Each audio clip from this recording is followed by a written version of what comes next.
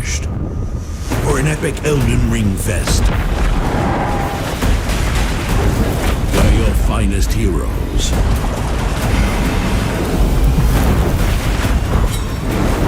shall clash.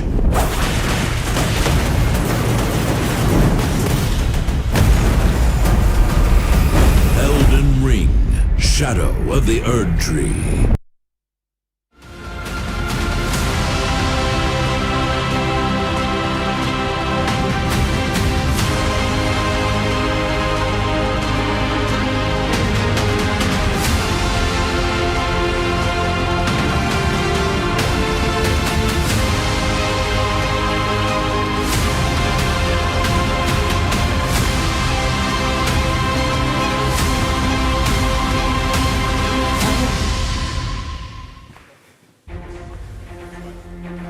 Good evening, everyone, and welcome to Red Bull Levels, presenting Elden Ring Shadow of the Erdtree. I'm your host, Ginny, and I am beyond excited to be here with you today for this exclusive early look at the highly anticipated expansion that we've all been waiting for. But don't you worry, this is going to be a spoiler-free show, so you really are going to have to play through the expansion to experience the story for yourself. Now, let's get this started, because today we're going to be delving into the long-awaited first expansion ever for Elden Ring, created by Form Software. This expansion takes us to the mysterious realm of Shadow, a realm shrouded by the towering Erdtree. Steeped in mystery, guided by the enigmatic Miquella, we will uncover dark secrets, face formidable new enemies, and wield powerful new weapons. From haunted grasslands to fiery caverns and even the dreaded poison swamps, every corner of this expansion promises new challenges and epic encounters. So join us tonight as we learn more about what to expect when Shadow of the Erdtree launches on June 21st, which is pretty much a couple days away. We have so much to unpack in this one show tonight, and of course, it wouldn't be Red Bull Levels without the usual assortment of challenges and exclusive content to show you at home. So let's see what we got in store for you tonight, because we will be covering 3 challenges to begin with in total. First up, we are going to be going over a bingo run. And I hear you thinking, okay, well, bingo, you know, you can go unlimited time, but we got something a little spicy coming up for you then. We have 10 of our invited content creators that will take on 9 increasingly difficult challenges, ranging from defeating formidable foes to obtaining special items. And each can be tackled in multiple creative ways. Will anyone actually complete all these 9 challenges? I guess we're gonna have to wait and find out. Second up, we have some unconventional gameplay, because this time around, we're going to be delving into Erdtree and a dance pad, because we have the lovely Miss Mika, as we will push the boundaries of how we play this game, and she's going to teach us some new skills along the way. The final challenge is going to be the Brain and the Brawn challenge, where our streamers will be giving a brain and a brawn, as indicated by the name, a loadout which they must work together in pairs to tackle 3 bosses in Leyendell with some creative approaches. Watch as the brain defends and supports, while the brawn delivers those big hits. Teamwork makes the dream work, so I hope the creators are ready for that. Then it's time to delve into the most anticipated part of the night, Shadow of the Erdtree. Tonight we have Bertrand from Bandai Namco, who will join us to discuss what makes this expansion so exciting, while we get to see our creators delve into the new DLC themselves and put the new weapon types to good use. Now, with everything covered, you know exactly what we're going to be looking at tonight. I think it's about time that we meet our 10 creators. So let's summon them to the stage and find who's joining us. The first pair that we'll be having on the stage tonight is going to be Sabaku and Kuro Lily. Guys, I know it's a small crowd, but I would like some hype. Thank you. Oh my goodness. Here we go. Welcome to both of you. Thank you so much for joining, Sabaku. I know you're no stranger to Elden Ring. You were here last time as well for the Red Bull Levels event. I was. So tell me, why are you excited for tonight? Because making an event like this, again, for an expansion, it really means something. What does it mean to you? Well, that this thing will be bigger than I ever could have thought. Absolutely. So, well, I'm having my heart exploding, so I'm excited. A little nerves is okay, like adrenaline, it's fine, don't worry about it. Kuro Lily, you are joining us tonight as well. You're a Red Bull athlete, you have been streaming since 2013, and you've been on the grind for these Dark Souls series. So tell me, what happened there? How did it come to life? Well, I just started on 2013 since I was just a gamer and I wanted to share my gameplays. Streaming wasn't even a thing back there. Twitch wasn't even named Twitch, and I started with MMORPGs and Souls games, so I'm pretty connected to the game, to Elden Ring, and the atmosphere of everything. I mean, the atmosphere is lovely so far, and we haven't even gotten started, but thank you guys so much for joining. Feel free to take your seats, and I'm excited to see what you guys are going to be doing today. Thank you. That is the first pair, but we have more coming our way. The second pair, to make the competition a little bit more fierce, is going to be Maxime and Hand of Blood. I hope everyone's excited to meet them. That was a really nice walk on stage. I hope the camera caught it. I do my best walk. No, that was beautiful. Absolutely, 10 out of 10. I want to talk to you about your career as well in terms of transitioning from a caster to a content creator. What happened there? How come Elden Ring has gotten such a passion from your side? My community asked me to try Dark Souls because League of Legends is like a really, really exhausting, painful game. Oh, yeah, I know. And Dark Souls is way better and way easier, and it changed my life. It's like a really, really nice experience. I taught it also my kids, so they also played it and were really, really good. It was amazing. That is so wholesome, but you're like the wholesome side of the duo. And then we got Hand of Blood, and you have the Wheel of Pain. What went wrong there? Or all right? Everything is all right. I really like to play Souls-like games, especially Dark Souls and Elden Ring for sure, with hard punishments. Okay. Most of them in-game related. No, some of them. Most of them are really physical. Most obvious punishment is the bullwhip. But I also have fancy stuff like a pregnancy contraction simulator kit around my stomach, and then try to do a boss with this thing around your stomach. It's good training. Good for not losing, right? For not dying. Positive, negative reinforcement. But there's no Wheel of Pain tonight, so. What? No? Is it here? I don't see everything. Would you take the lead, Maxime? It's huge. Would you? No, I will slap him. Okay, you'll slap him. Always. We got the duo ready. Well, thank you guys so much. Feel free to take your seat. Okay. Bye. It's not that kind of show. But either way, we have the third duo joining us, Miss Mika and Elias. Guys, thank you so much. Thank you. I want to start off with you, Miss Mika. You are incredible in terms of the amount of challenges that you set yourself and persevere through them successfully. Thank you. Why'd you do that? Well, I love to challenge myself, and I love Elden Ring and all the Souls games in general. And honestly, I think it's just so much fun, and I feel like anyone can do it. As long as you give, like, if you try hard enough, and you try your best and don't succeed. give up. Okay. Yeah, you'll succeed. Anyone can do it. That's a really motivational word. That's like the opposite of what Hand of Blood is doing. Just have negative reinforcement. But thank you for that. Elias, you're also joining us this time around. And you were here for the previous event too. So what do you think is going to make this one different besides all the fog on the floor, which is pretty cool actually? I mean, obviously we have the DLC, and I'm super excited to try actually the new weapons, if there's new weapon classes and stuff. Maybe. And wink, wink. New Ashes of War, you know? You never know what they cook up. And please bring Bloodborne to PC. All right, well, I think that's enough for you two. Thank you so much, though. And who knows, maybe your request will be answered. Feel free to take a seat. We have another duo that's going to be joining us, and that is going to be Elias, as well as No Way for you, sir. Thanks, guys, for joining. Hello. Hi. I'm going to start off with you. You know, I'm going to let them have their moment. Are you okay with that? Yeah? Yeah. All right. Perfect. I want to ask you if you're more excited for tonight's expansion and getting to explore that, or Germany very respectfully stomping Scotland yesterday. Yes, I was there. It was a very great match. But I'm happy to be here. Oh, we're happy to have you. And you have your duo, No Way for you. Why are you here? I think I will be the benchmark, right? There's like great achievements all around, people beating the game on dense pad. I know. All that stuff. And I barely beat it. I couldn't beat Malenia at all. I needed like 1,000 deaths to just beat it once.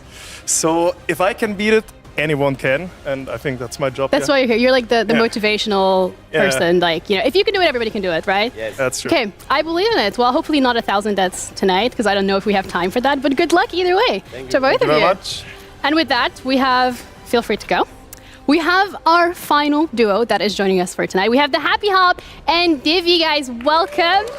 Thank you both so much for joining us. Oh, everyone's so excited today. I love that. Well, Happy Hop, I want to start with you because you are also very much known for some of the challenges. The no-hit life. Talk us through that. What what concoction of creativity went into coming up with that challenge? Yeah, so Dark Souls got a bit easy with the no death runs. So, a bit easy? Yeah. Okay. 2015, Valentine's Day, I beat the no hit run on Dark Souls 1, Valentine's Day, yeah. So instead of celebrating Valentine's Day. Yeah, single, so the no hit life, you know. Okay. Yeah, and then recently I did 7 games back to back, so the whole series without getting hit. And a big shout out to my teacher, my sensei, Asmongold, who taught me everything I know, basically. So Respect. Here I am. It was too easy. Okay, thank you. Divi, you're joining today as the duo. I want to talk about your content, particularly the streams that you carry out and how they relate to the games from Software. Yeah, I do a lot of variety content, but my main focus is from Software games. And I do challenge runs like no death runs. Oh wow, okay, another one, let's go. And level 1, but especially grinding speed runs. And recently I'm looking forward to do these challenges in the DLC, of course. All right, some very feisty competition. I'm worried for everyone else, but we're going to see how this is going to play out. Thank you guys so much for joining, and feel free to take a seat. And with that, thank you so much as well to AOC for providing us with the monitors to every single one of our creators tonight to be able to carry out this competition. But before we go any further, there are 2 more incredible people that I need to welcome in. We've brought in 2 seasoned veterans of the Elden Ring community, and honestly, without them, tonight would not be possible because they will be taking us through all the action. So please, everybody, can we put our hands together and welcome our casters for tonight? We have Odds and Dino. Oh, you blocked. It's fine. Don't worry about it. Well, thanks guys so much for joining. You're my colleagues for tonight. Absolutely. You know, you'll be walking us through. Elbow to elbow. Oh, elbow to elbow. I was like hiding like the microphone. If you can put the microphone a little closer. There you go. Ah, there we go. I can hear you now. Perfect. Elbow to elbow, but also casters for tonight. I want to talk to you as well about being here, meeting the creators that you've known online for such a long period of time, getting together as a family. There were some people we were really looking forward to meeting, right? Absolutely. I'm very excited to meet the Happy Hop, for example. And, obviously the rest as well. Yeah, and I'm humbled that I can cast alongside Otzdarva. You guys are going to give us some great insight. I know you will. But I want to ask you as well in terms of, from all the duos that we have here tonight, if you need to, put some very hard-earned blood, sweat, and tears Twitch points, channel points, who would you go for? Who would I bet on? Yeah, out of all of our all duos? your channel points that you have, Well, I think Team Sweden is quite stacked, but I know some other people have been grinding and learning and practicing. I want to be surprised. We will be seeing some truly breathtaking things today. If we have any breath left, we will be given the best commentary we can. It's going to be right. I know you will give us the best commentary. I want to ask, are you going to go with the same duo? I would actually go with the same duo. Ella and Mika are both extremely experienced, and they will work very well together. You know what? Casters are never wrong, right? So we don't pick favorites. No, they don't pick favorites. They're never wrong. So I think it's going to go well. Thank you guys so much for joining us. Thank you very much. Feel free to go over to your caster desk, and we'll hear from you for the rest of the evening. Thank you. Thank you. All right, with that, we have introduced every single person who is going to be part of the show for tonight, and I hope you guys are just as excited as I am, because we're going to be heading into the first challenge, which is going to be the bingo run. Now, as I said or hinted at earlier at the show, is that this bingo run is special. There is no infinite amount of time. You have exactly 45 minutes to complete 9 increasingly difficult challenges. I don't know how you guys approach your exams in school, but for me, it was the easy answers first and the difficult ones at last. Maybe that's what the creators do here tonight. Maybe not. So let's have a look at the first 2 challenges that they're going to be heading up for. The first is going to be the Grafted Scion. This is the enemy's first, that's the first enemy in general that you meet in Elden Ring, and you can defeat it on your very first encounter. But if you're a creator today that fails to kill him, maybe some no way for you, sir, I guess we're gonna have to wait and see, then you're gonna have to find another one and do it all again to be able to tick it off your bingo card. Now, our second task for our streamers is gonna have to find a flask of Wondrous Physic and equip 2 crystal tears on it. Now, when we're looking at this particularly, there is already going to be a tear, so who knows how they're gonna find the second one, but either way, we're ready to head into the first challenge of tonight. So let's head over to our casters, Odds and Dino. Guys, take it away. Hello, friends. We are here from the caster booth. Indeed, we have seen 2 of the 9 tasks that our friends are the player list are going to tackle. Now, they do get harder. We saw some pretty simple ones, but very soon you'll see there are much harder tasks, and most of them can be tackled slightly differently, giving them some creative approach. We have one, for example, that is a perfect pick to describe how much freedom they have to do this, right? Yes, there are multiple trap chests in Limgrave. They need to choose one of those trap chests and teleport to another location. And without giving too much away, I would say there is one in particular that you don't really want to take. What's the worst thing that can happen if you break one of those not so good chests? You might end up in an area you really don't want to go to. Would you be able to teleport back to safety immediately? No, that is not the case. You have to pick a grace and then sit down in that grace, and then you are able to teleport back. So even though they have freedom, some options are clearly better and give maybe a much faster ability to take these off. Now, one question, when one of our players completes one of these challenges, can the other one still do it? Or? Yes, that is absolutely doable for all of them. It's like 9 squares, as you can see here on the screen. And it's not a lockout bingo. The goal is basically that all of these creators try to beat as many challenges as they possibly can in the next 45 minutes. Is it possible to do all 9 of them in this time? It is absolutely possible, yes. It's going to be hard, though. All right, so we have the next one, which is to buy the entire stock of a merchant. This will cost you several thousand runes. It can be done early, it can be done a bit late. Our players will have to choose when exactly they want to do that. Is there an easy option for our players for this one? I mean, there is obviously Kali at the very beginning of the game, which you have to spend roughly 14,000 runes on to buy his entire loadout. Which is not the best pick, because there are some merchants in Limgrave that are easy to approach, and you don't have to spend as many runes. Right, so this will be a huge game knowledge check for our players that will have some help from their chat, no doubt. Now, the next challenge is when things start to get a little bit more difficult. We require our players to beat 3 different horse-riding enemies.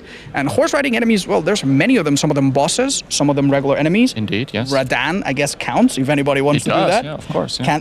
Is that something they should be trying to do? I think what they should look out for here is non-boss horse riders. There might be even some horse riders in the game that sync really well with other challenges, so they might look out for those. Yeah, they will have to plan some kind of route. That this is something that they obviously prepare for a little bit, and we'll see how each person applies their own strategies. We've seen some already very interesting ideas floating. I can't wait to see it happen. Now, the next challenge is actually quite unique, and it could be very difficult or very hard. We require them to have 3 different status effect build-up icons on screen. Now, some of these could come from enemies or from yourself. Yeah. But you need to be a bit creative and know the game a little bit to find a place where you can be afflicted by at least 3 different status effects. But this one could be done quite quickly if they know exactly where to go. Yeah. Next one is also a bit of a game knowledge check. We will require them to find 15 Ashes of War, which are typically dropped by the Scarabs. Is this even doable? It is doable, absolutely, because there is a NPC in Limgrave, Bernal, and he alone sells you 10 Ashes of War. Obviously, you do have to spend a certain amount of runes there as well, so the rune grind will also be, mandatory. But 10 out of 15 can be bought on one NPC, basically. But next up is no fetch quest. We have the real big challenge, the normal testing point for every Elden Ring player. Market development will have to be defeated. Yes. As early or as late as our players want. This is a fairly challenging fight. Yeah. That can be made more or less trivial by some items, weapons. Indeed, yeah. I would say market is probably something they might tackle after a little bit of a setup. And it also opens you up to Stormvale, the entirety of Stormvale. And as we all know... Yeah, the route of many of our players probably will take them into Stormvale because there are some items and things there that they might require. Yes. The final task is a repeating one. Clear out dungeon bosses. They will have to defeat at least 1 boss from a dungeon. And if they have enough time, they can try to do it multiple times for extra points. This is going to be one where they also have a lot of freedom. Even Limgrave, the early game alone, has several dungeons with different bosses. Yeah. And they could clear potentially a dozen of them if they search long enough, but obviously time will be of the essence. Yeah, you want to go through a cave or a dungeon that is the fastest one, basically. I have a question. Could we defeat the tutorial boss, Soldier of Godric? That is not allowed. We do doesn't not count that as a dungeon, because it would be much too quick and also a little bit too Right, easy. so right out of the Limgrave, we have some options, including the Beastman of Farum Azula, which is in the very first game. That one's easy. Exactly. We also know that some players are thinking about taking things to a particular murk water cave where they might be able to complete multiple of these tasks in one go. But overall, this is just going to be a really big test of how each player approaches this. Having a quick look, we see that our players have already started to create their character. This challenge is done on a fresh new save file. Each of them has time to customize the character, pick a different class that will set the tone to how they approach this. And if we can have a quick look at some of our players, we see that they're already dipping their toes.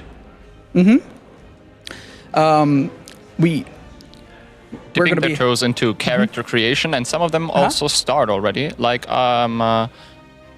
I think Maxime is already approaching the first boss, which would be the Crafted Scion. Yeah, on screen right now we see Ella picking a character, and we're going to stick with him for a little bit, it seems. The Chapel of Anticipation is a small area that every player has to go through. It is not skippable, like in other games in the series. And they have a big choice to make already. Let's see if we can catch someone that is already on their way to the first boss. That would be lovely. I think No Way for you, for example, would be an amazing person to see right now if we can get... I wonder if one of these creators approaches it in a way that they try to fight the Grafted Scion at the very beginning on. Let's see No Way.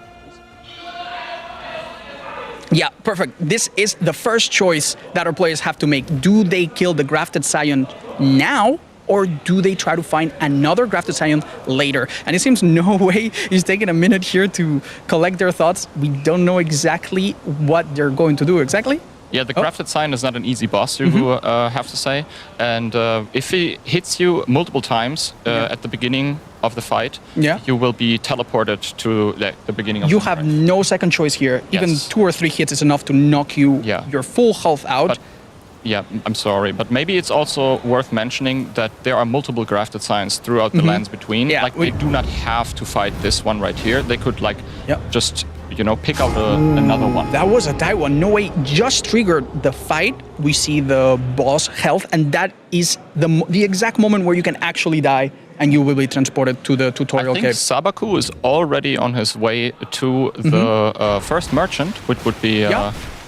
If we have a quick look at Sabaku, since he is already into Limgrave.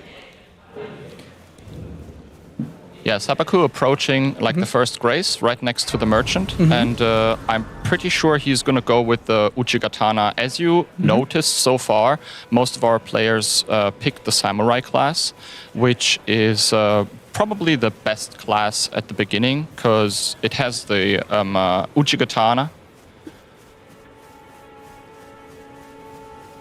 Right, but it's not just style, it also comes with the bow, which includes some fire arrows, which can be very devastating for these early game enemies. Yeah. The dexterity also pairs well with some other weapons that they could pick up. Yeah. And they have a shield that can parry, which is not the case for every starting class. Yeah, exactly. So this class has basically, it's a jack of all trades, master of at least some of them. It is quite a good choice, and it's no surprise that almost everyone has picked it. Now we see Maxime, for example, with a Vagabond, but right now all of our players are roughly on the same spot where they need to unlock Torrent, the horse. So they're going to be doing a bit of walking, but it's really at this point where their freedom to go one way or another really begins. So far, everyone is at 0 things done, I believe. Yeah, Have you seen any so well. Yeah. No. any bingo? I think Miss Mika, if we could go to Miss Mika is the only player so far trying to actually fight the Grafted Scion, but she just got hit and that's a shame. Teleported away. Production. We're having a hard time focusing on the red people. I don't know if you guys can hear it. Right, so Miss Mika unfortunately tried and failed to kill the Scion, but that's fine. As we mentioned earlier, there are multiple of these enemies. How many are there in total? Do you remember? At least 4, right? Grafted Scions? Yeah. Yeah, there are multiple Grafted Scions throughout the lands between. The one that is probably the most approachable is the one in Stormvale Castle, as mentioned. I think, if I'm not wrong, it has a little bit of a lower health pool than the one at the beginning. And it can also be cheesed a little bit by as you mentioned, the bow they have with the fire arrows. It might be able that you kill it even without approaching it melee.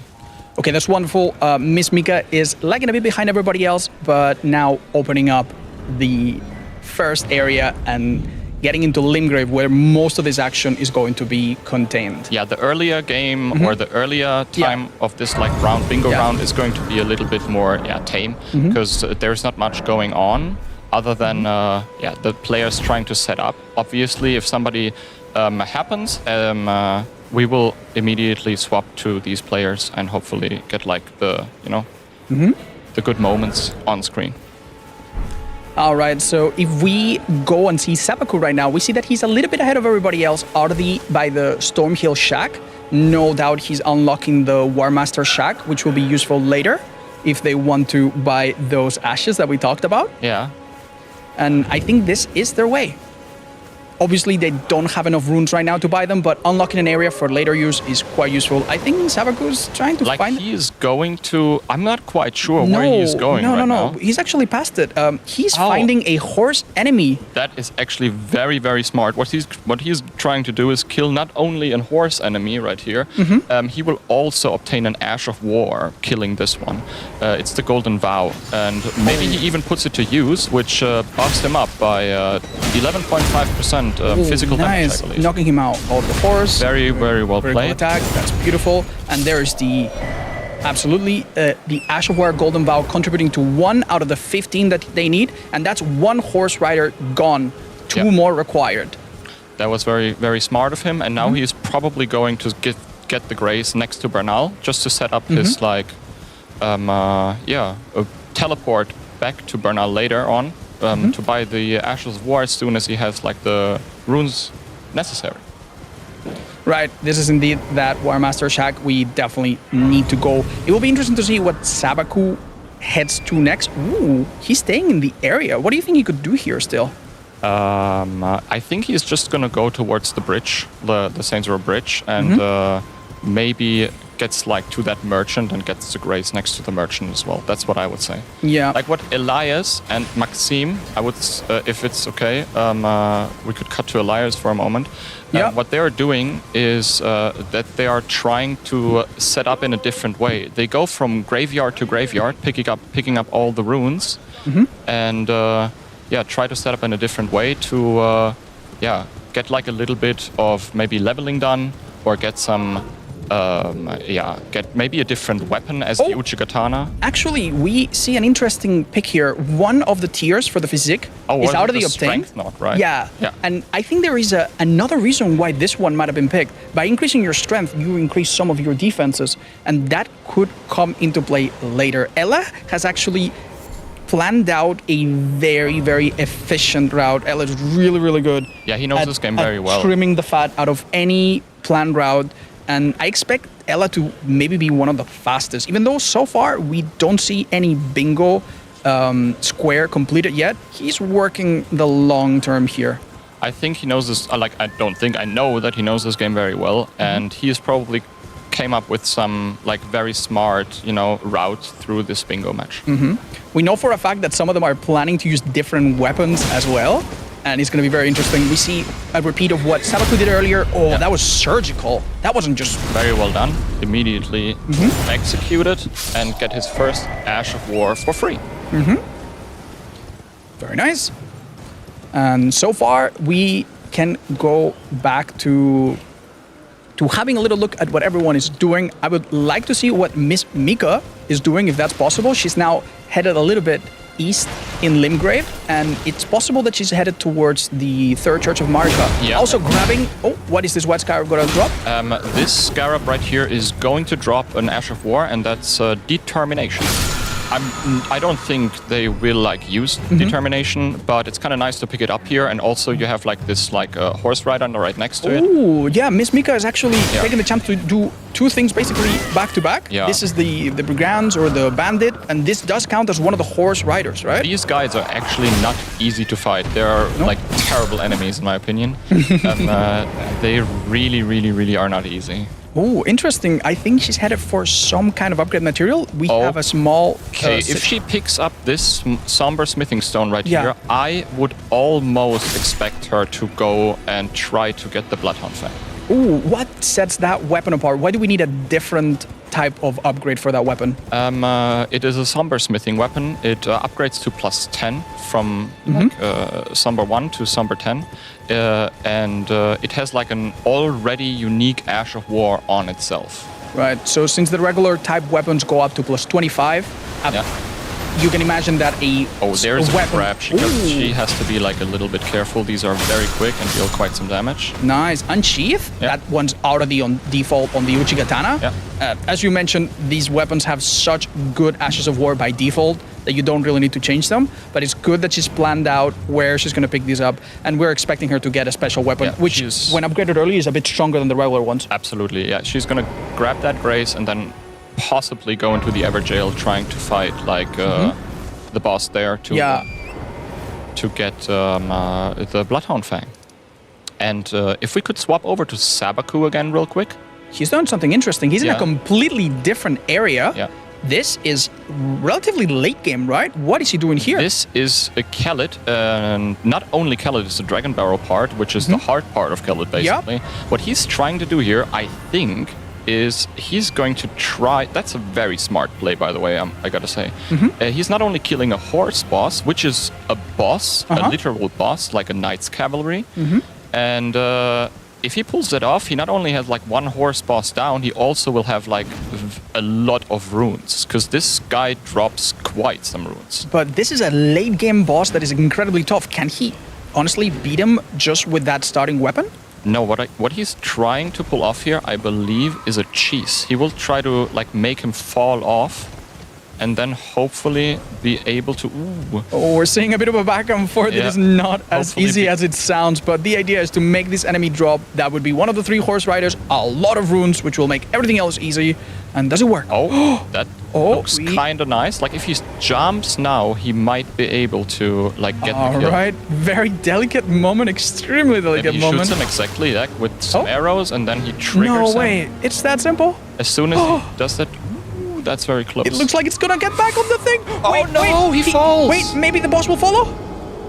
It did not seem so. Sabaku will no doubt do another try. Meanwhile, we could look at Miss Mika, who is on a completely different area.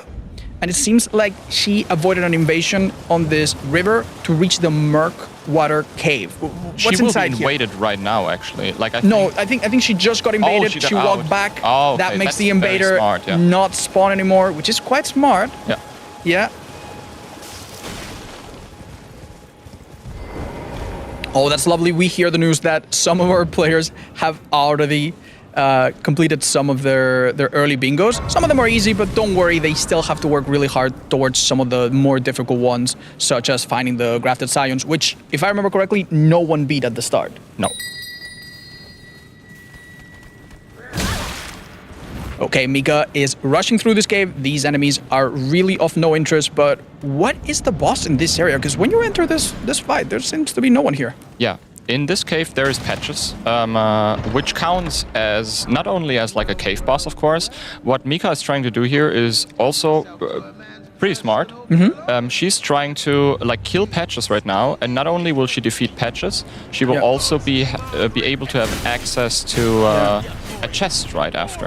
A chest that will teleport us somewhere and count as one of the bingos. That's lovely. So she will get like 2 squares at one time. Yeah. And as we're being told, Maxime also completed his first square right now. Nice job. It was this is a relatively... the Flask of Wondrous Physics. Nice. This is a relatively easy boss fight that no doubt Miss Mika is going to complete very quickly. In fact, Patches gives up halfway through the fight, and that counts. Yeah. So we're good. We don't need to kill him. If we could have our eyes on Elias, who just reached Margit. It's the first person to approach this so early. It's a bit of a shock, actually.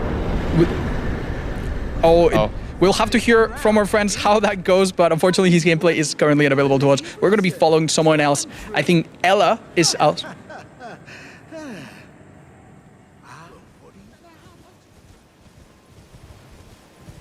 Yeah, where's Ella going? Ella is about to do basically the same thing that Mika did before, I assume so. I think Ella and Mika are both... Wait a minute, is he going to take on this Knight's Cavalry? I highly doubt it. Yeah. Ella and Mika are both basically trying to set up. I don't think they are trying to go for like get some squares early on right away. What they're trying to do is set up and then just like get one after another. Yeah, we see him pick the Somber Smithstone, the special one, so that betrays the fact that he is most likely going to go for a special weapon as well. He is most likely also going for the Bloodhound Fang. That's what I would like to see. I'm looking forward to seeing that in action. Now, if we have a look at Kura Lily, we see that she's also dealing with some enemies. Yeah, Kura Lily also deals with the same knight, with the horse rider. She was not able to immediately kill him off the horse and execute him like the other guys did. But she will be able to kill him with the next unsheath. It is very cruel. It is very cruel that she took out the horse first. Oh yeah, that's going to be.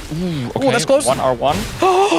Oh my god! Oh no, so that's gonna set her back at least a couple minutes, but it's no biggie. She's gonna be set back to the grace next to Bernal. If she got this, I'm not quite sure if she got that grace, but it's right around the corner. During all this time, it would be really lovely if we could catch up with Sabaku, who has been trying. Oh, he just succeeded at making the enemy fall off. And very good. Look at the amount of runes. Yeah, 42,000 runes. That basically unlocks the merchants for him as well. He could like spend some of these runes at like a merchant and get this square ready. And what is Ella doing? It's gonna be a bit of a shock to see him do something that is not related to his immediate goals. But if we have a look at Ella, he's fighting an optional boss in Limgrave. What are we getting out of this? He is fighting the Bloodhound Knight, which drops the Bloodhound Fang, and that's what he's going for. He wants this weapon.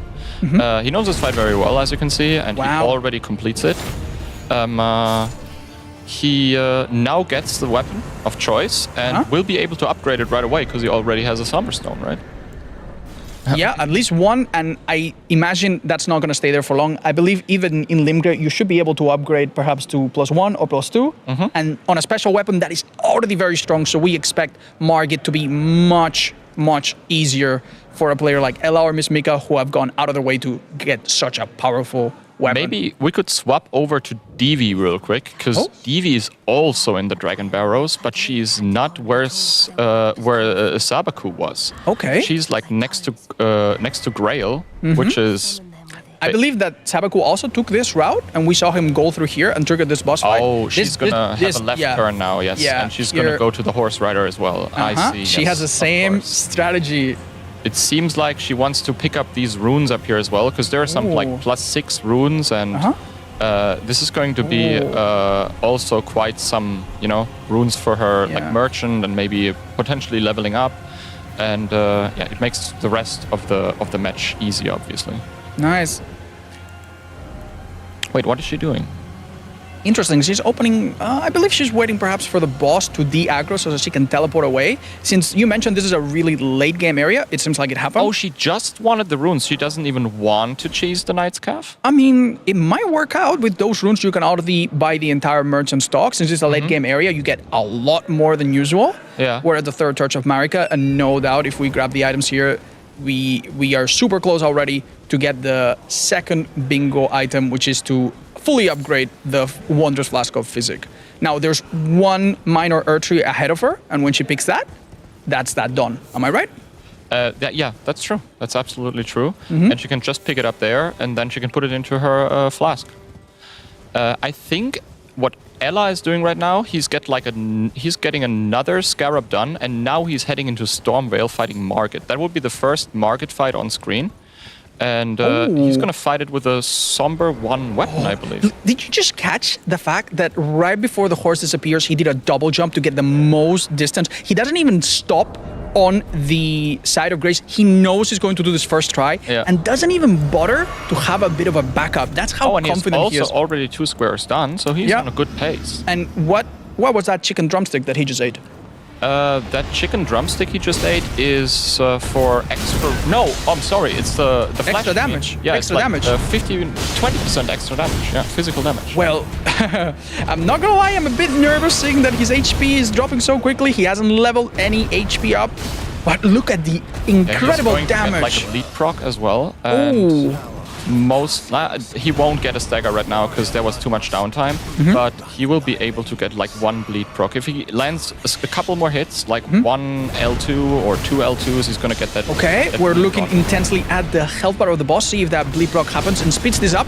This could be a bit dangerous. Okay, he's gonna drink and he's gonna try to finish him with L. Okay, this Now boss we gotta- punishes his every Now healing. That was a corner. very close hitbox dodge. Watch out! Okay, that's Are the, closer than I thought it would be, not gonna lie. Look at the punishes! Are the nerves getting into Ella a bit? He's en route to finish this really quickly though. I mean, to have be honest, Margit is a hard boss, and not only the boss itself is annoying, it's also that it's on a bridge. You know, you don't have like much space to navigate with. He's gonna go in, roll this attack, and hopefully punishes finish that him off. beautifully. That was close. Well done. Final Crimson Flask. Final hit. One more would have taken him out. We get a talisman pouch. That really helps when you play this. And this unlocks Stormveil Castle, which holds particular importance for this challenge. Why is that? For multiple reasons. Like, first and foremost, you can obviously make way to the grafted Scion. And there are some like items in there you can pick up as well, of course, which makes your character stronger. Or if you want, you can beat Godric and then like use his Great Rune to get the status effects done. That's pretty smart. I don't know if Ella is taking that route. Now that he has a bit more runes, he seems like this is the best time to buy all of the available Ashes of War from Bernal, which we mentioned maybe we earlier. could jump to Maxime. By the way, which I want to mention real quick, is the only one of 2 players next to Hand of Blood to have not picked the Samurai class. Wow. He just finished Patches. But the curious thing about that is that I think he chose Patches' weapon as his weapon now. What's the advantage to running the spear that Patches drop? The spear that Patches drops is already upgraded to +7. It's a +7 smithing stone weapon, which is pretty strong. So it's a pretty upgraded weapon that is far stronger than anything you can get within this scope of time. Yes, it's like a very, very good weapon for the early game of the game, for the early stages of the game. Yes. Wow. We see still that many of the tasks are being left for later. If we have a quick look at Miss Mika, we see a peculiar tickling going on. We've just found this big dragon and we're doing 13 damage at a time. What is going on, Dino? Yeah, Mika is trying to kill Greyroll, which is like a mama dragon basically, located in Caled. As soon as you kill Greyroll, you will receive... If she has a golden foul foot, which increases the runes she gets, you will receive roughly between 70 and 90,000 runes. Wow, well that will make a lot of other things easier. And if we go back to Ella, he is about to tackle Stonebrain Castle, but not the usual way, going around the face of the cliff, but instead going through the main gate, which is something that is heavily discouraged for new players because it's just so dangerous. There are so many ballistae and other dangers right up ahead, but with a bit of good timing and memory, which Ella is this is gonna be not having right now. This is a death trap. Get out of there, Ella. Oh no. Okay, he has to sit down now at the grace and then try it again. Listen, Ella had a warm-up attempt. Next one's gonna be great. And if we look, it seems Melina wants to go on a little trip together. Yeah, she wants to take him to the round table hold. Yeah, I'm sure he's not happy about this. Kuro Lily actually is fighting Nereus. I can't believe it. Like, she's the only one so far to fight Nereus. Maybe she wants to use... let's see if we can have a look at Kuro Lily on screen while Ella tries to survive. Oh, nice job! Very well done. He's an incredibly hard enemy and he drops my personal favorite weapon of the game, which is the Reduvia. Let's see if she chooses this weapon maybe as her, weapon. Is it a weapon that can be immediately used by this starting class? Not quite. You have to level up some arcane, I believe. But it's a very, very good weapon. It has like a blood blade that you can throw. And it's basically a mid-range option for you. I would love to see what variety of weapons we see and whether or not someone brings something different. Yeah. I'm a little bit excited. It's great to see that everyone's making good progress. Ella seems to be ahead with only, I believe, 2 challenges left, which is pretty very damn fast. Yeah, he's gonna like approach the grafted Scion now. If we can maybe thank you. Yeah. He's gonna approach the grafted Scion now in Stormveil Castle, and we most likely will make Can we comment on the fact that the Namco Bandai splash screen Bandai is Namco, no yeah. longer white. It has a black background. Yeah, that's amazing. That is reason enough to buy the DLC. That is wonderful. Thank you. It will save our eyes when we play late at night. Now, the reason Absolutely. Ella quit was to reset the enemies. Is that correct? I think so, yes. I would say so at least. He's going to get the aggro of the Grafted Scion and hopefully make quick work of it with the Bloodhound Fang L2s. How do you like this enemy? Do you think it's easy to do for a beginner? Oh my god, that damage That though. was fantastic damage right there, yes. I think the Grafted Scion is, I don't know, like, I'm gonna put it lightly, it's not one of my favorite enemies in the game. That Okay, was can we have a quick look at insanely fast. Maxime? Because something incredible just happened to Maxime. He literally used the +7 spear to poke the life out of the Knight's Cavalry and finish him off so quickly. That was incredible. Oh, he chose to actually kill a Knight's Cavalry. Yeah, he did it himself without making him with any kind of gimmick. He just beat him to death with the spear. I think it's really beginning to show that the players that go out of their way to get a really good weapon seem to catch up on time. Yes, that's... As opposed to just using the default ones. And if we can see Hop right now, he is a bit of a late starter to this challenge. Hop is trying to defeat the Grafted Scions. That would be the first time that anyone's ever done that. He's still in tutorial area. Yeah, he just started basically, but there were some technical difficulties, I believe. Yep. And he's trying to defeat the Grafted Scion. Oh, it's He working. knows his enemy. I mean, he can definitely do it. But as I mentioned earlier, you have no flasks on this. So Yes. as soon as he runs out of like mana up there, he will not be able to do this powerful And unsheath now move the anymore. enemy has buffed his weapons. You're basically just 2 hits away from wasting all of this time. Roll in. But Hop is the man playing when it it comes to very cautious, not getting hit. That's right. This will be the first and only time someone tries to tackle the Grafted Scion That would be this a cool early. kill, yes. That would be Yes, very I am cool. rooting for Hop. This enemy, as we were talking about earlier, is incredibly overwhelming. The attacks just have follow-ups to the follow-ups, and all of them are really mean. Look at that. Look at that. But he knows his angles and might be going for a bit of a poise break here. Yeah, it's so far very smart played. He plays it like slow, like he knows the pattern and he knows exactly when he go for an attack. And there are not many openings on this boss or on this enemy. No. And he knows it, right? Which is incredible. I wonder if Ella's approach of killing it super quickly later, but having to do a bit of a trip through Stormveil is faster than this one. Do you think it comes close? I think like the Stormveil approach is probably like this takes obviously a lot of time, but I gotta admit that it's like cool that we see different approaches from all of these players, right? Yeah. And I think that after this, we're gonna have a look at how some of the other players are doing. We are so close to seeing them. I think Ella right now is about to do perhaps his final challenge. Is he actually about to like? I think he finish the cave. He might have completed all of them already. The Fara Mazula, finished the cave. What is left for him? He just cleared out. He hasn't been trapped by a chest. Yes, he's gonna like choose whatever chest he wants to and already complete it doesn't matter. How fast was this? This was maybe within 30 minutes.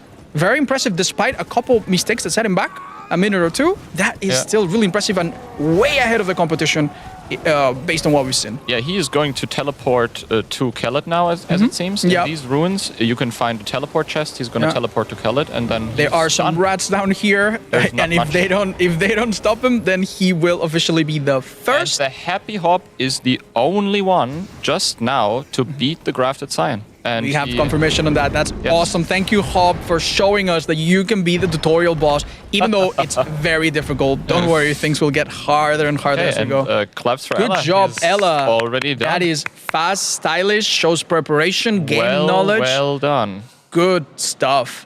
Now, Sabaku is dealing with Margit, and he's very, very close to beating him. If we get a chance to see perhaps the final blow, that would be wonderful. Yeah, he's about. Oh, he summoned Roger into the fight. Which makes we're gonna see it in just a minute. Oh, there he is. He got it in. Well done.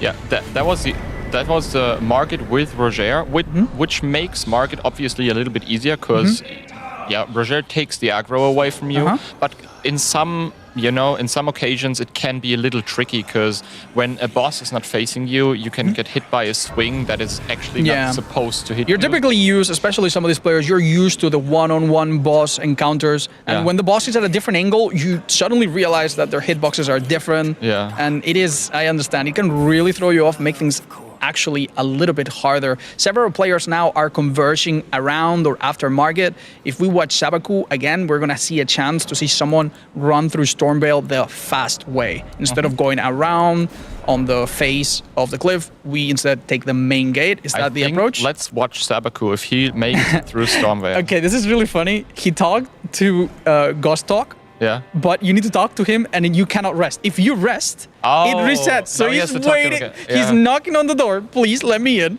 And he did not remember that you need to go back and say, no, I'll use the main gate. And now he's going to be welcome. And just like we saw with Ella earlier, we have several things here that are going to try to kill us, including ballistas and all kinds of I really want to see if like he gets through this unscathed. All right. This is going to be very, very hard. I like the sidewalk. Oh, the strafes. Well done. This is flawless so far. No way. What the fuck? That's insane. He's making this look really easy. And it's not. God. He didn't even roll a single one. That was insane. Nice. There are some enemies here that can be bypassed, but it's still a bit dangerous. You do get attacked by more explosive bolts in this next area. He like gets through that as well. Okay, took a little bit of damage. Does he go through the main path or takes the slightly rocky approach? Okay. Oh my god, another dodge. Sabaku has really studied. What? What the? Oh my god, how did he do it? He just effortlessly dodged an attack from behind by jumping over it. That was absolutely fantastic. Yeah, Sabaku has really grinded this. And if you look at his bingo counter, he's actually really, really close. He only needs to defeat the Scion, which we believe is about to happen. Yes, I think he's gonna use the bow here and shoot him with like arrows. You can like lure him exactly here in that hallway, like to your position, and then just try to shoot him with. This enemy is just too big to fit through here, and he's gonna take advantage of that. The 10 fire arrows that come with this class are now seeing their full utility here. And while we watch, or while Sabaku does that, we could also watch Maxime real quick, because he's at basically the same spot in Stormveil Castle right now. Okay, but he's just trying to do it melee, it seems. So we've seen both ways, right? Yeah. Wait a minute. Where are we? Are we he uploading? Just ran past the grafted sign. And I think he's finding the side of grace for a backup. Yeah, I think he wants to get the grace just in case he dies to the Scion. That's pretty good. We probably see him backtrack just now, and if anything goes wrong, I suppose he can use this, which could save you time. Unfortunately, the next time you rest on a side of grace far away from the original one, Melina will come in and take you on a date to the round table hold. So I'm sure Maxime is a bit annoyed by this, but you do need to agree and be taken there. Meanwhile, Miss Mika, I believe, is about to go on a shopping spree. Yeah, she's going to buy I mean, she has all the runes from Greyroll, so she's going to buy all the entire She just loadout. did that. She just cleaned up the entire store. We see that right there. Beautiful.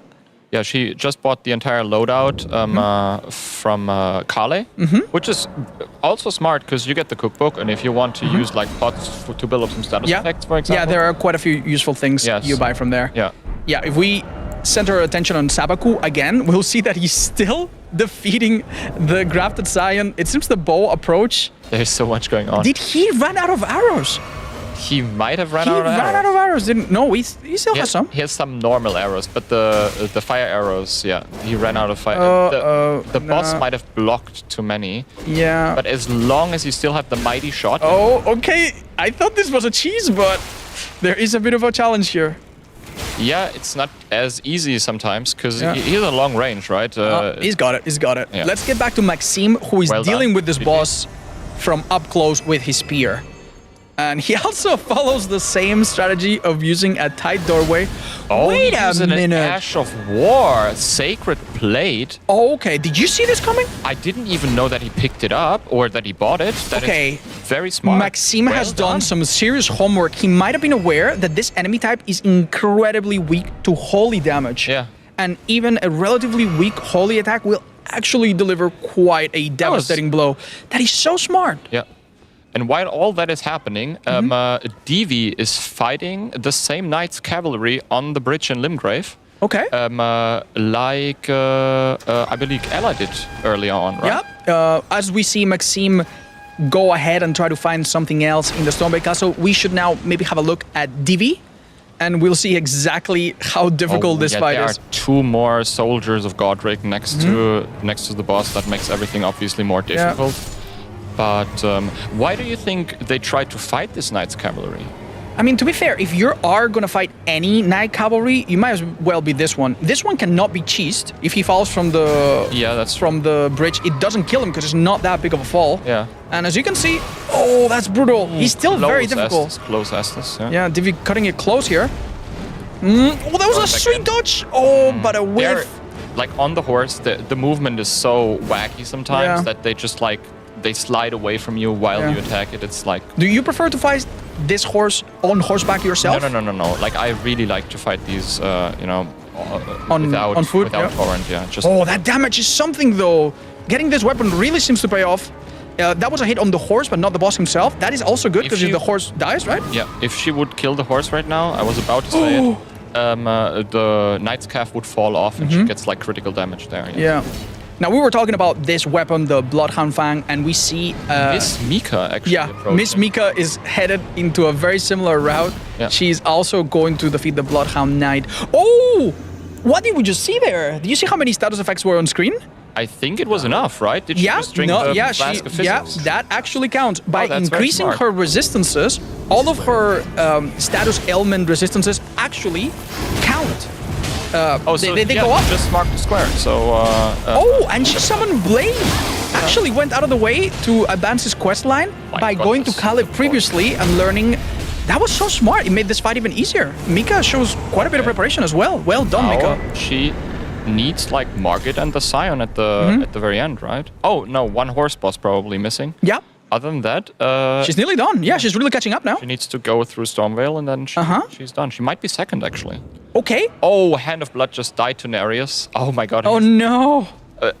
Can we like cut over to a Hand of Blood real quick? Yeah. He just died to Nereus. I hope he's gonna try it again. But what we have to point out is that you don't need to fight him. You don't need to fight him, yeah. And he also picked the Wretch class, which is very unique, you know. Why did he do that? Oh, Sabaku, we just hear, is also done as the second player with the entire bingo card. So congratulations, Sabaku, for being number 2nd. Sabaku. Very impressive prep. Sabaku and Elajas are both encouraged to keep defeating extra bosses if they want to accumulate more points. But yeah, Maxime right now is doing something super interesting if we can have a quick look at him.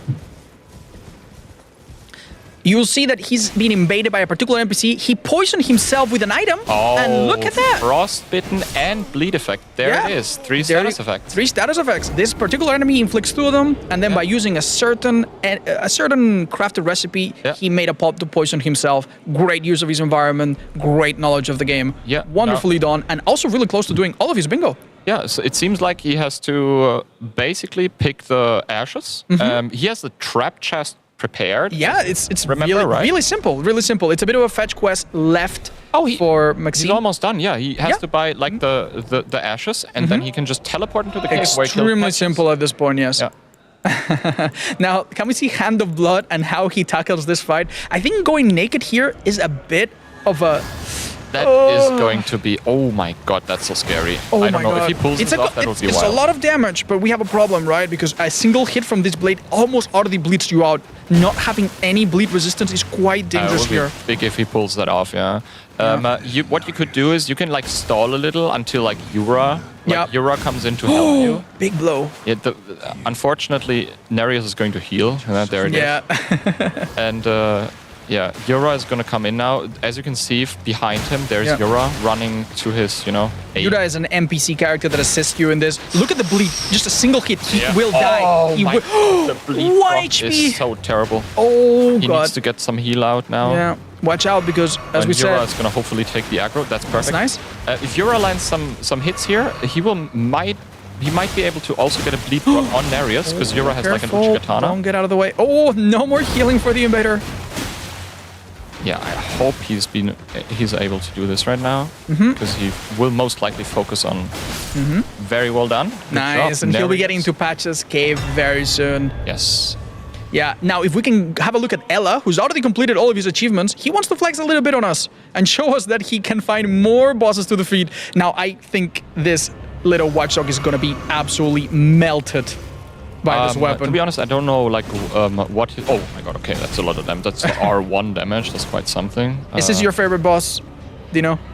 I have to say that the Watchdogs is not my favorite boss. No, there are like a lot of fantastic bosses in Elden Ring, without a doubt. But the Watchdog is not one of my favorites. To be honest. I hold them in regard. I like them. Damage is ridiculous. He's gonna melt. Yeah. Can you tell us a bit about the weapon, the Ash of War from this weapon? Because it seems like it gets used quite a bit. What's the property to it? The Bloodhound Finesse is basically like good for 3 things. It does a lot of damage. It builds up a lot of poise. Yeah. Damage, and it also Miss Mika is headed for a really interesting one. Oh yeah, let's. And we're gonna see it in action, right? So please keep telling us what is so unique about the weapon that Miss Mika and so many other people have used. Yeah, and it also adds some mobility to your character because the L2 like lets you like jump backwards. The L2 lets you jump backwards, and then with the R2 you can basically get into the fight if you want to. And there's a stagger, and now she can maybe get. Oh no, she doesn't get it. Okay, she was a bit far, but still, a boss that is staggered does take extra damage during that vulnerability phase. Am I right? Yeah, he does. And okay, she made it in. Oh, this is the combo. She's gonna get hit there for sure. That's nice. Maybe she's able to just jump in. She is completely safe. Oh, and the bleed at the end. Yeah. Lead rock on top. All she has to do now is run Stormveil as well and get like the... And we saw how quickly Ella did that with his... No Way for You, by the way, also running Stormveil right now. And I don't know if No Way ever did this. And let's see if he survives it real quick. If it would be nice to have a catch. If not, I mean, Mika will be doing the exact same thing in just a minute. So, yeah, so far, everyone has gone through here. There's no doubt that Hob won't have to, since he was the only one to clear the Scion early. But, very, very interesting. We see Mika quit the game. I'm not too sure if that actually speeds up the opening of the gates. Is there some reason for that? I'm not quite sure either, to be honest. I think what you can do is you can just wait until the animation starts and you can just sit down at the grates, for example. Right. That works as well. You don't have to quit out. Maybe she quit out for another reason. I'm not 100% sure. Oh, she has to talk to Gostok as well. The quit out was too early. If she wanted to speed it up, I'm not quite sure. Yeah, we'll use the main gate. Maybe we can swap over to Kuro Lily for just a moment, because Kuro Lily is about to do the same cheese that Sabaku did earlier. This never gets old. I love seeing this in action. Yeah. I have, like, there are multiple ways to cheese this boss. Yeah. I have honestly never seen me neither. This way before. Oh. And yeah, we'll see if this works out for Kuro Lily as it worked out for Sabaku. The boss really seems stuck in there. Yeah. You're gonna need to bait perhaps an attack. What you want here is basically a jumping attack. Right. That's Let's see if Kuro Lily gets the luck she needs here. That's what you want, but I don't know if he triggers, you know? You might want to shoot him with some arrows or something. Yeah, I'm not quite sure. I don't understand what triggers it, other than maybe getting a little bit close. There are like some better ways for sure, or some different ways rather, to make him jump off. Like, because that's the only way you can get him off this cliff is when he or when the knights. Okay. Yes, perhaps. Oh my god. Oh no. Okay, that could be it. Okay, if she rolls all attacks right now, he will do the jump eventually. You just need to like roll. Maybe he falls in the next few seconds. Most likely won't. No. We might want to have a look at Hob, who's been catching up really quick despite starting a bit later, and who is now fighting Margit with the default Uchigatana. This is very different from the other fights we've seen. Yeah. Am I right? Yeah, that's very different indeed. It will take a little longer, but as already noted, the unsheath on the Uchigatana is an incredibly strong Ash of War. It's probably the best. This is the one. It's probably the best early game Ash of War next to Square Off. And and Hob knows how to fight Margit, and he will, if he gets like enough unsheath into Margit, he will eventually stagger, and then he will get like hopefully some R2s into Margit as well, and then is it possible? Is it possible to achieve a bleed proc on the boss, or is this too slow, too conservative? Like, it depends. If the boss staggers and he will be able to put some normal R1s into market, the bleed will build up quicker, and then he will most likely. I think here we see what makes Hob. He's very patient. He's really not getting hit, despite having the ability to heal. He's just not taking any chances. Now, unfortunately, he is out of energy to perform the special attack from this point. He'll need to drink from the cerulean tier. Exactly. Oh my god, he side dodges the dagger while drinking from the cerulean. Nice. That's pretty good. Obviously, like, market is going to be a little bit more difficult in second phase right now, and it's going to be harder for him to build up that stagger and get that bleed proc in, because it's the same for the bleed proc as it is for the poise stagger. If you do not hit the boss for a while, these, like... We can think of the stagger like some kind of like invisible bar that goes down anytime the boss, after a while, hasn't taken some hits. That's why it's so important to, like, keep the pressure up, right? Yeah. Oh, nice. Okay, there's the combo. He's gonna... Okay, almost got hit by the combo, but he did it. And hopefully he's able to stagger him once, but it doesn't look like it. He's playing it very, very conservatively. But which is good, you know? He's... I don't know how much heal he has. I think he has a single one. Yeah. Walks this, another unsheath. If he gets like 1 or 2 more moves that, he might be able to actually get that stagger. Yeah, one more stagger and this boss is done. It's really impressive the way Hob handles this one. He's so patient. I would have attacked there, but he knows that he has retaliation and counterattacks when you're behind him. Yeah, he just knows this fight inside out. How many times do you think he's done it over the years? Oh, that's a good question. Probably hundreds, thousands of times. I don't know. Yeah. He could do this in his sleep, I think. All right, this will trigger. Oh my god, Maxime and Mika are both finished. Maxime slightly before Mika, it seems. Nice job. Third and fourth places. Well done. And Hob is about to finish this fight. And we'll see who else has to still do market. Yeah, market stalls a little bit. As soon as Hob is done with this fight, I really want to put my eyes on someone else, because we're seeing something really interesting happening across different screens. Come on. Places like very slow. He really doesn't want to get hit, it seems. Unsheath. Good. I would always squeeze in another R1 there. I don't know. Like, you feel comfortable doing that? You think Hob is a bit conservative right now? I think he could, yeah. I think he might. Oh, come on, you got. But he's so close. Did he ever get hit at all? No, I think he's hitless. Wow. And there it is. GG's. All right. So, what are we gonna watch? I'm very interested in seeing what Maxime does next, because he has that +7 spear, and he's so close to. Well, we. Like, Maxime just finished the board, and we will... Where is he headed? What boss do you think he's tackling as an extra? If I had to guess, he's gonna go towards the Everjail, so he's probably either gonna fight, like, something completely different, or he's gonna go and fight the, what are they called? The Knight. The Crucible Knights? He just beat one, I believe. But I think he had to quit out for some reason, so I think this might be his second attempt at it. Oh, and he has a parry shield as well. Oh my god, he's going to try to parry him. Oh. Nice, Maxime with the big energy. Look at the camera. That's a man of confidence looking at us. All right. If he misses a parry, he is immediately disqualified. This is a rule that we just made up. All right, so this is an enemy that has very telegraphed moves, right? And it is tough, no joke about it, but it's very... Whoa, starting strong already. GG. Look at him! If he pulls this off without, like, getting hit once, that would be insane. Nah. Oh my god, dude, no way. Look, he's so into it. There is no way. Oh my god. Come on, Crucible Knight, just hit him with the shield, something he can't parry. I feel bad for this boss. Okay, that needs to be jumped. But that follows up with another parry. So insane. That's really well played. That took some restraint. Nice job. This man played some Elden Ring for sure. All right. That's extremely... isn't that extremely, like, impressive? I think fairly, yeah. Look at this guy. You spend some time in the lands between, that's for sure. I would almost argue and say that this Crucible Knight right here in this Everjail is the hardest boss in Limgrave. Obviously for a beginner, especially, If we have a look at Hand of Blood, he's also dealing with another boss himself, one that we've seen many times. Right? Yeah, look at that damage. Honestly, this spear took me a bit by surprise. I was not expecting anyone to go for it. Yeah, it's actually so smart. It's very strong, yes. Yeah. Indeed. Oh, he actually does a jumping attack to hit the rider himself and get the damage directly onto the boss. Yeah, that's really good. Yeah, and Sacred Blade is doing some work here. Yeah.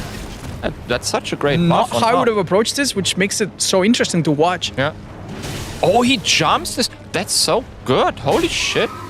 Wow, did they practice this quite a bit? Or is this just their natural talent showing? Oh, nice job. Well done. Is that going to be maybe the 3 different horse riders for Hand of Blood already? That might have been the last one. And if not, the other ones are much, much simpler. We know that. Yeah, absolutely. Yeah, in the meantime, Maxime is finishing up the fight that we saw earlier. It does get a bit more complicated in the second phase. If we look at Maxime, we'll see... Oh, no, never mind. He's still kicking ass with the parries. And he pulled it off. That was like 30 different parries. Really impressive. Yeah. What can I say? This was very impressive stuff by Maxime right there. Can we have a look at Ella and see what boss he just absolutely demolished? Oh, Ella he's clearing the... his weapon is so strong. He's clearing the entirety By of the Limgrave, time I started that sentence, the boss was still alive and he just got destroyed. Do you think we could have a guess as to what he's going to defeat next? This is really impressive. I don't know, like he's right next to the ravine that leads to the golem fight boss, the golem fight. Yeah. So he could. So if he goes down, we expect him to take on the golem. Oh no, he goes into the catacombs. Yeah, this is the black knife assassin. Yes, the first black knife assassin you meet in the game. And it has half HP when you get into the fight. The lore reason is that it's a retreating black knife assassin that is weaker than the usual. Yeah. Now this is a bit of a lengthy path before we see the boss, so we could give it a break. No Way for You is about to kill the Grafted Scion as well, it seems, in Stormvale Castle. If we can head over there real quick. Maybe No Way is able to do that right now. Okay, wonderful. Hello. So, what do you think of what we just saw? Okay, the fact that there's so many different approaches and that many of them were viable was amazing. I was a little bit surprised that spending so much time to get the Bloodhound Fang weapon worked out so well for Ella and Sabaku, which were the 2 fastest players, am I right? Yeah, I think the Bloodhound Fang is undoubtedly the best, next to the Reduvia, the best weapon you can find in It's crazy that they actually had time to squeeze in an extra boss that wasn't required and that actually paid off. I am also really proud of Hob, despite the technical difficulties and starting a bit late. He showed us how it's possible to beat that first boss without a hit, I think. And then did Margit without a hit as well. And these skills are going to be necessary because in some of the next challenges that we're doing, we're really going to test. Let's have a look at Ginny, who's going to be talking to one of the contestants. We're going to give it to Ginny now. Much. Hands off the keyboard. I'm so sorry. I'm gonna have to interrupt here. 45 minutes is over. It's okay. Okay, you know what? I'm gonna interview you. We'll give you a couple more minutes because I want to talk to you. Just keep playing. We're not looking. It's fine. I want to ask you about the boss and making them fall off the bridge. How did you find out about that? Well, I didn't create it. It's a standard speedrun strat.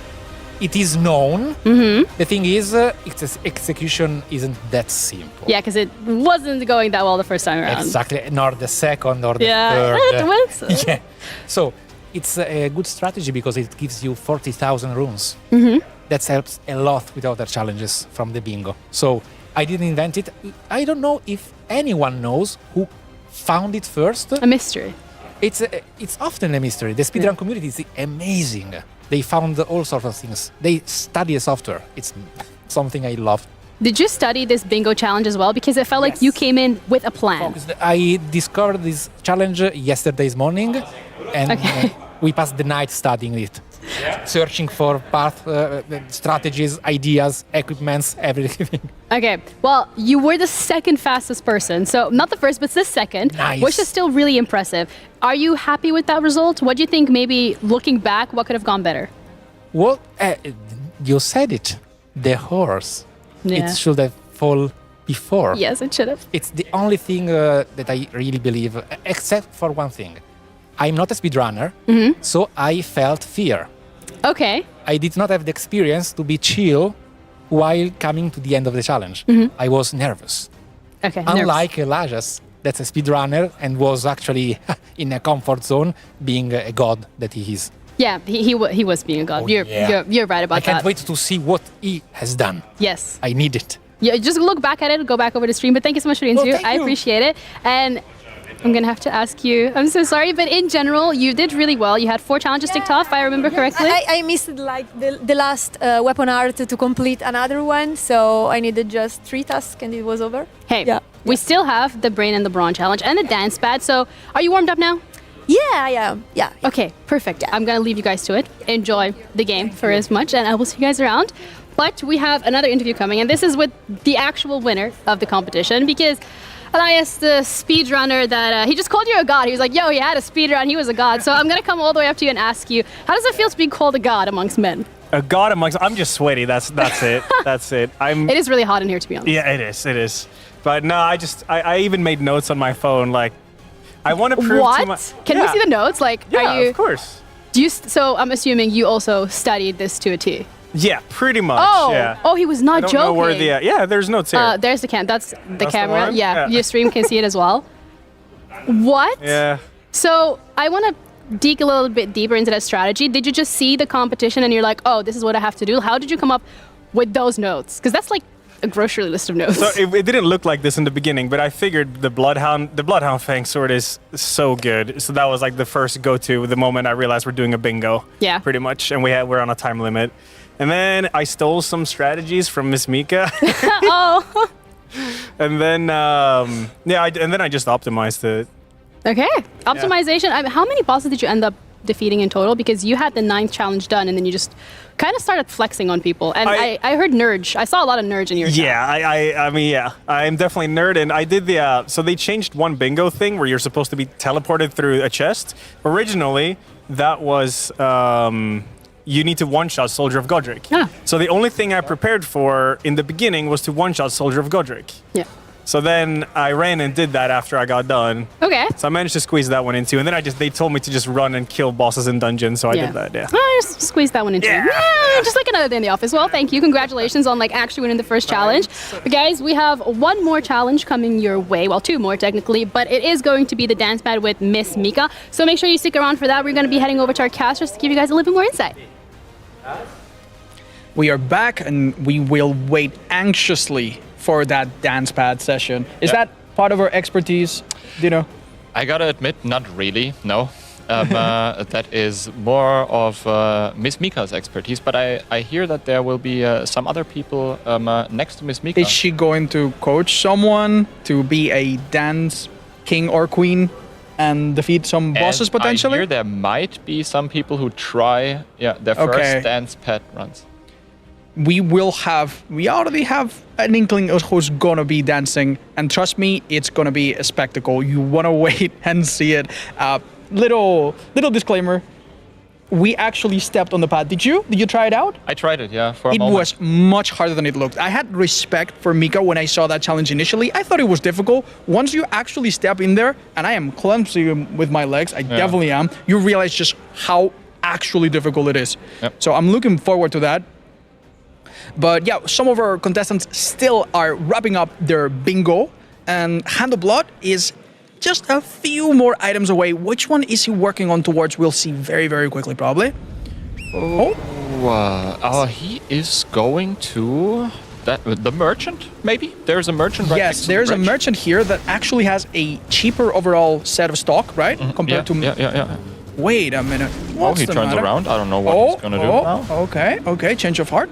You gotta give it to Hand of Blood, of course. Was the only one to start with the Wretch class, which leaves you without any armor and only give you a club. Yeah, it's the level 1 starting class that comes completely naked. Oh, he's gonna go Bernal and buys another Ash of War, and that maybe completes That might be the last one. Yeah, that means only a couple more items left, including having all the status effects on screen. And he's actually done all the difficult ones if you have a look at that. He only needs to do some minor fetch quests, so it should be a matter of just a few minutes. I also love that he's wearing Patch's armor. Yeah, because he didn't have one at the beginning of the game. Yeah, that's right. Everybody else had the default look, but Hand of Blood wanted to cover up his shame a little bit. Yeah. This is interesting. Now, pray to tell, what is he doing in this area? What is left in Stormvale Castle? For him? Oh, the Scion. The Scion, he didn't do the Scion. You're absolutely right. I thought he actually handled that already. No. He has to go through Stormvale and then fight the Scion, and that hopefully almost wraps it up for him. I don't know what does he have left. Buy an entire stock. Okay, he doesn't have any. I can't see now. But we've seen some people struggle in this area. Yeah. Right. Sabaku basically blitzed through it. Ella almost died. I know Hand of Blood played Elden Ring, but he doesn't have the same amount of hours like an Elias or Mika or people who play this basically thousands of hours. I think sticking to the right is a little bit safer, but perhaps moving side to side is the key here. Oh, one more hit like that will knock him out. Yeah. If he doesn't know how to do this, it's going to be very hard for him. Okay, he's out of the hardest part. What he can do now is technically he could run to the right. There's another grace he could approach here just to get the halfway mark grace if he wants to. That is an option. Because the next part is going to be difficult. These enemies are relentless. Yeah. They will follow you all the way. And if he doesn't keep on running, they will just catch up to you and then attack you from behind, right? Okay, one final set of ballistas. Watch out from the back, watch out from the front. Ooh, and the explosions. But maybe make it if he just... Yeah. He has one more. Oh my god, that was really close. We see the phantoms of other players in the challenge that have gone through here. Okay, if he makes it through here, this flamethrower will actually help him. The other enemies behind him will be killed by the flamethrower. Or at least hold back. I think he's out of the most dangerous bit. He will likely find a site of grace to rest. And it's possible he might need some items from here, or if he just wants to kill the Scion, we will see that coming up. Possible for us to cut to other players still? I would love to see what everyone else is doing. Because Devi is currently fighting Godric, if we could check in there. Yeah. I don't know exactly why she's fighting Godric, but she might. I don't know why she's fighting Godric, but maybe she hasn't done the status effects yet. And she can that could be a way. That could be a way. No, Davy's done all the challenges. She's just showing off, killing extra bosses for extra points. And Godric not having the best day right now. Yeah, this is the phase transition already. He's gonna get his dragon arm right now. And then the fight is gonna be interesting because there will be a lot of fire. It's not an easy we're gonna see just this ugly sight, and we're gonna spare you the details because we are ready to see the dance pad exhibition that Miss Mika's gonna champion for us. I can't wait. Let's throw it to Ginny. Ginny, take it away. Well, we are ready indeed with the dance pad, and we have it right here. Actually, Miss Mika, thank you so much for bringing it. You're our test subject today, our guinea pig, whatever you want to call it. Love the socks. Did you think about that, by the way, before? Yeah. These are pre-prepared socks. This is my dog Link. Beautiful. Yeah. You know what? Maybe that's actually going to help you because the dance pad already is really difficult. An extra challenge that would spice things up a little is the backward button isn't working. Yes. It's the middle button is doing the backward. So the middle is the backward one. Yeah. Oh, but this works as well. Yeah. Right. I can turn it off though, but no, I don't think I can actually. So yeah, both are backward. Good luck. I feel like you're gonna need it. You haven't been dealt the best hand today, but you know what? I want to talk to you, Mika, as well in terms of how did you configure this? How did you wake up one day and you're like, oh, you know what? I'm gonna play Elden Ring today on a dance pad out of anything. Well, basically, it was I was inspired by a streamer I saw in 2018. I think Lorena was her name. She played Dark Souls with dance pad. Oh. And then I was doing all these kinds of challenges in Elden Ring. I was loving Elden Ring. I was doing a bunch of no death runs, and I was doing level 1 and this and that, and one hand on controller, one finger on controller, and all that. And I figured sounds easy. What's left? So I figured, I could try the dance pad because I always wanted to. Okay. yeah, I just tried it and it was awesome. I want to talk about the buttons because looking at this pad particularly, there doesn't seem to be enough of them. So how does that work? Especially now that one is broken too, and you're like, oh yeah, the middle one is like the back. So pay attention. So basically, well, there's 10 buttons on it. Okay. There's a forward, the directional buttons. You can attack with like this button. All right. This is for dodging. I think it's easier when you play. You think? Things, you know, things. Oops. Yeah, dodging, attacking on the circle, and then we have healing on triangle. No, wait. That switches the. Okay. You switch the item on triangle and you heal on this one. Hap, are you taking notes? Yeah, right. So, okay. Healing, attacking, dodging, switching item. Special attack, is there an LT button? That's start. Oh, great. Start. Yeah, I got it. But you have a katana with unsheath. So what you got to do to unsheath is press start and then circle. Oh, right. Okay. But you can do it with the same foot if you like. Oh, yeah. You know? Okay. There's like a technique to it. Yeah. I feel like maybe we get you on the dance band and see what you can do for like the first 30 seconds. Like There is one more button that's important: controlling the camera. Now you do that with select. Okay. Right. It will put targeting on anything you see in front of you. Right. Or just move. Just go. Just do it. All right, I can switch the weapons. I've sorted that. All right. Oh, so where am I meant to stand if I can't control? I can't stand anywhere. You have to hover. Okay, so we're moving over. Is there a wide? You could start with other bosses if you want to, but Can you like stand in between buttons, or would that still trigger it? Probably still trigger it, to be honest. Uh-oh. To enter, you double click this one. Yeah. This is going really so well. fast. Double click to. Yes. Oh, okay. And if I trip over, is there a claim I can make here, or? You skip this one? Oh my God. Okay. I love this cutscene, to be honest, but Yeah, let's skip it. I'm ready. Okay. Oh. Like it's okay if you can run forward pretty much all the time, so you can be on the forward button for most of it. You need to step on it.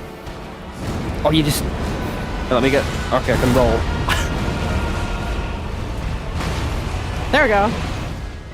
Now we're talking. My brain's gonna melt. This is too Yeah, much. if you feel. Oh my god. And a triangle to heal. Or no, was it? No, you did the right thing. Square to heal. This is good. Some arm movement, maybe? It's so hard. Jesus. Could you do no hit on this? Yeah. Just give me 5 minutes. We'll be good. Ooh, this is pretty good. No. This looks really hard. How do you do this? It's probably gonna be hard if I try it too, though. Yeah. All right, I'm not gonna go for the special attack. Let's just. I'm gonna die instead. Good first try. You survived for a while. You didn't instantly die. No hit life. Do you think you could no hit on this? Maybe not. Maybe not. Do you want to give us a demonstration now that the back button is, you know? Please. Wait, did you keep track of how long you survived? Maybe a minute. Okay. We'll say it's a minute. It's fine. Okay. Yeah, I Watch didn't and even know. learn. Hopefully I'll do all right. No pressure. It's okay. Yeah. I'll take my flask first. 100 subs if you beat him. But then Hob can't beat him. 100 subs! Ella just challenged me to 100 subs if I beat him. What am I gonna do then? Oh.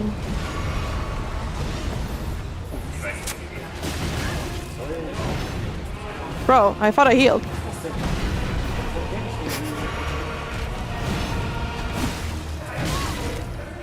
He does a lot of damage, huh?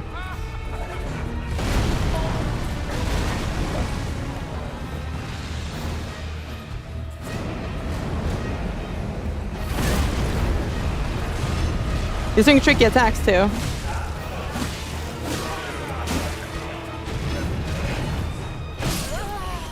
Huh? Wanna try again? That was longer than a minute. Yeah, I know, it's hard. I had the same problem in ESA.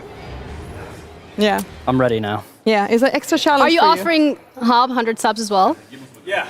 Oh, let's go! All right, Ella, 100 subs if you beat Come on, 100 subs on the line. Well, now I'm willing to. Now I'm willing to Now try. you're- Okay. All right.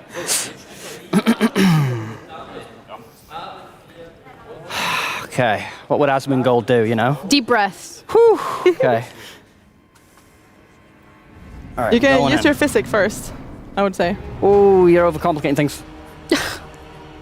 What's drink There you go. again? And then, yeah. I'm trying to stay away from the circle bit in the middle. Yeah. Remember to focus. That's the best advice I ever heard. I need to turn the camera. How am I doing that? Yeah. So look in his direction with your character. Yeah, that I'll works. do. And then you press Okay. start, set, and select. There we go. And again. There we go. Okay, now we got him. We're in. We're in.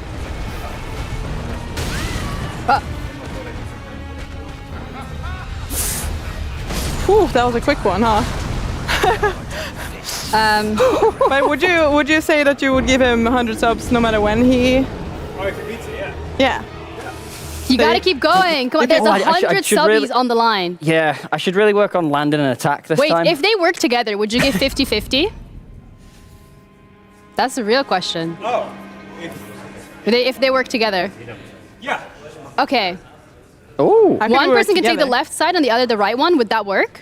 Oh my god. And then yeah, just that could team be hard. coordination. Let's go. That's fun. Okay. A tip would be like use the physics. Okay. So you'll take forward. You'll take forward, Yeah. and I'll take this side. Okay. Okay. Oh, nice. This might actually. Oh, Elias, I hope you're This ready. is This hard. might actually work. Oh, I'm sorry. That's a bit hard. Yeah, it's okay.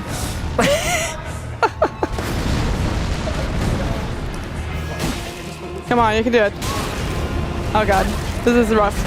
Oh, Yeah. Okay, but we needed to move back there, didn't we? yeah, we Okay. need to move back. Yeah. When he does or when he does the ground slam, we need to move back. I think your bank Okay. account is safe. Yeah. Nah, it's okay. We'll get him this time. Okay. We can work together. All right, get that Y button. Let's get it this time. Okay, I'll double click. And- Wait. All right, I'll be the dodging and the targeting. Okay. Okay, I'm sprinting. And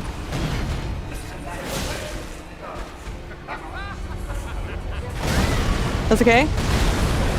At least we didn't hit by the big one.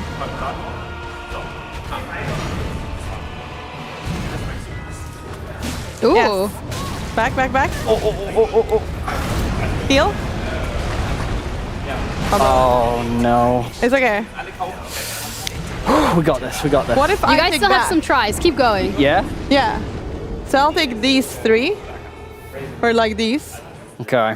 and you'll take that, this, and that, right? Yeah? All right. Yeah, but then you'll have to like go heal when forward when I say it, okay?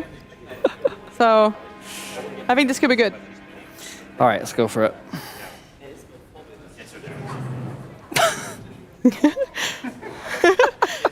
And one step forward. Should we take the flask this time? Yeah. There we go. Okay, let's go. Okay, let's go.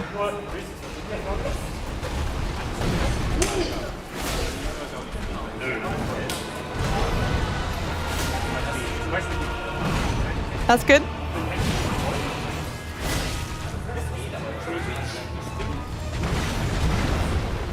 Oh, nice. Wow. You can go forward now.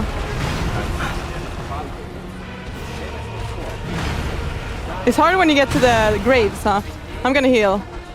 Oh shit. Oh yeah, back. Holy smokes, that was close. Oh no, wait. Uh-oh. I forgot. There we go. Okay, heal now. Shit. Okay, good. That's okay. I can Oh, no, no, no. Okay. Oh, this is close. that was gravity. That's rude. Gravity. Gravity got us. You guys still have about 8 minutes, so keep We can going. do it. I feel like we can do it. Perseverance. Are you guys sweating a Yeah. little? Yeah, but it's because it's hot here. Yeah. Okay, let's go. All right, all right. I'll prep already. Bro? Oh yeah, once. We can drink? We could give up our mana potion, I feel like. Yeah.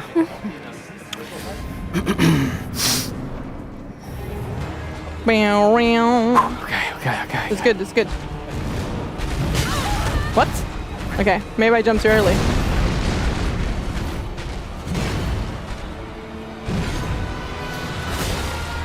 Back. Okay, stop. Go forward. There we go. Okay, now attack. Okay, back. Can you heal? That's good. Go forward. Okay, now attack. Very good. Okay, go forward. We're gonna fall off. Ooh. We're gonna fall off. We need to go forward. That's good. Okay. Could you heal?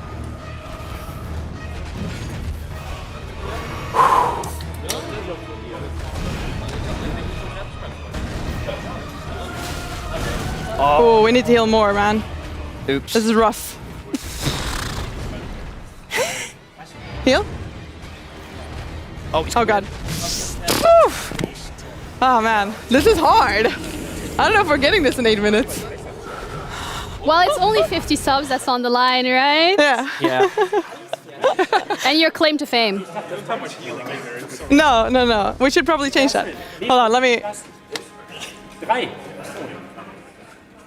I'm not cheating. Flasks. Allocate. There we go.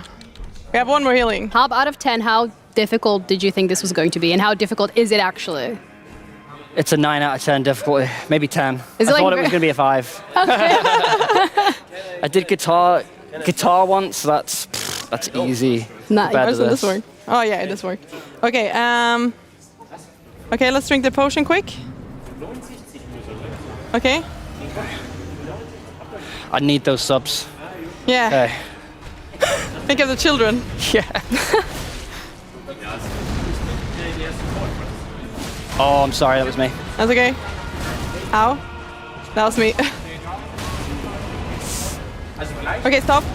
I don't wanna. Forward. There we go. Can you heal?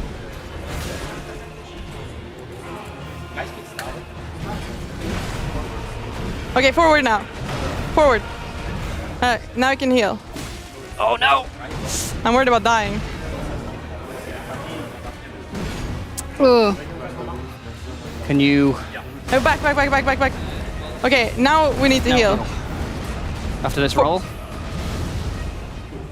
Okay, there we go. Okay.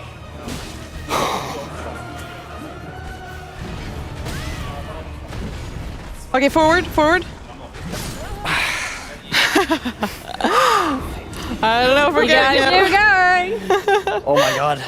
Maybe you guys could like go the other way around where you're doing the healing, because you keep forgetting it. Yeah. You know, All right. yeah, there's too many things going on. I believe. All right. So I'm going forward now, yeah? Okay. First we need to switch. So press once. Oh yeah. And 2 times. Oh, there we go. This might go even worse. Okay, and now back. Yeah, there we go. And then double click for inside. It's perfect. Now we need to target. Okay. Okay. Sweet. Are you ready to roll? Yeah.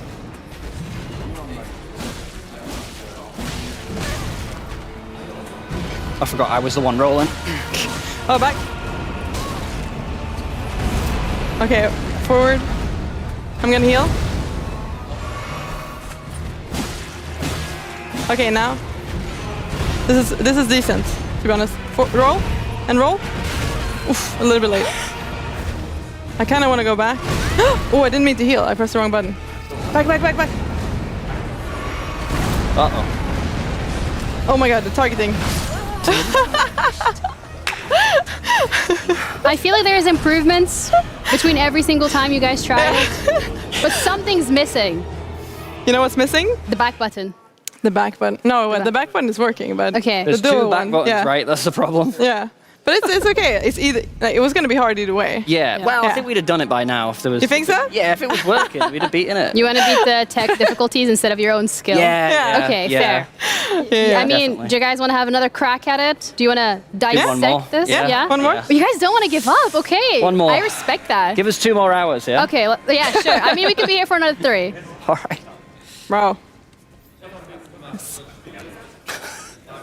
Going forward is crazy as well. All right, Okay, physics again? physics first. We got that down. Okay. Shit, you need to go left a little bit. Okay, that's good, yeah. Double click. I forgot it was me on the fog gate. I'm waiting. Okay, you need to Right, select. locking Good. on. Okay, get ready to dodge. Just gonna do the. 50 subs. Did I attack one too many times, maybe? Okay, let's see what it does. Okay, walk forward. You don't need to roll that, actually. It's kind of cool.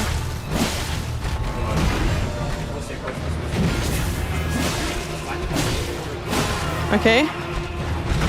I'm just worried about rolling back. We're kind of close to the... Shit, that was fast. That was really quick. I thought we were doing good there. Yeah, we're doing pretty good. Minutes. Do you think you can beat this in 6 minutes? Yeah. Wait, we have 6 minutes? Oh, yeah. Isn't there a second phase? Oh, God. But that one is easy. Yeah. Yeah. Oh, my God. All right.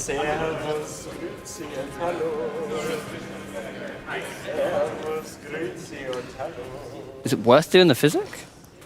I think so, yeah. Oh, that was me. Yeah, press it again. And again. Okay. And back. There we go, perfect. Okay, locking on. Nice. Roll. Sweet. Okay, I'm gonna 2 now, bro. The thing is, we're always ending up on one corner.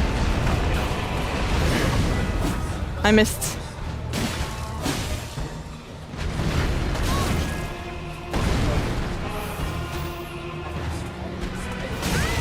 Shit.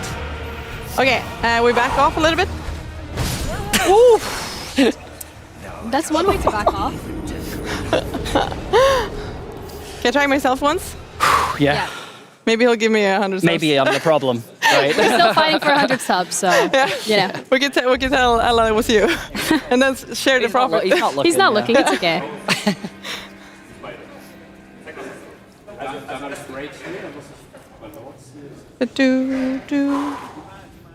So do you usually play with the UI hidden or like dynamic like this, or do you play with it on? I think I usually have it on, yeah. Yeah, I always have it on.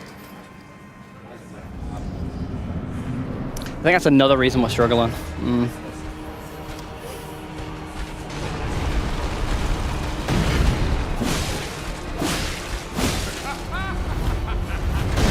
Really hoping you do bad, or else it's going to look like I'm the problem.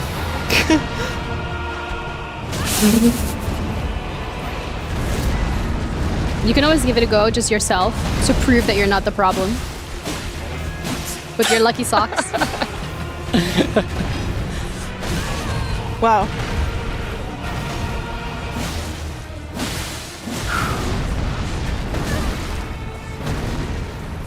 Oh my gosh. You might actually be the problem.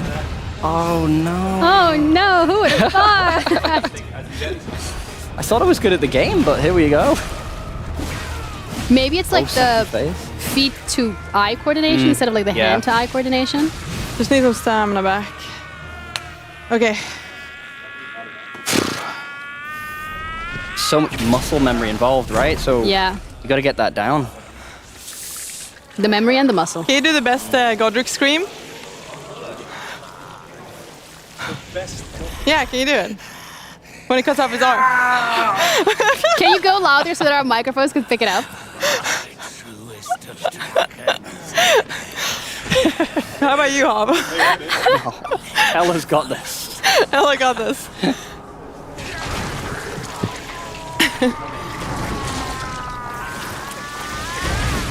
We could skip this, but the keyboard's too far away. And also, this is a great cutscene, to be fair.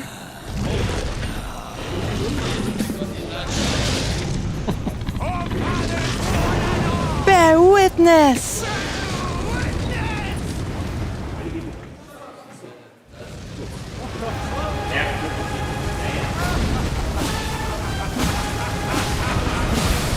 Oh. Oh, some bleed. What?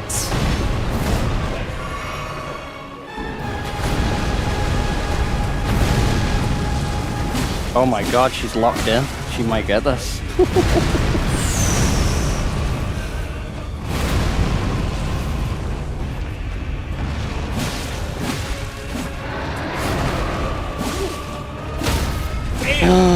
Stagger?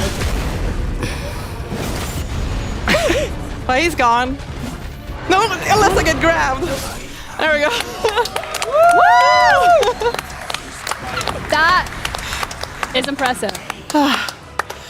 Congratulations, you've done it with a half-broken dance pad. Wow. That happens. A little sweat, a little tears. No tears, but... he could have done it too. No. You want to... Would you ever recreate this at home with a functioning back button? Recreate what, sorry? Would you ever recreate this at home with a functioning back button? Yeah, I think I could do it. I could do it. Oh, Yeah. is that your new challenge? Yeah, is that new how you're challenge. going to play the expansion? Oh my god! I'm like putting in too many terrible ideas, but thank you, Miss Mika. course, That's yeah, that was fun. impressive. That's a workout. Like, okay. It is. No, And you know, literally. like the harder bosses you get, the more of a workout it is, obviously. That makes total sense. And you can also incorporate different attack, like Ash of Wars and stuff to it, so it like works way better as well. Wow. Like, Okay. yeah, it's very versatile. Would you try it? I'm wearing heels. I might like break the pad and no socks, and I know what chai is This like. is probably my 15th dance pad, so they break all the time.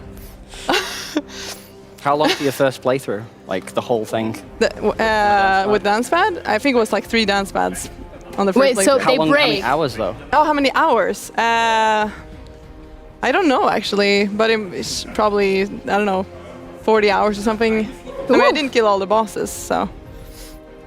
I don't know, 40, 50, 60, something like that. Wow. Well, that's impressive. I mean, maybe you can do a speed run with just a dance pad, or maybe. No, okay. A no-hit run. You know what? I'm going to stop giving people ideas. I feel like this is going to go the wrong way. But thank you, both of you, for doing it, the dance pad. Congratulations on actually doing the challenge. Like, that's Thank impressive. You need to work on your dance skills. Yeah. But either way, valiant effort. I really Thank you. appreciate both of you guys. And for you guys at home, we have another challenge coming up. So next up, we have our Brain and Brawn Challenge. Now, we've designed this challenge to let our players showcase their unique strategies and skills while working together in pairs to face off against 3 intense bosses, back to back to back, in a true test of their prowess. Set in the breathtaking mid-game area of Leyendell, our challengers will be using characters equipped with gear and stats just right for this stage of the game. But we've kept things interesting by slightly under-leveling them to up the stakes. Even though they both start with the same character and save file, each player will gear up differently to match their brain or brawn roll. Otz and Dino, can you guys take us through exactly what the teams will be using for this one? Yes, welcome back to the caster's booth. Welcome back. We're still a bit in shock from what we just saw, right? Yeah, that well done. dance pad, such an explosive ending. Well done, Miss Mika and everyone else involved. But now we're into another segment, the Brain and Brawn. Ginny did a great job explaining the basics. We're now going to fill you in with some of the details. Am I right? Yeah. We have loadouts for each player. There's Indeed, two yes. distinct loadouts. Yeah. And we can even tell what they do just based on the color of their armor. It's going to be very easy to follow, but all you need to know is that one of them will be doing the attacking and the other person will just be the support. Indeed, yes. The Brawn is going to be the attacking. As you can see here, the Brawn has 2 different weapons. One is a longsword and the other one is the Serpent Hunter weapon. It should be a +7 and the longsword is, help me out here. The longsword is +17, which is 17, not yeah. too difficult to achieve by this stage of the game. But keep in mind, they are level 69, not particularly tanky, not particularly beefy. And whenever you summon help for a boss, the bosses do grow stronger. Yes, that's indeed true. And the Brawn obviously is going to do all the heavy lifting. They're going to attack while the Brain is trying to support. And what do they have to defeat? Who are we going against? They have to defeat 3 different bosses in Leyendell. And one harder than the other, basically. All Ginny, right. do you think these couples are ready for this? They're I working hope together. so. It sounds really interesting, and at the end of the day, you are gonna have to duo up. We've seen some players do really well individually in the first challenge, so I'm wondering what bosses they're gonna have to go up. But guys, can you explain that one too?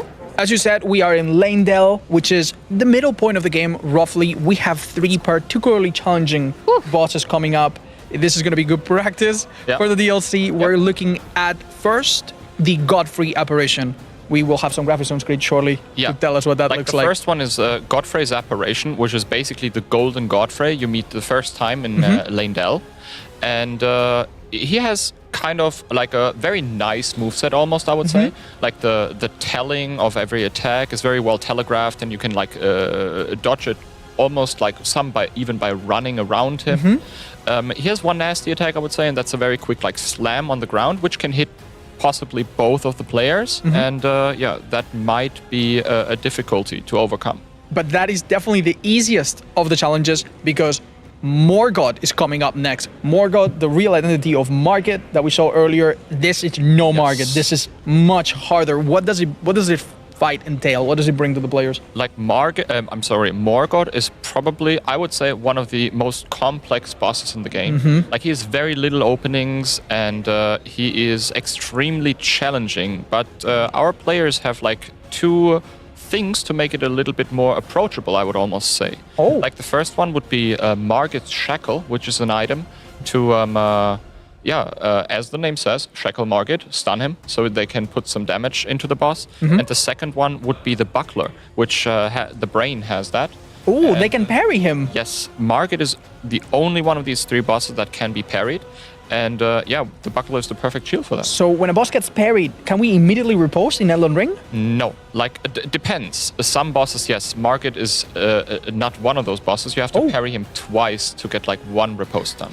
That's going to be difficult. Keep in mind that they also have the option of just using a shield or simply drawing the aggression, but this is harder than it looks. And if they beat these 2 bosses, they also have a third optional one in Moog. Yeah, if our players beat like Godfrey and Margit, they will have to teleport down into the sewers of Leyndell, where there is, I call him mini Moog. Like it's not the real Moog fight. It's not the Moog, because let's remind our audience, if you want to play the DLC expansion, you need to beat Radan and Moog, Lord of Blood. 2 very tough, one of them very late game bosses. Indeed, yeah. But this is not the same Moog? This is not the same Moog, and it's a little bit of an easier version of Moog, I would say. It basically entails the entire first phase of the real Moog, which, you learn something of this fight, absolutely, and you can apply this to the late game Moog boss fight as well if you want to, of course. But it's a little bit of an easier version of the same. Right. So as we speak, our players are gearing up, given some battle cry, it seems. They will each be playing and summoning each other. They will be doing the call. It's very easy to tell whose role is who. If you see them with a blue armor, that's the attacking person. If you see them with a golden or brown appearance, that is the person helping. And in just a few seconds now, we're going to start to see gameplay, and we'll focus on these teams one at a time. Can you tell us a little bit about the choice of weapons? We have a very, very bulky Serpent Hunter and a much more nimble longsword. One of them, obviously hitting a bit harder than the other. What's your take? Yeah, like it depends on your playstyle, I would almost say, and how you approach these bosses. And yeah, we see the team, the duo of Hand of Blood and Maxime, who are just seconds away from tackling the first of the 3 bosses of this challenge, right? What is the lead up to this boss? Is it very dangerous? Not very dangerous, I wouldn't say so, no. Like, you have to run all the way up this branch, and then you can immediately, like, run into the Godfrey apparition fight. These enemies obviously try to attack you. Even if they were to be hit here, they won't die. Yeah. I don't think so. All right, wonderful. I think the most difficult part about this challenge right here is that, the boss health pools are much higher. Yes. I wonder if we could see it from the host point of view. Oh, it starts. There we go. Okay, he runs in. And a slam that happens through the fog gate. That is very unfortunate. So Maxime is the one to do the damage here. And Hand of Blood is going to hopefully heal and maybe even take aggro. This boss is not parable. Can we inflict bleed or any kind of status effect? On this one, I don't think so, no. But what you can do is, if you attack like often enough, you can build up the poise damage and also like make him stagger. Yes. Both of these weapons are actually really good at doing that. The longsword has square off, which is an incredibly damaging move. Yeah.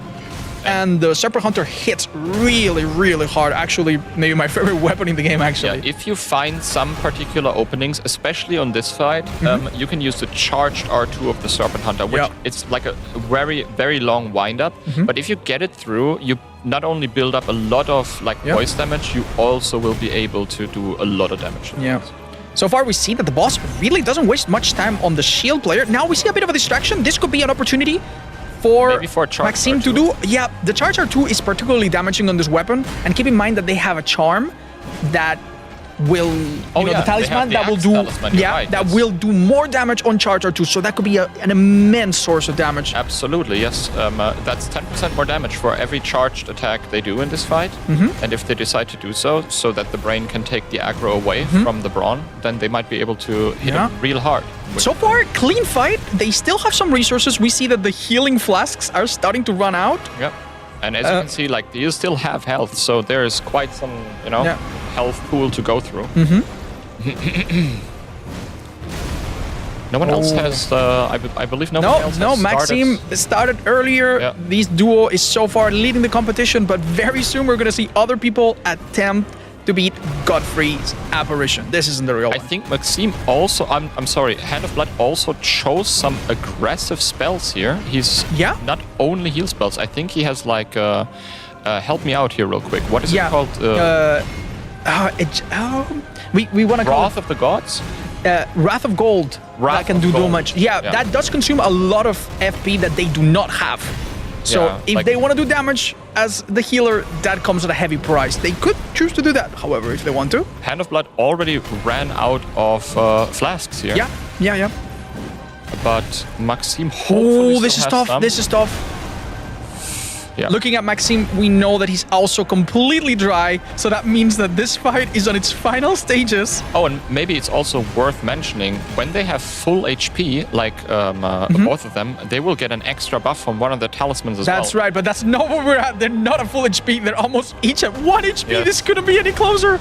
Oh my god. Nice roll. He's straving the attack. Yeah, what will happen if the brain, the support player, dies? Is that okay? I think Maxime can still like a brawl on, but he finished them off both at the same time. With the sick moves. Holy moly. This boss just used Mika. learning machine abilities to just destroy these two players in one fell swoop. That was incredible. You can see that they're talking about where they went wrong.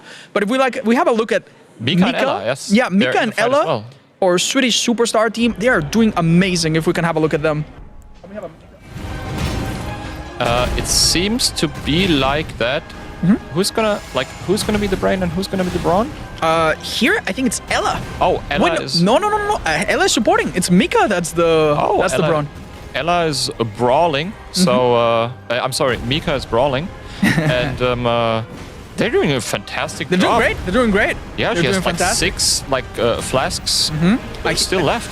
Yeah, we saw Ella support with Golden Vow, which reduces damage received and increases damage dealt. Is that correct? Yeah, that is correct indeed. Yeah, I think the spell is even better than the Ash of War. Wow. They might be able to do this first try. I mean, as we mentioned earlier, these guys have... Oh, there's a charge attack and the stagger. There we go. And here we go. Okay. GG's to Ella and Mika. They can proceed Godfrey to the next boss apparition absolutely knocked out of the park. Super easy. They made it look very easy, but we're definitely going to see some other players struggle a little bit. Sabaku, in fact, is riding the struggle bus right now against his boss. And Kurolili just started, it seems, right? Oh, that attack always catches me. It seems like Kurolili tried to heal, but the heal happened outside of range. And it wasn't good enough. Yeah, sometimes if you're not close to your, to your teammate, then obviously the spell will not it has a limited range. Oh, we see Sabaku also going for charge attacks, but now we see the risk of this very slow weapon. So far, are we seeing anyone use the sword? Not so far. Nobody has used it yet. But that's an option that they have. The sword still hits really, really hard. Deceptively powerful weapon, right? I'm almost certain that Hop and Divi are about to dive into the fight as well. If we would love to see. We would love to see that. Yeah. I'm not quite sure if they're. Yeah. Hob is summoning each other? Hob is summoning. Oh, there we see. This is Sabaku. Oh, yeah. There we go. Now we see the updated names. Now we know who's who behind the mask. Beautiful. Okay, Devi is gonna brawl, and Hop is going to be the brain. Is that so? It looks like it. No, or- Hop is doing the damage. Yeah, I'm sorry, yeah. The other way That would have around. been really interesting. No doubt about it. Okay, I see it. Like, can they summon each other? Right. Like there's a it's summon working, on it's the side. working, Oh, it's working, it's yeah, working. Perfect. Yeah, they're just going through the little loading screen. Now, tell us, Hop has done this boss also a million times. It's Yeah. part of his routine of challenge runs. This is a boss that is required on your normal playthroughs, Yeah. any percent runs, right? Yeah. So this is a boss that Hop should be able to beat with his eyes closed. Do you think he's going to struggle at all since there's now two people? I think there might be a little bit of a struggle, I would say so, yes, because as mentioned earlier, it's obviously like a different fight if there are two people in the fight, not only because of the HP pool, also because you can just get like some swings. Oh no! Oh, and there. Godfrey shoved his boot down. Yeah. Oh no. But I'm pretty like Hop knows this Serpent Hunter very well. Yeah. He did some no-hit runs with it, and he knows this weapon and the ins and the outs and what he can and can't do with it. I love the jumping attacks just to keep the poise damage going. Yeah. To make sure that the stagger happens. Ooh, if you that was a bit of a delayed attack by that wave. Like if they are able to make use of these like long swings and run around him, they might be able to get some good like charged or two attacks into this. Okay. Like this, for example. Oh, there we go. That's an opening. A lot of damage already. But he was out of stamina and immediately got hit, unfortunately. Yeah. So basically, when you do your final attack, you need to make sure you have a bit of stamina for that follow-up roll. I think you're that gonna have heal to do. actually reached him. Oh. If he keeps going here, he might be able to get like a stagger. And Oh no! Divi did another spell a bit. Okay. How's that a range? It's harder than I thought it would be. Yeah. No. Oh, no. she got the aggro. That's good. Now That's the nice. Hop can maybe go in for like a charged or two even. Nice. Good jump. No, Oh, the range like is the being poise bar is slightly short. probably like dropped off again. Oh no. You need to do continuous damage, otherwise it resets very, very rapidly after about 10 seconds. Okay, nice. Aggro swap again. Maybe Hop is gonna go for a charge here. No, he's not. Oh my god, he swaps aggro back and forth really quickly. Yeah. You gotta be so careful. Yeah, we just saw this boss double tap Sabaku earlier. Yeah. That was really impressive. I would like to have a replay of that at some point. Yeah, we're reaching the halfway point. Unfortunately, we haven't managed to break the stance of the boss, which is a great opportunity to do a lot of damage. Yeah, there's so much going on. Every team is fighting bosses right now. Yeah. If any team gets close to like a kill, we will immediately be there. swap over. We will be there. All right, come on, Hop, you got this. I wonder why nobody's trying the longsword, to be honest. Like, Yeah. it's also kind of a nice weapon. Yeah. And it has square off and it's plus 17. Yeah, I would have expected the longsword to be their main weapon of choice. I mean, the Serpent Hunter is fantastic. It is obviously, great. But It is great. I'm just like curious why nobody was like, man, the longsword is something we should probably try. Mm-hmm. So maybe with some more charged R2s or some more R1s here? I think Hop has locked in. He's doing, he's doing consistency mode, and he's just chipping in, and no doubt a little bit Godfrey, damage here and there. They might be able to get this first try as well. Mm-hmm. Nice jump. Good R1. Very well. Nice, Oh, there we see there it. it is. That And it here we is. go. GG's. Right. Should we have a look at Ella and Miss Mika, who are about to maybe wrap up? That would be insane. If they do this first try, that would be very impressive. That would be insane. Like, Yes. they're almost done with more. What is wrong with these? Yeah, they are so good. Now, this is a fight that, as we mentioned earlier, has a lot more depth to it. Very few openings, follow-ups to the follow-ups, retaliation, where the boss will react to your healing with like 5 different moves. Oh, that And, was close for Ella yeah. right there. Almost died. Mm-hmm. Oh, this is a tricky one. This is a grab attack. Oh, that was nice strafe by Mika. Oh, he got Ella. Ella was a grab. He survived. He survived. Yeah, very little HP, very little HP. They can walk around this. Perfect. Wonderful. Oh, they this gotta is get out of that this. They gotta get out of moment. this. They gotta get out of this. Oh no! It seems Ella took a bit of damage, but managed to Okay, dodge good, the he's worst good, of he's it. good. Morgan is such a Yeah, quick they boss. are about to beat him though, unless might something goes horribly wrong, which it could. Looking at them, they seem so happy. Did you see if they used their shackles on phase 1? I am unfortunately not able to remember. Okay, I think they will. They might actually be able to. Yeah, they get him. They get him. Oh, there we go. Jeez, that's very impressive. What an explosive ending. Well done. They do have one death that we might have missed, by the way. Looking at the Death Hunter. Sabaku and Kuro Lily are also about to beat Godfrey Apparition. Well and done, Maxime Team and Sweden. well. Yeah, can we have a look at Kuro Lily or Sabaku, and we will see their hopefully successful run at Godfrey's Apparition. So far we've seen 2 bosses, but don't worry, we're gonna see one more at least. Well done. Very nice. R2 cleaned out the boss. Very, very well done. The challenge.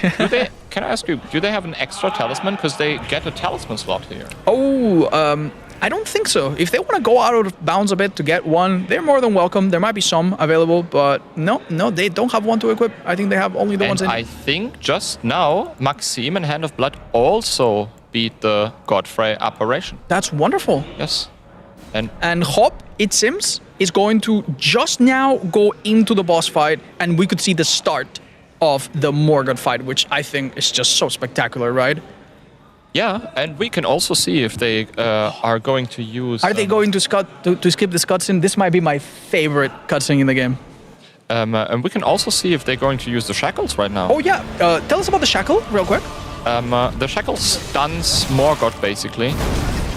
Yeah, it stuns Morgoth basically. It's you can use it twice in phase 1. The moment he faces though, it's not usable. Yeah, there we see the shackle. This well, is that was a little early maybe, but he makes look use at that. of it with 2 charged R2s. That's nice. huge. Good damage, but more importantly, poise damage, which will stun the boss, hopefully. Yeah.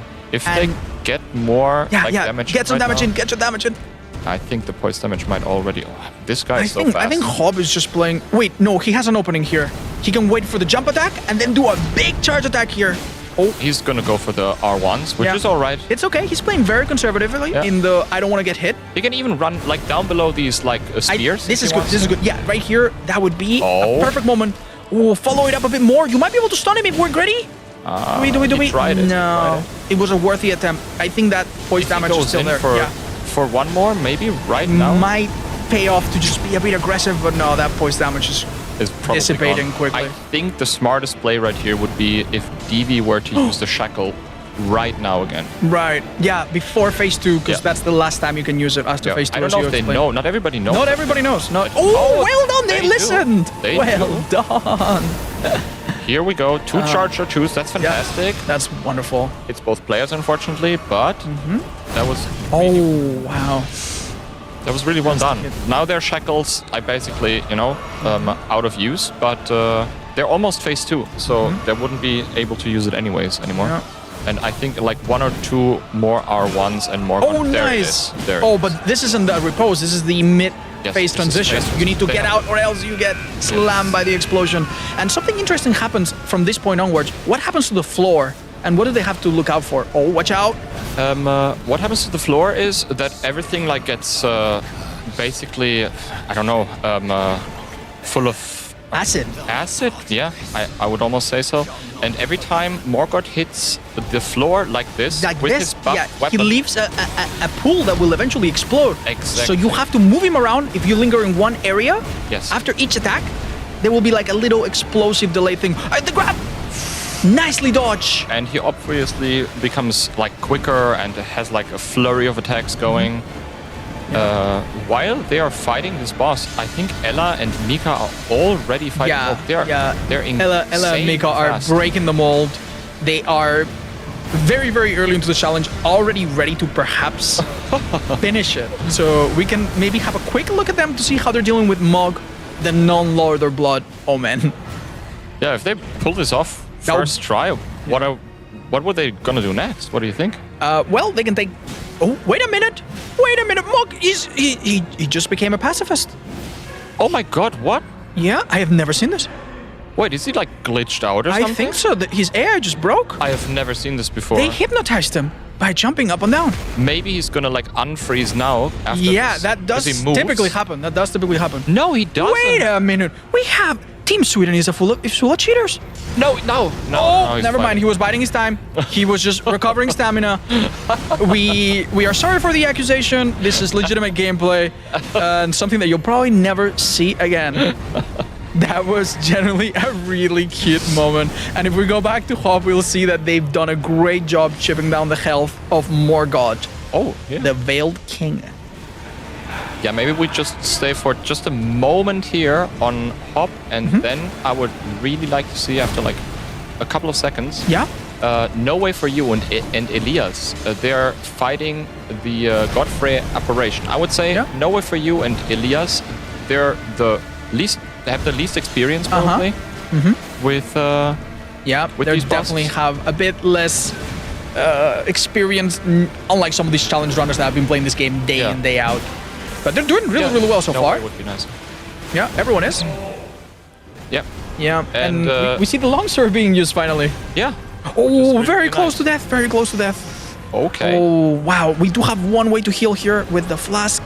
Very nice. Elias could also. Oh, he doesn't have any flasks left. So he don't have, he's completely dry. He can't even like heal himself any longer. No, he needs to provide support. Then again, if the brain, the golden player dies, that's okay because they're not the host. Oh, nice they have job. like a stagger. Well done. Nice. Oh, nice. They lined up the critical attack. Okay. Look at that. That is a lot of damage for the longsword. Yeah, that's kind of nice. And I don't know if No Way knows. Oh, he's Nice, using he's the square. using it. He's Yeah. using the square off, which is fantastic. Yeah, can you remind us what the square off is on the longsword? The square off is an Ash of War where you basically go into a stance and then you do like a charge forward attack, I would say.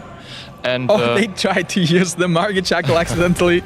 Oops, it that happens. square off is insane. It's one of the strongest Ashes of War in this game. That's great. It does a lot of poise damage. All right. Oh, we see a spell. Fantastic. Nice.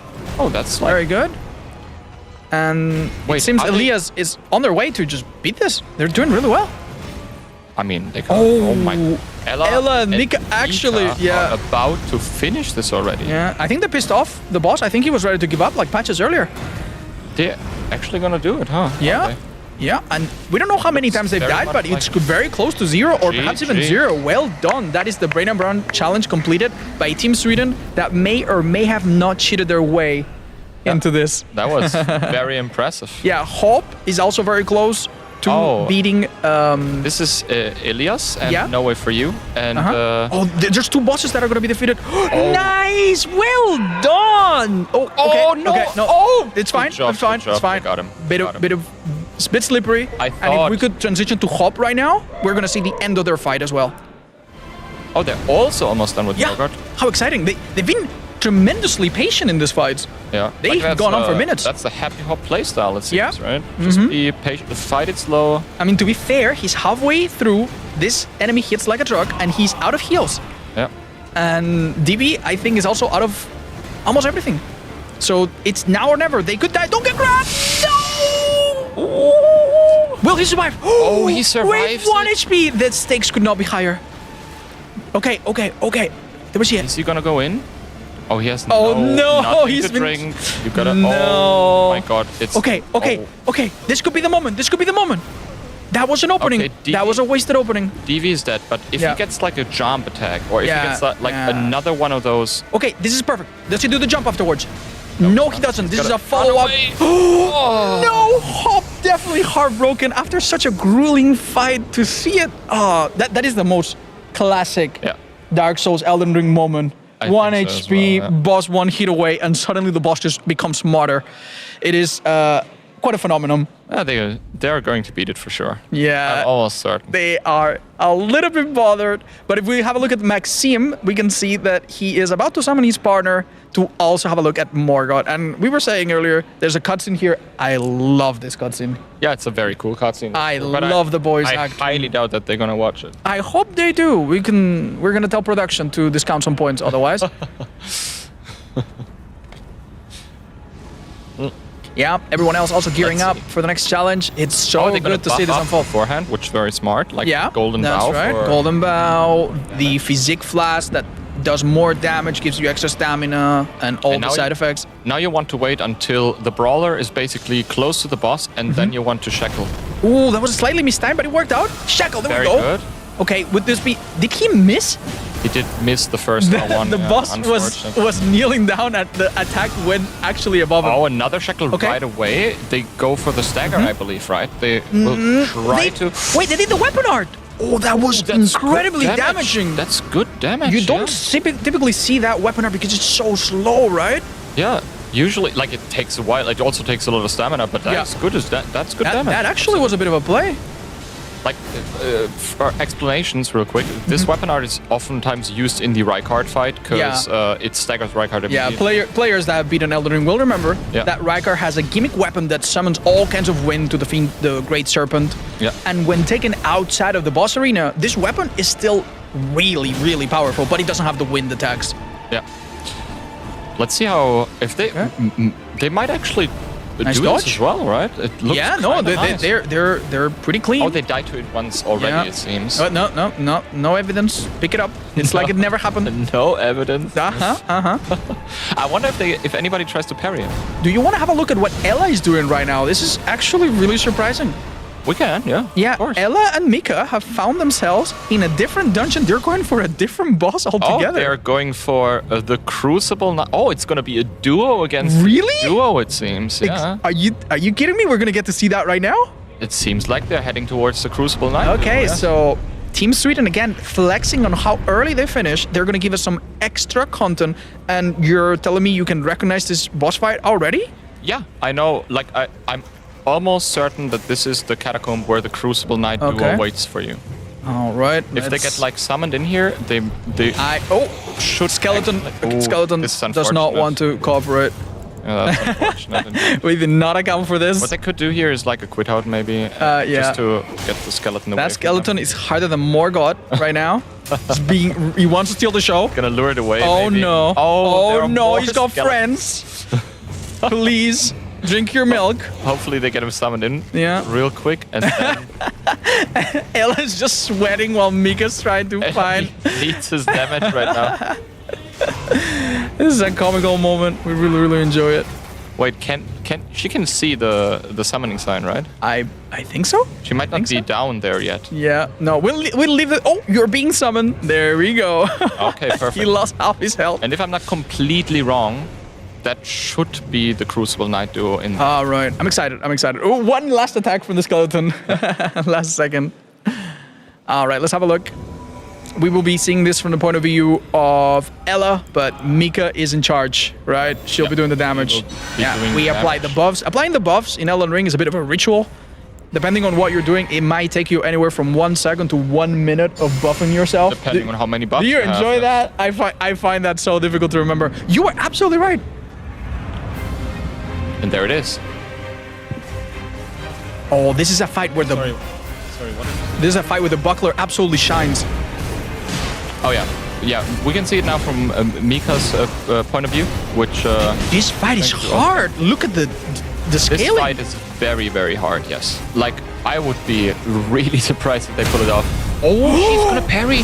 That's smart right there. Yeah, I mean, technically, the Brawn player should not be able to parry, but this is extra territory, right? Yeah. So we're gonna be leaning on the rules. They can do whatever they want. They beat the challenge, fair and square, minus the cheating part. But excellent job. Nice one. And they know this game very well. You can right? They can honestly... It's kind of fun that it's a 2-on-2, and after the Spear Crucible Knight is dealt with, then they're gonna gang up on the last one, presumably. Yeah, it's really cool that one can be lured away now, and then just Mika can focus on one enemy, right? Yeah. It makes it so much better. Should we see some of the contestants that are still beating the main bosses? Yeah, how about Hob? Yeah, why not? Let's jump over to the Happy Hob. They're about to hopefully finish. Yeah, last time we saw them get to the very, very final sliver of health and then fail heartbreakingly, but they got this.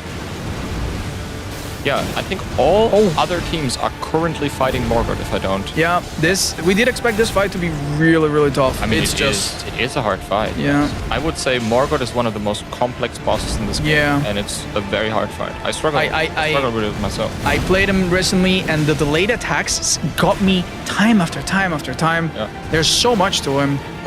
And he has like seemingly endless combinations sometimes. Yeah, we watched a video recently that highlights the fact that this boss has one of the fastest attacks in the game that is almost unreactable to. Yeah. He has the record in the whole game for the fastest attack that you basically have to guess. Yeah, it's a follow-up that happens sometimes. So yeah, that's all you need to know. Very unique boss. Yeah, but also very cool boss. It's so cool. Yeah. It's so cool.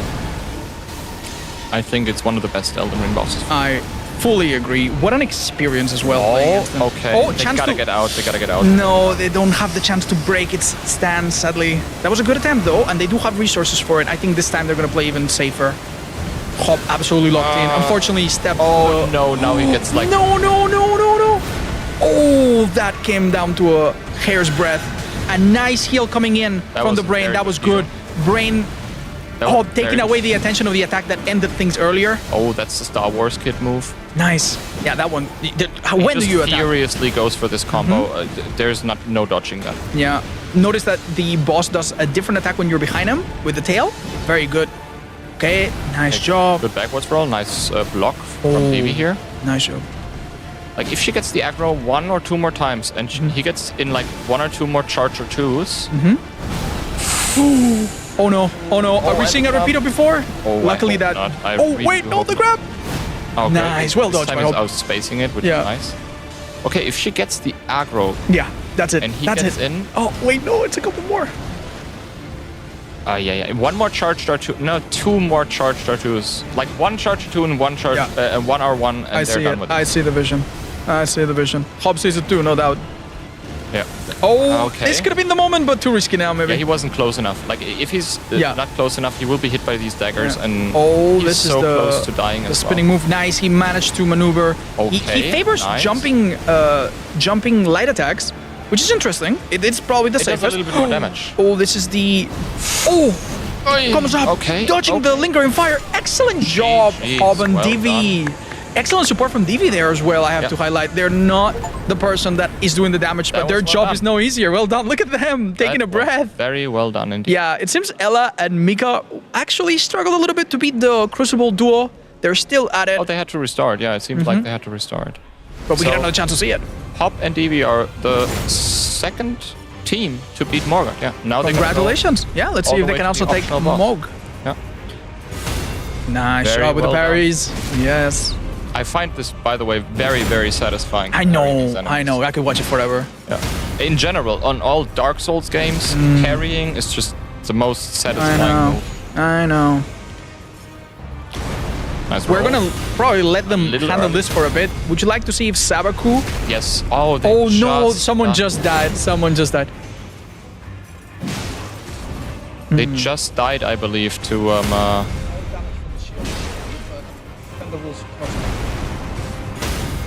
But they are gonna try it right away, again. Okay. Obviously. Oh, so what is happening right now? That's a lot of status on screen. That was a rune arc you can use after you die again to activate your Great Rune, right? Like they have Godric's Great Rune, which gives them +5 to every single stat. That on the early or mid game is actually really helpful because +5. In my opinion, when it comes down to whatever you do in this game, this is the best Great Rune you can possibly get. Really? Yeah, I would almost say so. Obviously, there are some Great Runes that are specifically good for certain scenarios, but can you remind me, for example, what does Morgoth's Great Rune do? Morgoth's Great Rune, as far as I'm aware, gives you a lot of health. Wow. Extra health. Damn, I really tested you on that one. You remember. Yeah. You don't grab that one on many of your challenge runs. I played Elden Ring 1 or 2 hours, you know. Okay, nice job. Then Rykard gives you health after every kill, right? Yeah. That's so cool. Oh, nice job. We see the longsword. Yeah, Sabaku honestly might actually be onto something there, because this damage is much easier. It's easier to get a few hits in to keep the poise going. Exactly, yeah. Yeah, oh, that's honestly, it might be better. Yeah. Another shackle would be fantastic. Yeah, that would be a great time because he's there. Nice. It is. Square off maybe? No square off? No square off. Sad. I mean, it might be coming now. Nice. We see a bit of a heal. Now a square off. No. I would have squeezed it in. Yeah, I would have squeezed it in just to see if it's what happens if you break the stance of the enemy during that summoning blade animation? the blades will be summoned regardless, most likely in that case, because he was already like about to do it. Yeah. But if you do it early enough, it can be stopped, right? yes, it can be stopped. But in this particular instance, I do not think that they would have been able to stop it. No, but you can like stay within the blades because you can just get the iframes from the riposte, the critical riposte, exactly. attack. Nice. I love that attack, by the way. It feels so good to dodge it. Nice job. They play this really well. And now they're adapting and switching to a different weapon. Yeah. I love that. They play this really well. Yeah. Jumping R2 does a lot of And now damage. they have to get away. Yeah. They have Dodge to. away. Nice, good timing. Unfortunately, the frame. Oh, yeah. pools No, they've everywhere. had an unwanted spa treatment. Yeah, that's unfortunate. But they still have enough like flasks left for phase 2 here. They might be able to pull this off. We're gonna leave the action with Sabaku and Kuralili for a minute and have a look at Hob, because he is right about to see Mog, and we want to see what the start of this fight looks like, right? We haven't seen anyone enter it yet. If we have a look at Hob right now. Oh, wait, this is like a very unusual opening on this fight. He just like immediately did some blood flame there, which is... He wants to renovate this chapel, breaking some of the columns. I think Mog is probably a bit worked up about this DLC coming out. Yeah, maybe it has something to do with the summoning, right? Yeah, that might there are two be players it. in the That fight? might be it. That is so interesting. Yeah, as I mentioned, what he does a lot is this blood flame, and it not only damages you, it also builds up a bleed proc. So if you stay in it for a while, you will, you know... Yeah, fun fact, the supporting player has a spell that can reduce the bleed buildup if they choose to use it. Oh. So that's something that could come into play. Yeah. Alternatively, you can just play safe for a bit and the bleed just recedes back to nothing, right? Yeah, Moog also has some very, very cool attack patterns, which so you can just like outspace or outrun, or just like even dodge with charged R2 attacks. Ooh, by making yourself lower on the ground. Yeah, you lower yourself Really? by attacking the enemy, and like the hitbox is so incredibly precise that you can just dodge it by attacking him, which is That's so fantastic. cool. Yeah, some other bosses like Malekith have that property as well, and Yeah, I find it yeah. I find it so cool. do it So what is Mog summoning to get this blood and flame out? Do you know the lore behind it? Do you remember it? What do you mean exactly? He apparently finds a portal and opens a portal to the Formless Mother, I think it was called. Oh my! And he know more than I do. Yeah, you didn't remember didn't that? know that. So that portal that you see that he opens that spills blood is an outer god similar to the God of Rod or the Elden or the Greater Will. And it's really interesting that basically this enemy is constantly summoning into another dimension to bring that into this realm. I always found that a little bit fascinating. That's actually really cool. I didn't know that. Yeah. And we see that its health is really taking a toll on the resources here. They've been fighting for a while. Oh, but that damage is just something, huh? Yeah. Hob is doing great. It's like not a lot of damage, of course, but you know, I hope they can hold. Like he has still 7 heal flasks, and I don't know like how DB's holding up here in terms of flasks, but yeah, DB's doing fine as well. To, you know, it seems like this is a boss where taking the aggro is a bit more helpful than against Morgoth that moves constantly. Nice heal. Yeah. Great support. Very well done. He has also some like long attack combinations, but as mentioned earlier, I would say it's much easier to get like charged R2 attacks into him than into Morgoth. Right. And do we have the option to parry Moog? Unfortunately not, no. Like the only one out of these 3 bosses that can be parried is Morgoth, and that is hard enough. We see DB unfortunately being kicked out of the air. That was very cinematic. Hob sadly suffers a similar fate. Oh, they might be able to pull this off if they... Yeah, I think so. They are less than halfway and definitely slightly running low on resources. Hob has to play this a little bit more conservative without trying to go for too many charge attacks here. You might have noticed that he did very little damage. Does the boss get a bit of a defense buff during some of these phases? That is actually a good... No, that's just how much damage he's doing in general, huh? I think this is just like, oh, look, if they hit him R1, it's not even yellow health bar. They do basically almost no damage to him. Maybe they want to consider to try the square off. Yeah, that could have been interesting. It seems like our time for this segment is very, very soon coming to an end. There is just a little bit of time left. Maybe if Hop and Divi play aggressive, they could be this final boss. And would they be the second people to do it? Oh, it's actually the last 30 seconds. Oh, this is looking like a difficult task. Does that mean that we only have one team that has successfully defeated the 3 bosses so far? Looks very much like it. Like the rest of the teams are still fighting Morgoth. Divi and Hop is the only team to fight Mope right now. So congratulations, we are on the final 5 seconds. I think it's a pretty good, honorable runner-up position for Hop and Divi. They almost beat the 3 bosses. Congratulations, everybody, and congratulations especially Ella and Mika. They did it with time to spare. Yep. That was really impressive. Yep. Everybody else still really did amazing. Yep. Now, we still have. Could we argue that we gave them a task a bit, some big boots to fill? Was this a bit too difficult? It was definitely a hard challenge. Like, you can tell that Mika and Ella, they know this game really well, right? They just like went through this. Yeah. And they died, I don't know how many times, maybe once. Maybe once, before they got to the extra challenges. They did really well. This is a hard challenge. Like, these bosses have a lot of HP. You have to really wonder, how come they could defeat 3 bosses in such a short span of time and everyone else struggles so much? I think the problem with these bosses that makes it such a difference is when you know the tempo and the poise breaking. Yeah, and they obviously work well together. They know each other very well. They have played together already. I think the difference between being able to break the stagger and then go for riposte is huge. Like, knowing like how to keep that. So yeah, it was very impressive to see. Everyone else still put up a great fight. Having a quick look at them, we still see them struggle with Morgoth.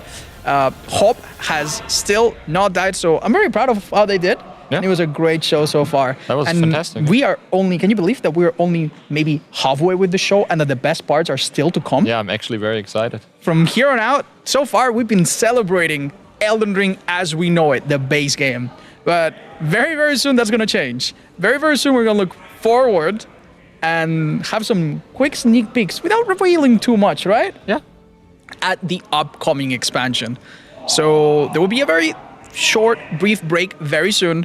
And after that, it's new content and some very exciting things. Yeah, I can't wait. Yeah.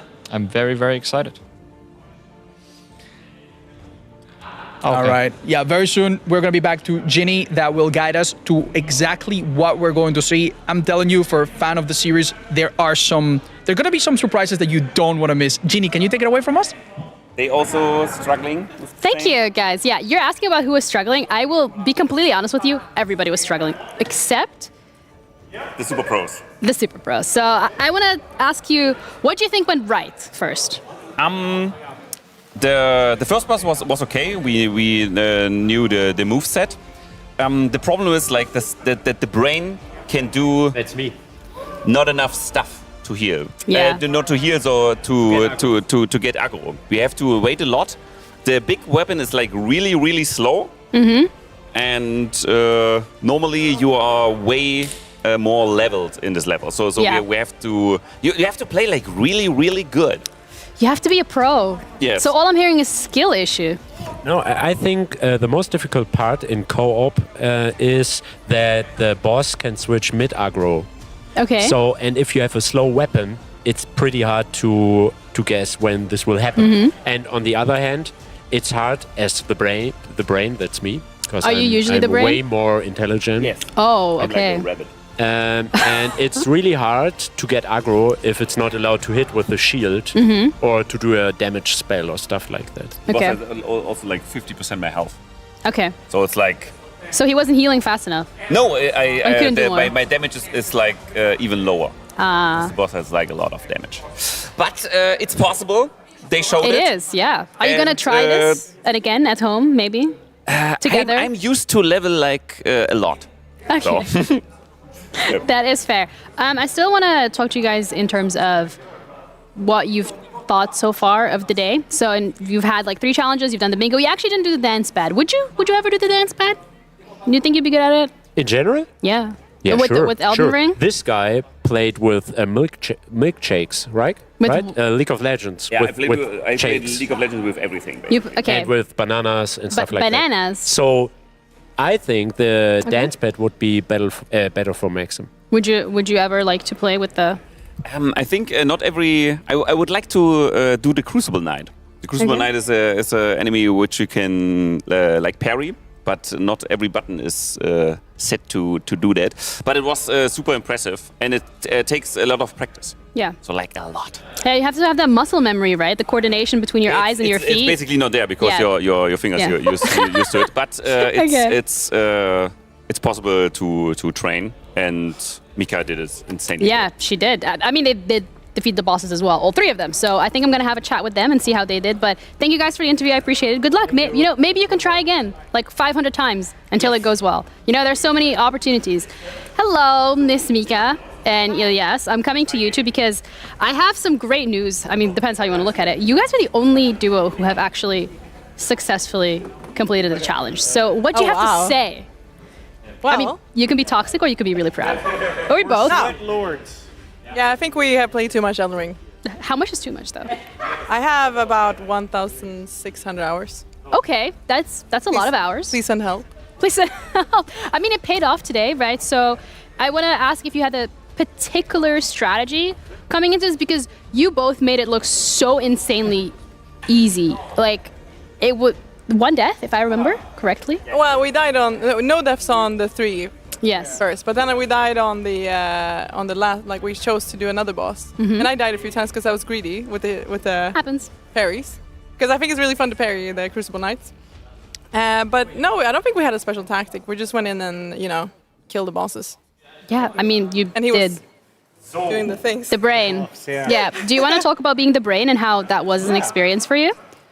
Yeah, I mean it's definitely not something I've done before. I don't even know if I barely summon people, never in like a regular playthrough. I've done like viewer runs, but it was really fun actually because I didn't realize you could hold buffs until my chat told me.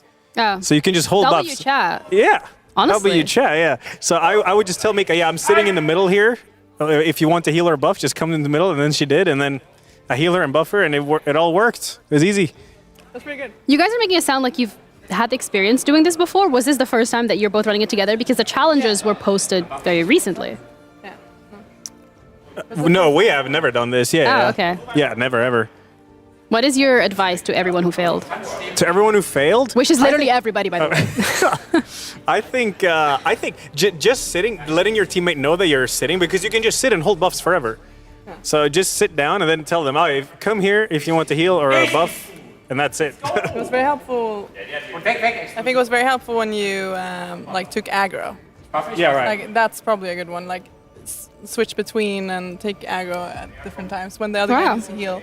That's some and make sure you have the aggro buff, and like the other guy has aggro before you start healing. Okay, that actually sounds like some incredible insights that I think everybody's definitely been listening to. But we're going to be taking a little bit of a break, and after the break, we're going to be sitting down with Bertrand from Bandai Namco and learning what we can expect from Shadow of the Erdtree. So make sure that you stick around and stay with us because we're going to be back very shortly. Don't go anywhere. Congrats, guys. Thank you. That was actually really fun. That was like so quick. Thank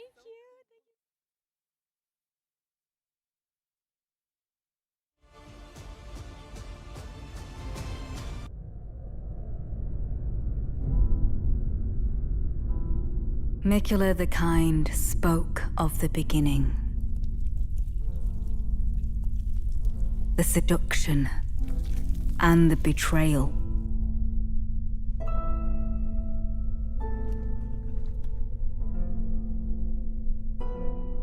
An affair from which gold arose.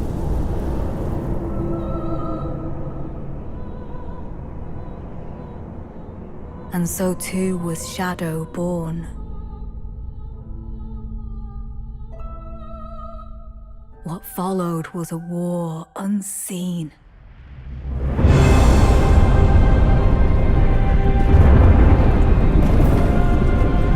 One that could never be put to song.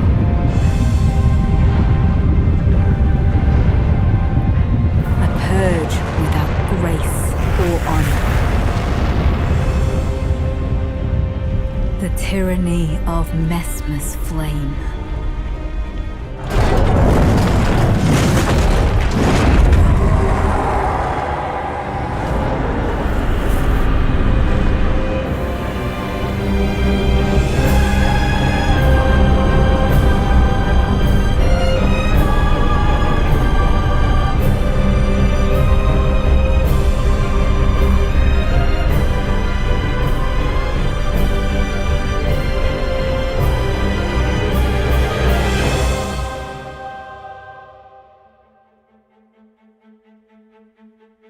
And so kindly Miquella would abandon everything.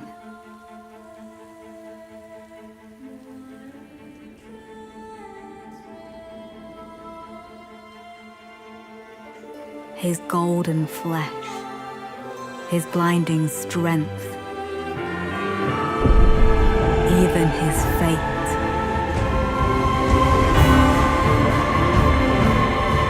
But we are not deterred.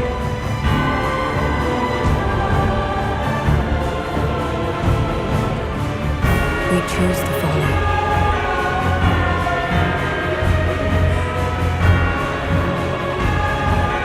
Will you walk with us?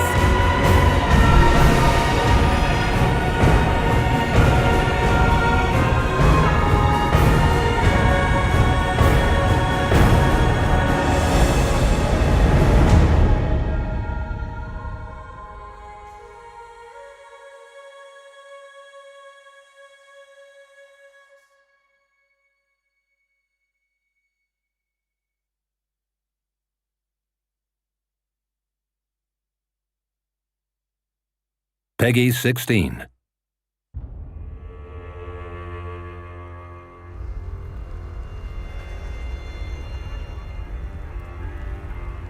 Pure and radiant, he wields love to shrive clean the hearts of men.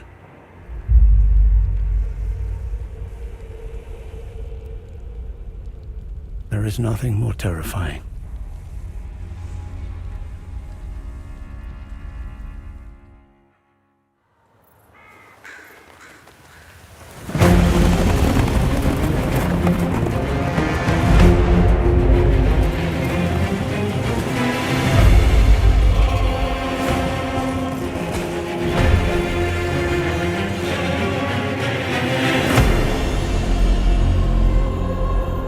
In that forsaken place,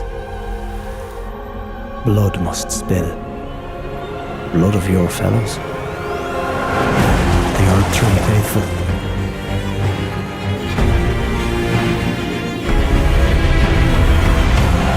They were never saints. They just happened to be on the losing side of a war.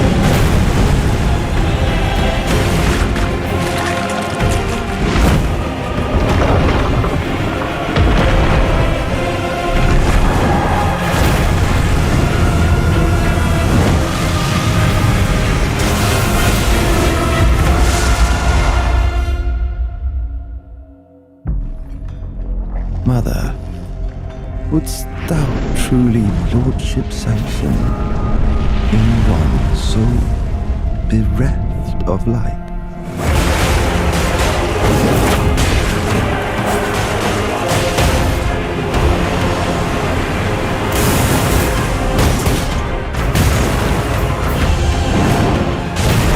I presume you, too, are keen to know just what kind Miquella is doing here.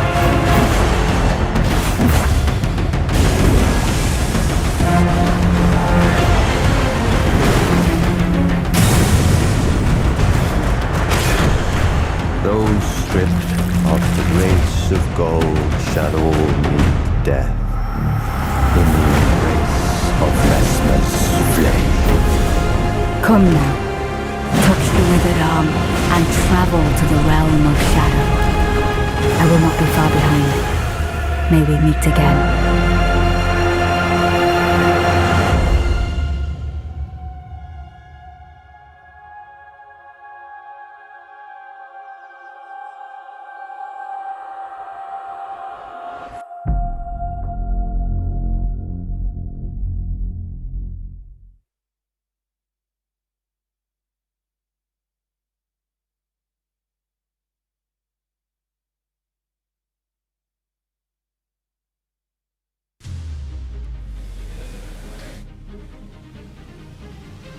Welcome back, everyone, to Red Bull Levels presenting Elden Ring Shadow of the Erdtree. I'm Ginny, joined by the lovely Bertrand from Bandai Namco. Thank you. Hi, everyone. Thank you so much for joining us. Yeah, thank you. Thank you for the invitation. Absolutely. You took time out of your day to come to us here and talk to us about the new expansion. So tell us everything about it that you Well, can tell us? Yeah, the problem is that I can't tell anything. So no, I don't want to be too spoilerish.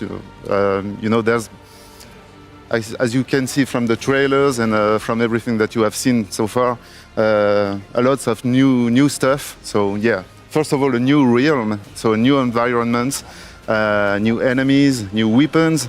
So you will have a glimpse in a short while. New bosses as well. So yeah. Nice. Yeah. It feels like there is so much to explore in this new realm of shadows, particularly. And when we're looking at the designs, because we're also going to have a little small sneak peek on what it looks like, I want to ask what was the emotion or the feelings that you were looking to invoke? Well, the staging here and the setting speaks for itself, because there is no, shining Erdtree. So instead, we have a shadow tree with its veil coming over the realm of shadows. Yeah. So it's something that is more darker, more obscure, and a feeling, an overall feeling of sadness, melancholia all along the place. And we're eager to see the players discovering this new adventure. Yeah, I'm so excited, and I'm sure everyone watching at home is as well. And there are a million questions that people have, but I think I would like to maybe have a bit more of a deep dive of what is new in Shadow of the Erdtree. Besides everything. Yeah, that's a big question. Yeah, what is new is that we follow Mikola's footsteps. So yeah, that's the new quest that players will follow all across the shadow realm. So yeah. I'm sorry, I can't say much. No, I mean, people don't want the spoilers either. They're like, oh, we're so worried. So I know. Gotta keep a good balance, and I think we've really achieved that. Is there, when the players are, on the 21st of June, when they can finally get into the realm of Shadow, what do you want people to keep in mind? Well, just play Shadow of the Erdtree as you play Elden Ring. There's no one single way to play Elden Ring, so there's a dance pad. Yeah, you play as you wish. So if you want to play with the Spirit Ash, you can play with the Spirit Ashes. If you want to play with summoning online, you can also play like this. If you want to refer to guides or playthroughs on the internet, you can also play this. So you play as you wish on Elden Ring, and you will do the same with Shadow of the Erdtree. I think that's a really great way to look at. That's the beautiful thing about Elden Ring, and also the great way to look at it going forward. Yep. There are so many incredible community members and creators that we're having here today as well that are contributing to this. So thank you so much for taking the time to sit down. But that is not everything. We still have a playthrough coming your way as well between Bertrand, and there is going to be odd sitting as well. But before we head through in that playthrough, I think we are going to have a little culmination of how exactly we got here by one of our lovely content creators who are a big part of the Elden Ring community, Valivaya.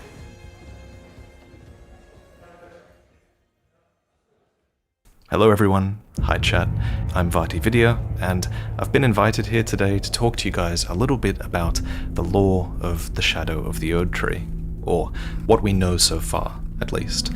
So over a year ago, we were shown this image, and it revealed what many had already suspected, that the DLC would be concerned with a character named Miquella. Long story short, Miquella is Marika and Radagon's demigod child, and of all his siblings, Miquella was perhaps the one most likely to achieve godhood.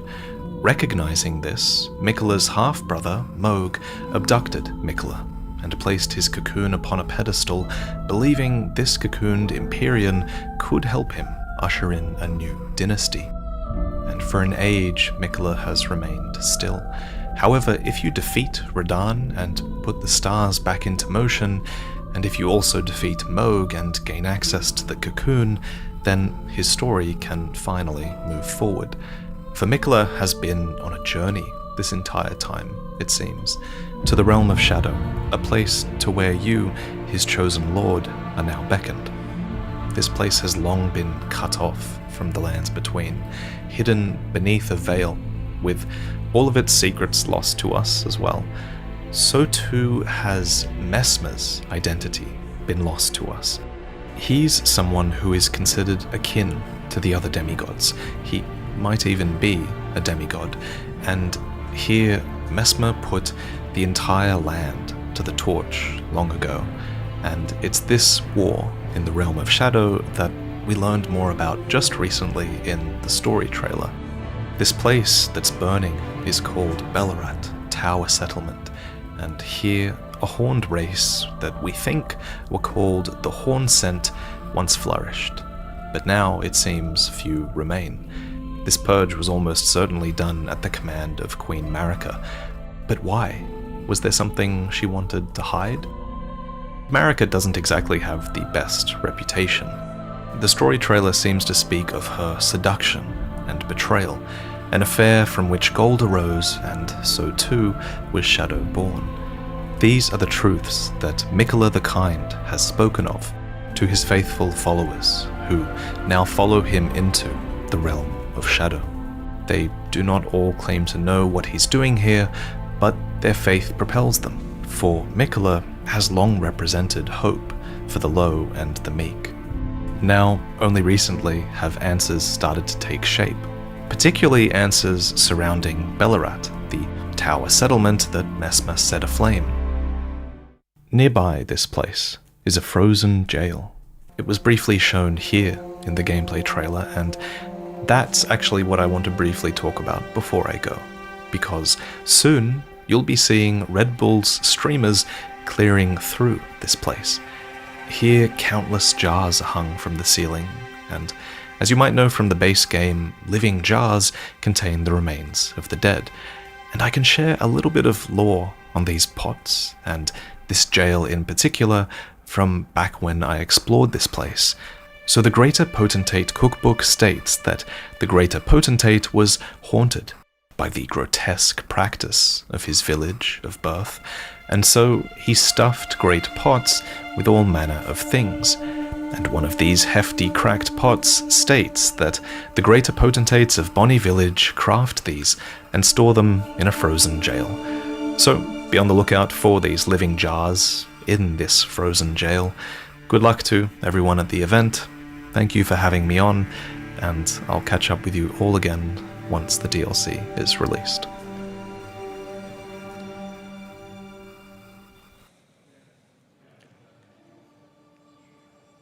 It was not on my bingo list to see Vati on this event, but what a pleasant surprise and what an absolute pleasure. I'm now joined by Bertrand, who's joining me on the caster booth, and very soon we're going to have a live, not pre-recorded. Not pre-recorded. Not pre-recorded. I will ask you to jump twice to prove that it's not pre-recorded, but to set the tone, first, we're going to have a quick look, a quick stroll through some of the areas that you'll see in this DLC. It's going to be very calming. Get your senses, relax. We're going to leave it to production to walk us through this.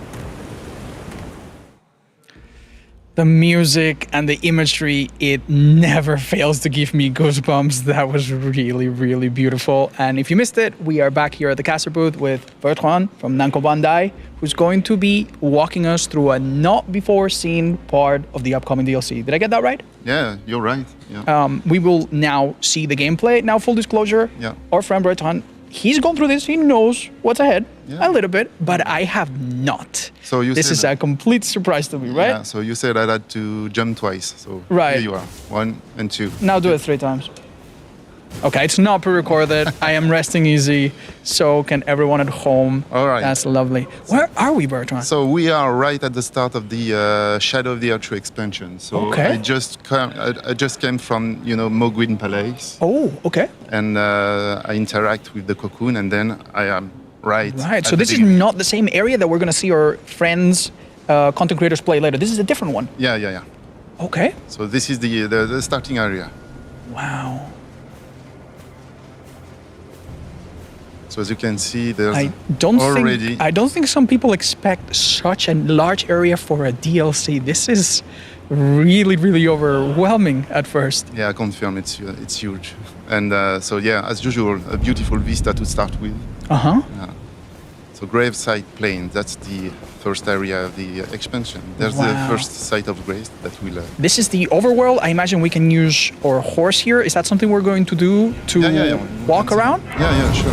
That's wonderful. Yeah. And here is Torrent. All right. Just to give another overview of the... One of the things that I love about Elden Ring is that you can tell a lot about what's happened and where you can go by just having a glance at the faraway sites. Yeah. Is this something that's also true in the DLC? Yeah, of course, yeah. Everything that we're seeing in the distance is probably a place that we're going to end up later? I mean, this is the DNA from software, Everything you see on screen, you can reach it at some point during your playthrough. So that's obviously the case in Shadow of the Erdtree as well. Wow. So I was going to ask you if there was any particular reason we picked this.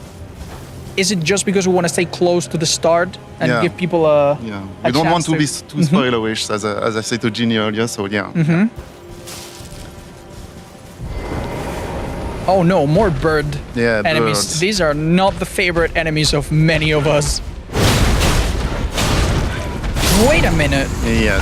I just realized that weapon you're using is quite unique. It moves like a longsword, but it does look like a greatsword. And it's a light greatsword.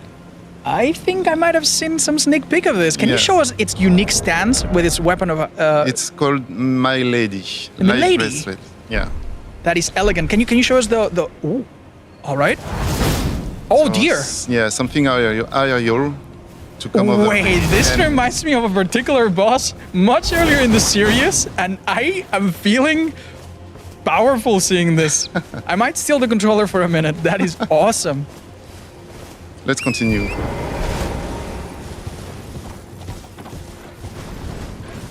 More birds.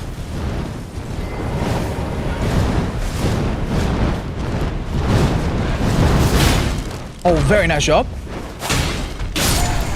That seems so fun to use. It is.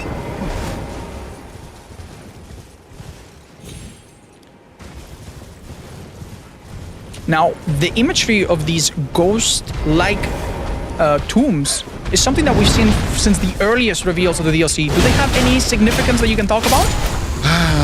Is this something for players to learn? Yeah, I think it's better if players learn about these tombs.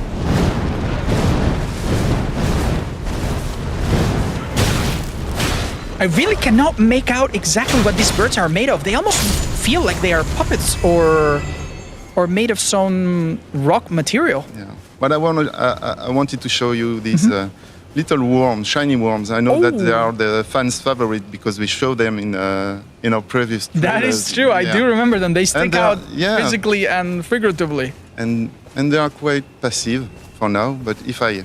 Oh no. No, he's a good... Oh, wait a minute. This kind of symbiosis, so yeah. Oh wait, now you I'm pissed in off trouble. the entire community of them. Exactly, so I'm in trouble now. Is there any benefit to drawing their aggression? No, just to show the audience that they can be aggressive. But maybe some other places might be of interest, to interact. Interesting. Like So you will need to watch out not to add additional trouble if there's out of the enemies in the area. Exactly. All right. So far, we've just strolled down this area. We see some runes over there. We'll go there. Birds are chasing me. Enough with the birds. It is a bit of a classic of Elden Ring to just run through the troublesome enemies. Just run away from your problems. Sorry, guys. Jumping over. The Scorched Ruins. Yeah. You have to say out the name of the area when you arrive, otherwise it doesn't count. So there are ghosts as well. Oh, interesting. Praying for maybe the shadow tree over there. Oh. We do not come in peace, huh? No. Okay, we see an interesting item here. The hefty cracked pot. Wait a minute. Talk about is this a third type of pot? It seems to, yeah. Wow. Actually, that does link up with something that we've seen in the trailer. We did say some kind of tarnished hurdle, an incredibly large pot. I'm Yes. guessing that's what it is? It is. So we will have different types of large pots that we're throwing as if they were huge little throwable bombs. That is really interesting. I hope that we can find some recipe to fill that up. I'd love to see you throw one. It's a bit. Yeah, oh, that's it's a bit lovely. Dark, yeah. Carrying a torch on the left hand is the right way to do it. Of course. Oh. Never mind. This is a fairly large ruin for something that was just sitting there. Yeah. And it seems like now we've taken some kind of roof and it's giving us a shortcut to Yeah, so some other just area. to gain some aim and have a better view of the surroundings. Yeah, I find this... Is this the nighttime version of this area? Does it glow yellow when the moon is not out? Or is it always stays like this? No. You can have it during the day as well. With foggy weather or rainy weather. I find the blue yeah. really, really entrancing. It's really beautiful. Oh, there's the door here. Okay.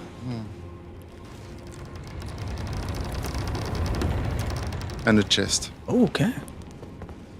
Yeah, come on. Oh, no, but you tease me like this. Nice job. What is this? The Blade of Mercy. And it's not a weapon. It's a talisman. Yeah. But I won't show you. You won't show what it does. Yeah. You are. It has teasing something us to still. do. It has something to do with critical hits. Oh, interesting. Yeah. There are several talismans that already affect that. Okay, summoning the horse from this high up does seem a bit scary. You know. Oh, well. I'm not gonna lie. I think being used to the fall damage in some of the other games has given me a big sense of danger. Nice, we found another Side of Grace. Yeah, so I was talking earlier about the overall tone of the shadow of the Erdtree with something like sadness overall. Yeah, it seems everyone here is mourning. Dramatic. So you see this tree, you know that you're not in a good place. No, not particularly friendly. So let's meet our friendly fire giant there. Oh no. And see. Is this the type of boss that a player is not expected to beat super early and should be tackled later? Well, we're gonna find out. Yeah, well. That almost took out half of Torrent's health. Yeah, he's a bit aggressive, so I won't bother him much then. Could we jump over this, perhaps? Yeah. Nice job. Yeah. Oh, wow. I just wanted to give you a glimpse of this. That is, there's no other enemy so far that does such a wide area outside of a boss, perhaps. Yeah. And it's chasing us. Ooh. Yeah. We just pissed him off, and now we're gonna run away from our problems again. And we are headed to this very interesting entrance. So here's another Side of Grace. So I will just... Oh, now that's a character we might have had a glimpse on in the DLC trailer. I will just reset the... Yeah, the boss, or the wandering because boss. he will bother us. That's great. We are not going to talk to this NPC? No, we are not, unfortunately, but it's just for, spoilers reason. Mm-hmm. So there's one there, another one here. Oh, very interesting. I wonder, can we talk or inspect this seeming artifact? This one? Yeah, we've seen this imagery before. Oh, There's an item you mean and the some, cross? Yeah. Oh, Michaela Does it cross. hold- Yeah. Does it hold some significance? I will leave it to the players to interact with it. But yeah, it's obviously related to Michaela and I see. his footsteps in the realm of shadow. Would it be fair to say that we're going to be chasing after him here as well? Yeah. All And right. see what he's up to in this realm of shadow. Do we leave But that we item? we have an item, and it's an important item because it's the new mechanism Yes, that we this have is the already communicated. unique leveling. Yeah, so it's this Erdtree blessing. So you can collect fragments and then consume these fragments at Site of Grace. So I picked one, and there's this new entry in the menu, the Shadow Rim blessing.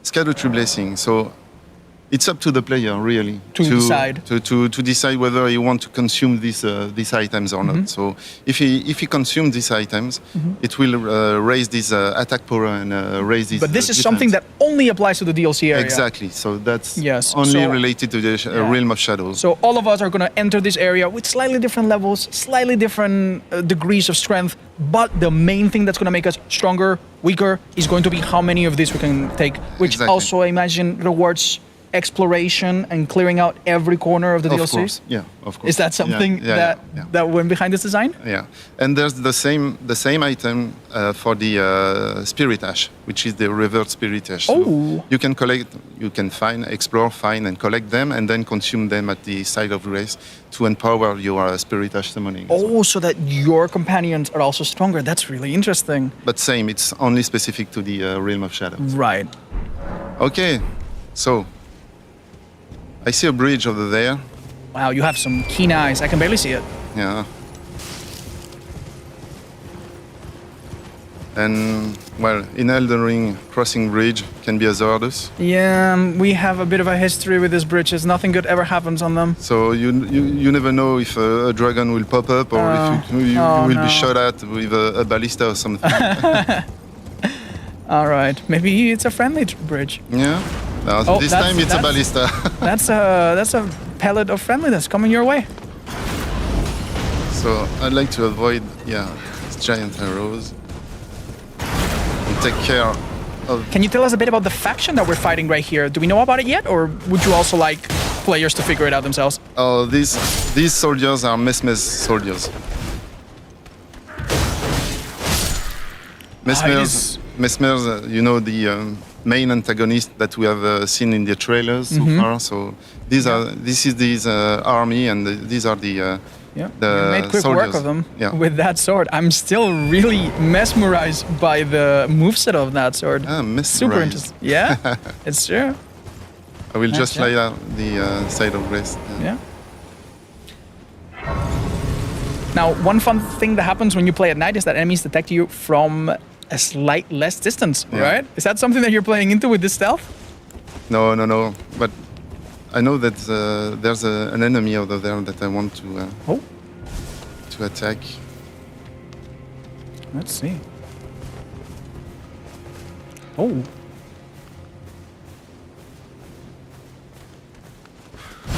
Oh goodness. That seems like a huge knight with a huge mace. Yes. You're in a bit of a tight spot here. Come on, buddy. You're gonna have enemies on your back as well, if I remember correctly. Watch out. Oh, you never rested, so they didn't come back to life, I see.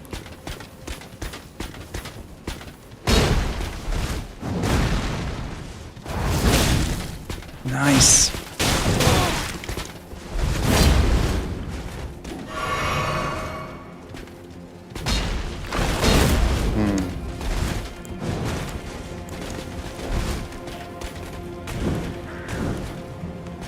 Not a fair fight. I'm gonna let you focus. Oh, is it all catching you here?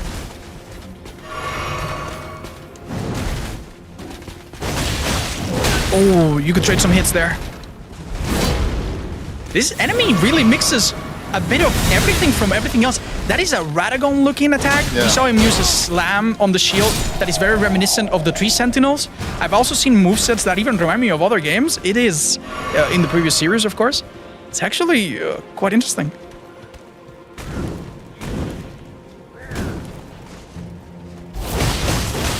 Right. So with the Milady's special stance, we have a light attack, which is what you just did, and the leaping thrusting attack, which you used earlier. It's actually really wonderful. Exactly. Okay, so we'll go somewhere else now. I won't take, the old camp. Okay. And maybe changed the weapon. Oh, wait a minute. Is that a pair of scimitars that are reverse gripped? Yes, so that's the backhand blade. Oh, that's interesting. We did see maybe this somewhere, but I did not realize that this is how they're used. Oh, that's fascinating. So yeah, the Ash of War. Blind spot. Blind spot, exactly. May we see it if we have an opening? Oh, that's what it does. Okay, it's quite literal. That is very unlike any other navigation that we've had before. Yeah, Normally you go behind, forward, but never sidestep behind an enemy quite like that. That is quite unique, and it's following a bit the trend of weapons bringing something new. We know that there are 8 new types of weapons. Yes, exactly. And the actual number of weapons is much higher, not to speak of the boss weapons that we're definitely not going to see, because that steps into spoiler territory. Wait a minute. Oh my god! Oh. Now that is a disciple of the Crucible Knights and Godfrey. He hits you with a really mean stomp attack and then did a charge axe. I think that caught us a bit by surprise. Was that scripted? No. We're not far. I was not expected to die that. That was actually really nasty. And keep in mind, you've already made yourself a bit stronger with that fragment earlier, right? Yeah. The Scarlet Tree fragment. So this could have hit even harder. Players will definitely need to come prepared. Do not come to the DLC unprepared. Nice. Attacking the smaller enemy, getting rid of them. It's typically a good idea. That looks like such a killer move.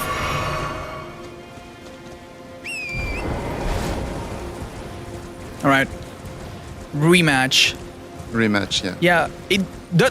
Are we gonna see this often where enemies, even normal enemies, do moves that are basically on boss level? Yes. Oh, wow. Especially for this one. Yeah. I mean, you killed him so quickly, you barely gave him a chance to stand, but earlier he showed you some real moves. Meanwhile, this crossbows guy is if you're caught by surprise, it can be, like this. Oh, he switched weapons. They're deadly. So I really wonder what exactly these soldiers see in Mesmer, how he gained their devotion. I know it's not related to what we're seeing right now, but I can't wait to read all the item descriptions that we're definitely going to be skipping in this small segment, right? So let me try another. Ooh, this is a very reminiscent type of ultra greatsword. Am I right? It's the Knight's It's a King colossal Red sword, yeah. Wow. Well, let's see it in action. It also has a flame spear, Ash of War. Yes. Is it a unique type as well? Let me just take out this dog. Wow. That looks very fast for a weapon of this type. So it seems almost like a hybrid. Ooh. Oh, nice. You broke its stance. You can now riposte. Huge.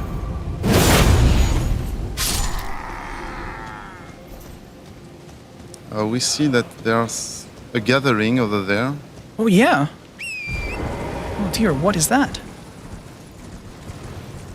It's very common in Elden Ring to see factions be alive and fighting over each other. Yeah, this is exactly the case here. So we have Mesmer soldiers fighting ogres. Oh, dear. Orcs or whatever it is. But I can take it to my advantage. I mean, to be fair, I think the Mesmer soldier was a bit outnumbered there, so you might have been on the wrong side. You might have wanted to let him help you a bit. Oh, wow! That actually has much longer range. Does it get charged, perhaps? Yeah. Oh, nice.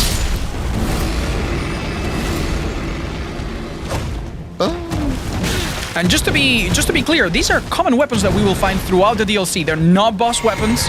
We still have some aces up our sleeves, is that right? That's regular weapons, yeah. Yeah? Oh, nice. Oh, the jumping R2s do so much stance damage. Yeah. There you go. You made quick work of them.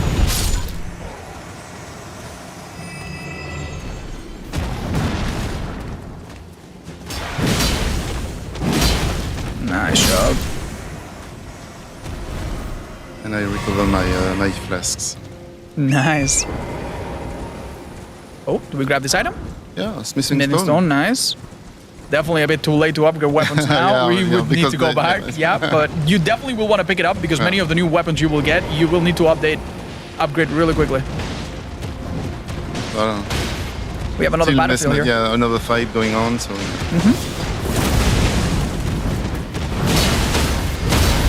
Nice.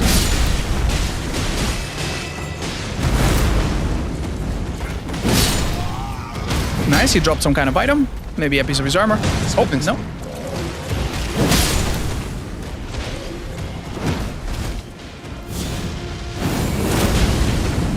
I was wondering if you could hit multiple of them with that. Oh, yeah.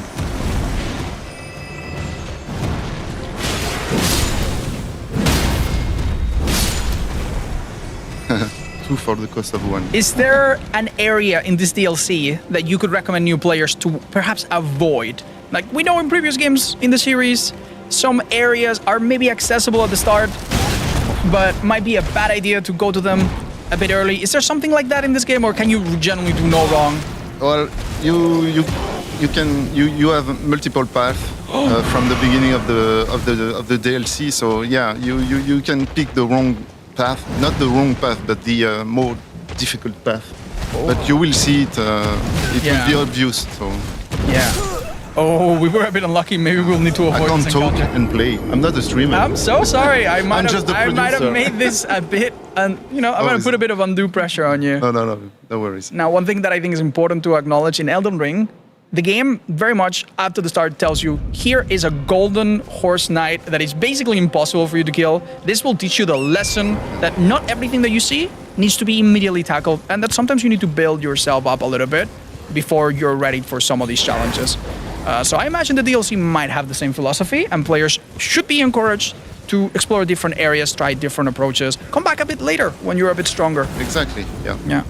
Now we're definitely prepared for this one, but I promise you, I will let you focus this time. No, but that's okay. We're almost at the end of this segment, so Okay. I will just show you the end of the segment. That just like a kind of a teaser. Okay. So they're still fighting. Mm-hmm. We lead them. So as usual, you have some clues here and then, and here it's the flames. So you think, might be something there. Yeah, it really pays off to look at every corner, and anything that looks a bit suspicious probably requires your attention. And this Here seems to be we can see that there's an entry and a site of grace. So what is it? Oh, Ruin Forged Lava Intake. A lava intake. Labor.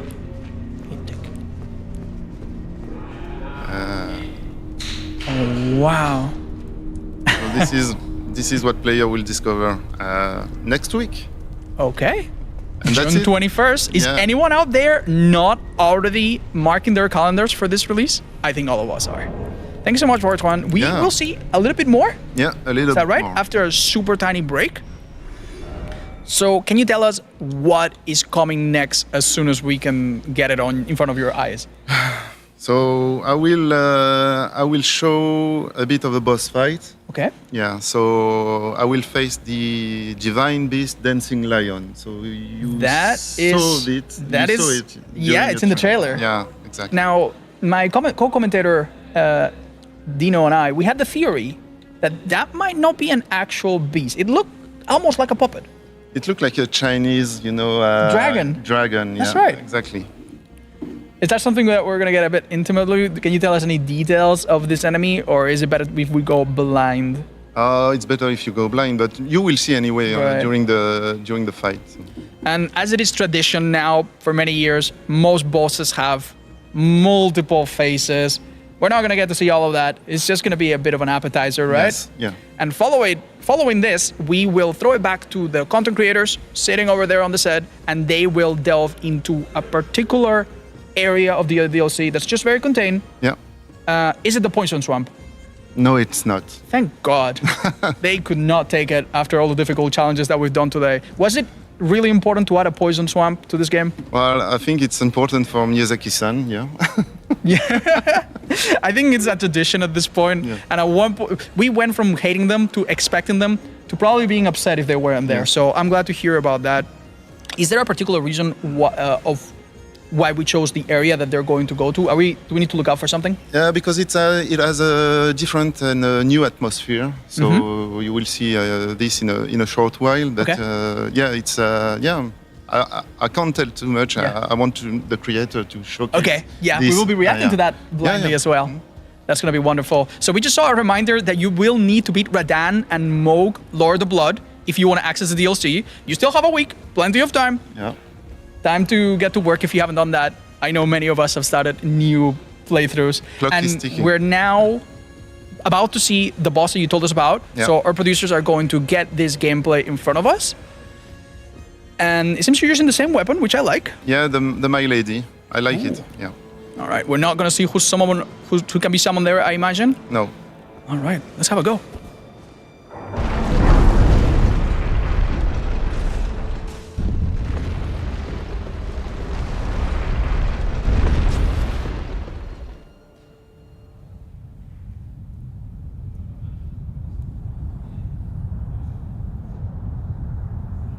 O horn-decked beast from higher sphere delivered, take root inside the tower's sculpted keepers, and perched within, we beg of thee, rise.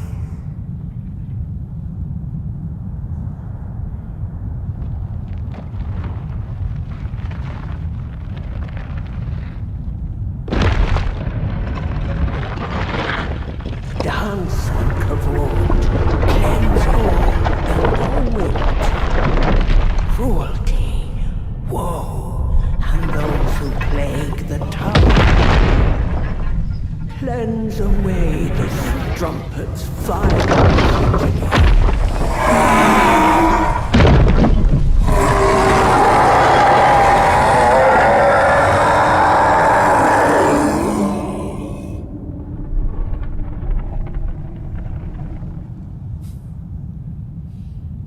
What a stare. Yeah. Meet the dancing lion.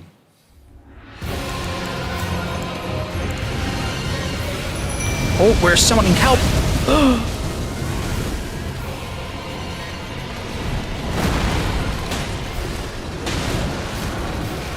Oh, that is the enemy that we saw prior. Yeah. You have recruited him. Oh, nice jump. Does this inflict some kind of status effect? Or is No, it just damage? Yeah, just damage for now.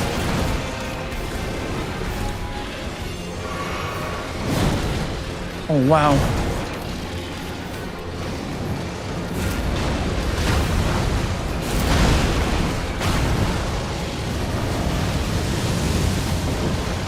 Very clean jump. This might be an opening to do some damage. Oh, but you are very, very low on HP. That was dangerous. We give it another try. No worries. Yeah, absolutely. This enemy telegraphs its moves, but it also is so unnatural. Now, we saw when our other content creator friends were playing, they played against big dude with armor and weapon, and their move is so predictable, it's easy to parry. This is something quite unlike anything we've ever seen. It contorts and it moves. And it's time for us to tackle it again.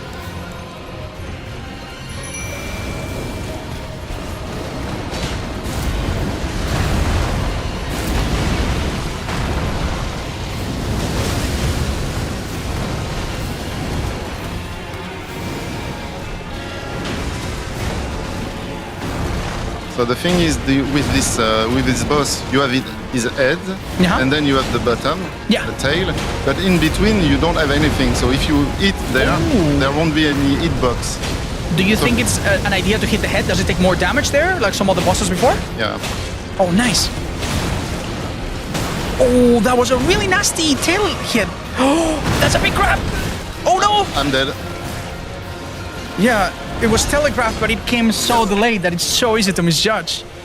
This is the type of challenge that it's going to give us. Oh, dear.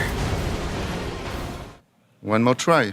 One more attempt. One more attempt. We'd like to reach the halfway point, perhaps, or a bit less at least. See if we can put a dent in this really tough fight. But if we cannot, hey, that's fine.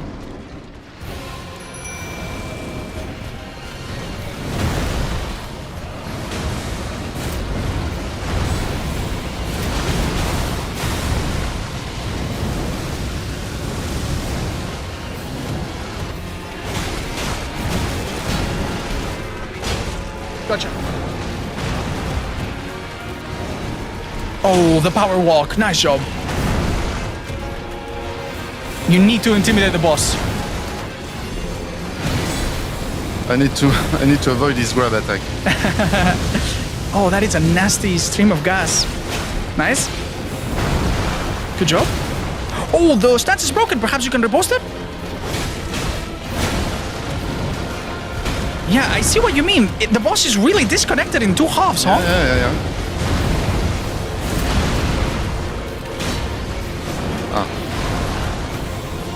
All right, our summon's doing God's work here. Oh, can we repost that perhaps?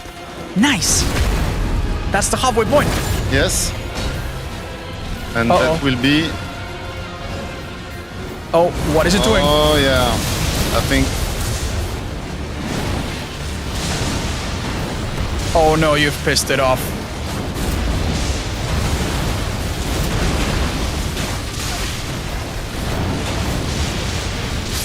Oh. That did not feel particularly fair, but I think this is about what we wanted to showcase. Is that right, Voltron? Exactly. Yeah. Yeah. Well, I know it is very difficult to perform live. It's very difficult to perform in general. We know and we appreciate that. We also appreciate you answering my questions, Jeannie's questions earlier, and everything else. It's fantastic. So, yeah. How happy are you to finally be this close to delivering this to millions of players? I mean, it's been an incredible journey since the release of the base game. So see so many players coming to the Souls genre. 25 million Elden Ring players. And so many different ways to play, as I said earlier. So it's an amazing thing, and we are really eager to see in 5-6 days now how the audience, how the community of players will react to this expansion. So, I have no doubt that this expansion is going to give us memories for years to come. But there's still more that we're going to see, and Jeannie's going to tell us what is next. Jeannie, can you take it away? Absolutely. Thank you so much, Bertrand and Odds, for showing us some of this incredible and super exciting new gameplay for the expansions. But the second half of our show is well underway, and I cannot tell you how buzzing everybody is to be seeing some of the first looks inside the Realm of Shadow. As you can see, we still have plenty more action to come, as right behind me, our content creators are setting up for their own playthrough, where we'll be letting them loose to tackle a couple of cave runs for themselves. Odds and Dino, you guys are going to be taking over the action, but before we do so, I want to have a quick check-in with you guys in terms of the schedule for today. We've already had our first 3 challenges, and those were the Tarnished Trials Bingo Edition, as well as the Dance Pad Workshop and the Brain and Brawn Challenge. Now, I am super excited and ready to head into the action, but the question here remains, are Odds and Dino ready to do so as well? Guys, take it away. Give us some of the excitement of seeing this for the first time. Hello, Ginny. We are as ready as we possibly can, considering that we're seeing this for the first time, and we're going to be reacting to everything along with you. Now, one thing that Dino and I have had the pleasure of doing that we've already seen is some of the new weapons that are commonly found throughout the DLC. We already saw a small sample with Vorpan, with the Milady, but we wanted to highlight some more, some that you might have noticed in the trailers. So our friends at production are going to show us what it looks like. This is the Dry Leaf Arts, a weapon that is no weapon at all. It makes you the weapon. Basically, yes. It is kind of like a monk combat style, I would say. Kung Fu. Seems right. It's style. Just so stylish. And there is a precedence to this type of weapon in the series, and I don't know how you felt about that, but I love that. And the fact that it's making a comeback here is incredible. Yeah, that's amazing. I mean, there are some melee combat weapons, of course, in terms of like fist weapons, of course, but I think we have never seen anything like this before. Right, and something else that looks fairly unique is a new type of shield that is very prominently displayed and showcased in the trailers.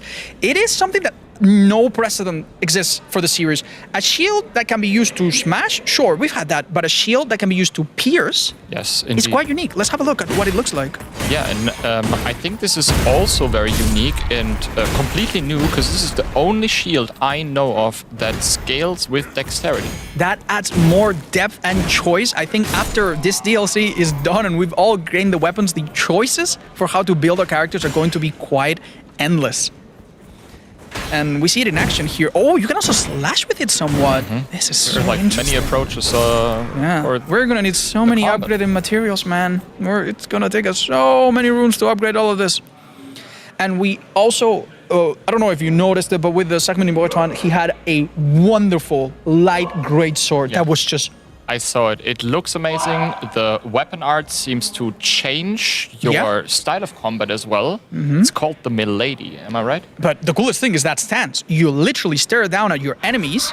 That probably inflicts some kind of like unseen fear status effect. And you are the boss with this weapon. You walk like a certain boss in the series that you might remember that also extends his sword sideways in Demon Souls, the Penetrator. Oh, yeah, you make that same pose. You're right. That's very reminiscent. That's the first thing I thought. I thought this is the coolest thing ever. And these are only 3 weapons, not even boss weapons. Out of many. Out of 8 new weapon types and dozens and dozens and God knows how many weapons overall. And that's not even everything in this DLC. We have so much stuff coming, and some of it you're going to see from our content creator friends. We're going to be tossing it to our players that are now already testing a new cave area. Oh, we're right into the action with Sabaku here. In this my new God. He's barely standing. This seems to be a completely new enemy. Yeah. And we also should add and say that we have not seen this yet. No. We are basically blind reacting to it. Yeah, you're having our unfiltered opinion. This seems to be some kind of like freezing, preserving pantry with several pots. Pots everywhere, yes. Yeah. It looks amazing. Like it looks really good. Absolutely. What we saw so far, everything looks know, absolutely stunning. I know. I'm beyond excited. I know. Yeah. The only thing more exciting than seeing it is knowing that in about a week we're gonna be able to play this. And I know you have plans for your playthrough, but each playthrough is gonna be so unique. Yeah, Sabaku is maybe explaining to his audience now a little bit of what's going on. He does have the Milady and the paired scimitars that are underhanded. That is so cool as well. Yeah, I think they have like multiple weapons, right? How many weapons do they have? They have a few archetypes to choose from, and I think every weapon that we've seen so far might be in their arsenal. He's fiddling a little bit with the moveset. That seems to be the standard light attack. It seems also that it's really, really good to one-hand the Milady. Yes, very, very good. I mean, there are other weapons where you can change your stance. For example, the Uchigatana with the unsheathed move. But this seems to be one where it's actually good to have a shield in your left hand. Yeah, this seems a very beginner-friendly. It might be grabbed early in the DLC, hopefully. So we'll keep an eye on it. Sabaku is trying to decide what he likes more. Everyone in the content creator friend area is having a go at the DLC. Can we swap over to Ella real quick? Yeah, Ella is showing us something also quite unique. If we can see Ella. Yeah, there he is. Ella, please? Ella has like a, what is this? A heavy katana. Yeah, it's like a very long katana or something. Yes. We have also never seen anything like this. No, not to call back more games in the series. Oh God. Okay. Also stance change. Yeah. Do you remember a particularly silver-haired enemy? This is like an Ishin move, right? Yeah, yeah. But do you remember who has this big katana in that same game? The big katana? Father Owl. Oh yeah, of course. Yeah, he carries that. Like large... And this weapon. Look at that. Did you just see that? Do you see Ella's reaction? This is a great hammer that you can throw. Oh my God, you can literally become Thor? Yes, look at his reaction. And there are more weapon types of this category. These are the Smith script weapons. And this, when charged, is a throwable weapon that comes back to your hand. Oh, there was something similar in the base game as well, I believe. Yes. Where there was an Ash of War. It was an Ash of War, but this doesn't consume FP. It's literally that. Okay, this isn't a new weapon. This, I believe, is just an old one with a particular Ash of War. And now he uses the dry leaf.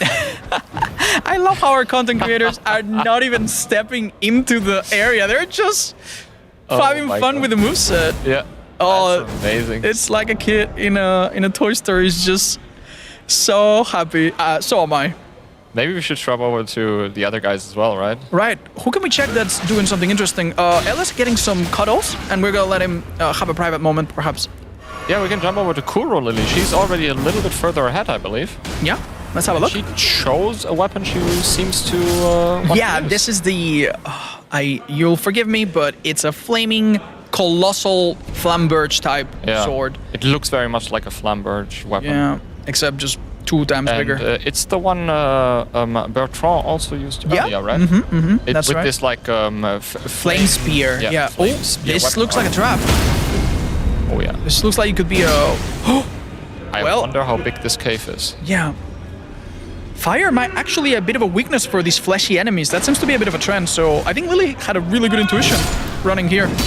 Because this enemy, look at the amount of sheer damage that Lily's putting out. That is actually quite remarkable. It's a plus 25 weapon, right? Yeah, it is, Okay. but 1,000 damage a hit, that's definitely hidden some kind of weakness. These enemies really seem messed up in a way that's hard to I think describe. I've never seen anything like these. They look really crazy. They remind it's me a like bit- they're the remains out of the pots, basically, you know? Oh, that's... Crawled out of the Oh pots. my god, I think you're absolutely right. Yeah, because in these pots there are like remains within. Right. They seem to be the remains. Oh wow, the damage there was quite dangerous. Yeah, I think you're absolutely right. They look a bit like a heart. Yeah. So I can't tell if that's what's going on. You almost look like So the anatomy of a heart, or it that's could be just basically- I'm sorry. That is basically what is within Alexander. Right. Yeah. The jar warriors. You see there that you have the same items that they drop. The jar warriors are It's so basically stunning. I can't the wait. ground beef of warriors, we could say. Yeah. Lily's leaving no corner unchecked. I love that approach personally. Maybe we can hop over to Elias. He's even further, I believe. Yeah, Elias has taken either a different route. He seems to be on a lower level. He uses the twin blades. These look Yeah. absolutely fantastic. They you can do. charge around with them.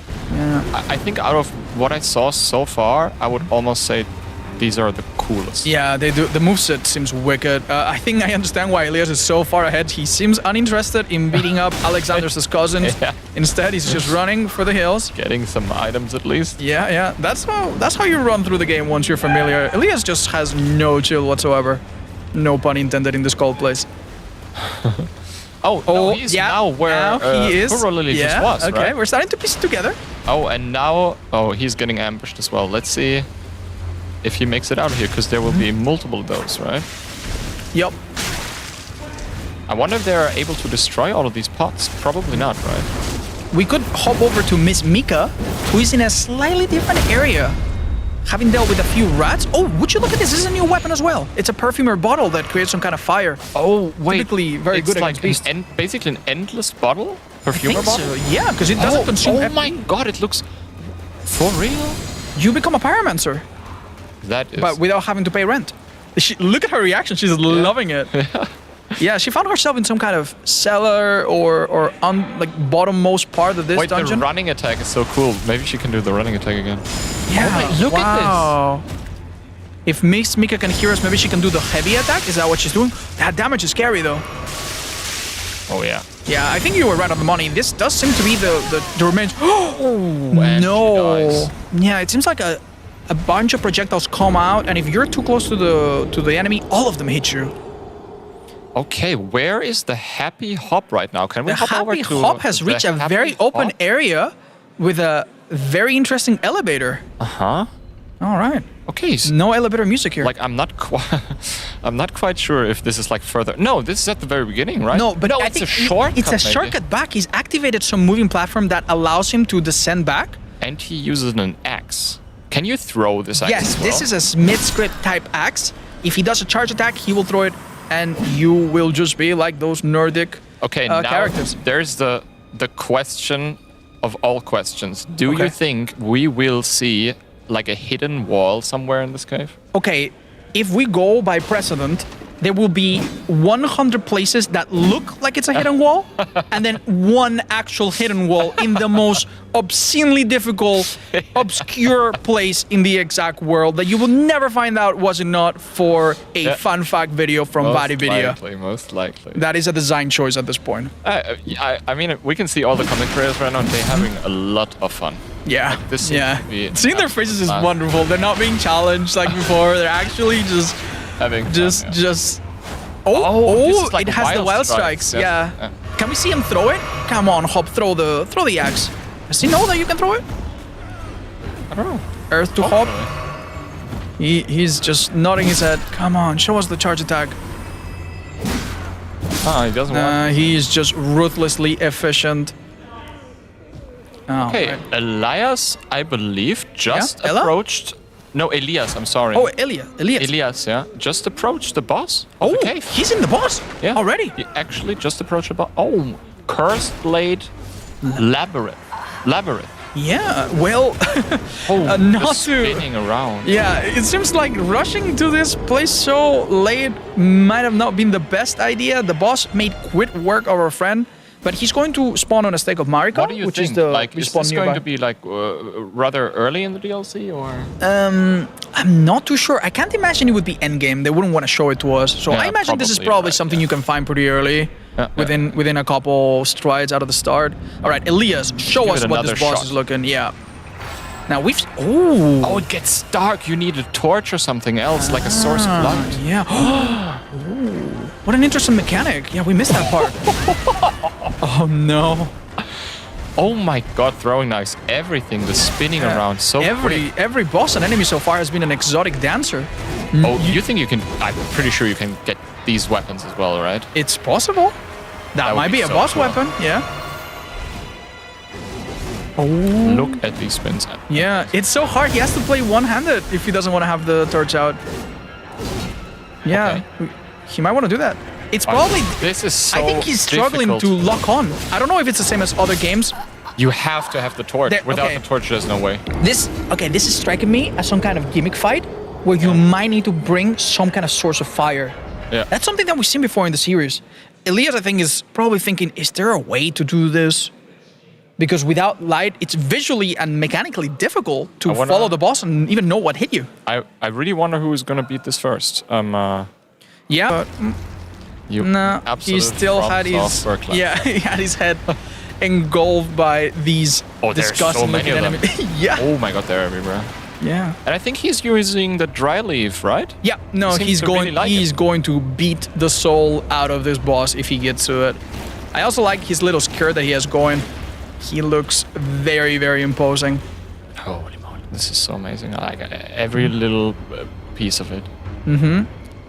Our friends had different archetypes to choose from. Some of them were more geared towards dex, strength, or even magic. I don't think we've seen anyone pick the magic option. Oh, wait, they can just, like, after beating the boss, they can try it, yes, right? yes, they will have the chance to go back, pick a different class, and maybe show us a bit of a different angle. And there's Alexander coming in. Yep. Let's dry leaf him. Oh wow, that's 2,000 damage.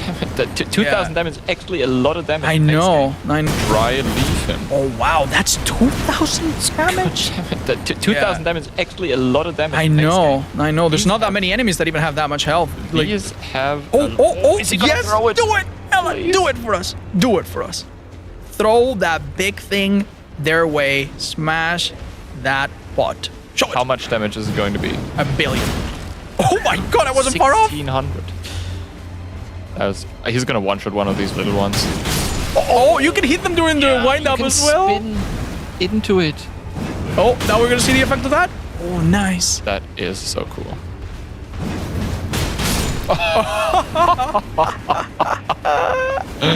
That's huge. Holy moly. Nice. Oh, he just throws into the other that's one. good. He had a very swift changing of targeting with his lock on. I'm not gonna lie to you, this hammer is very cool. I know.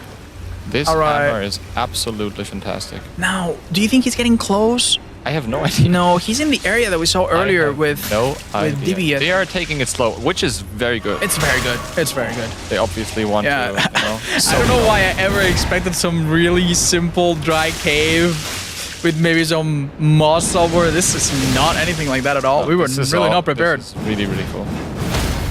Nice. Oh, is he gonna finish the job? The poison With- damage is actually no, also very good on this, it seems. Yeah.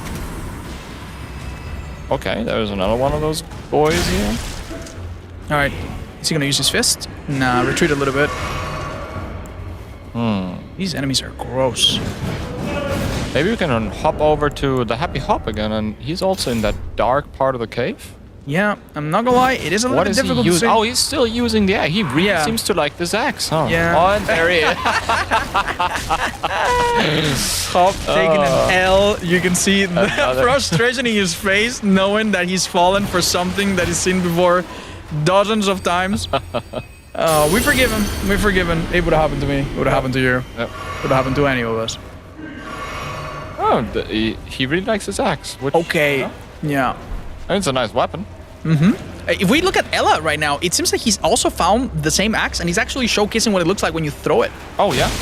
Let's have a look. See if we see it in action.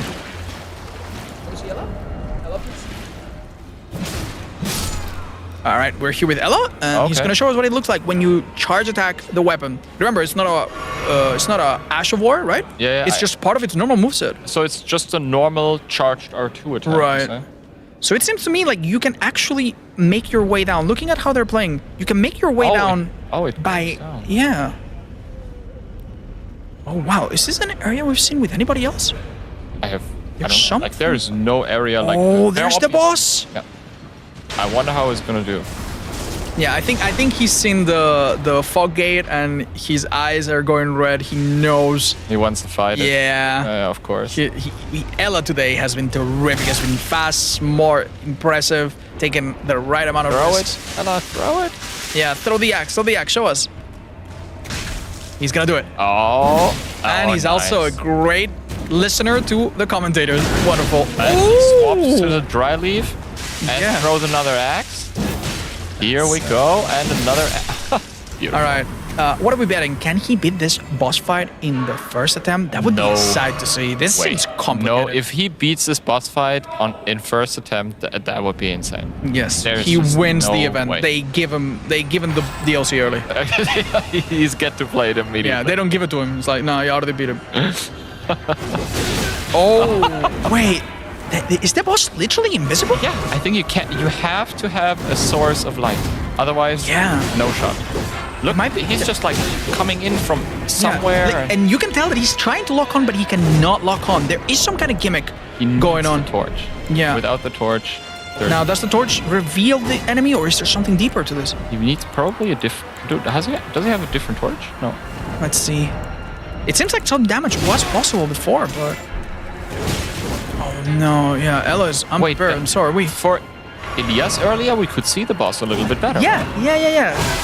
What do you think they have to do? I don't know. Hold up the torch, but he just did that, right? Yeah, it might be that he does this at some point. Yeah. Oh wait. Could it be that there's something around the arena that you need to pick up? Maybe an item. Lights or something? Yeah, I saw an item. Now there is a precedent in some boss fights, such as Yorn in Dark Souls 3. Mika is about to approach the boss. Let's see how she is doing. Let's Hop over to Miss Mika, please. It's gonna be pretty perplexing if we find ourselves in the same situation here. Let's pay a lot of attention, see if we can figure it out before they do. Yeah. But as I was saying, it might be that there's a special weapon inside the boss arena that you need to pick up. That's happened in a few fights. But you would see the item, right? Isn't there one?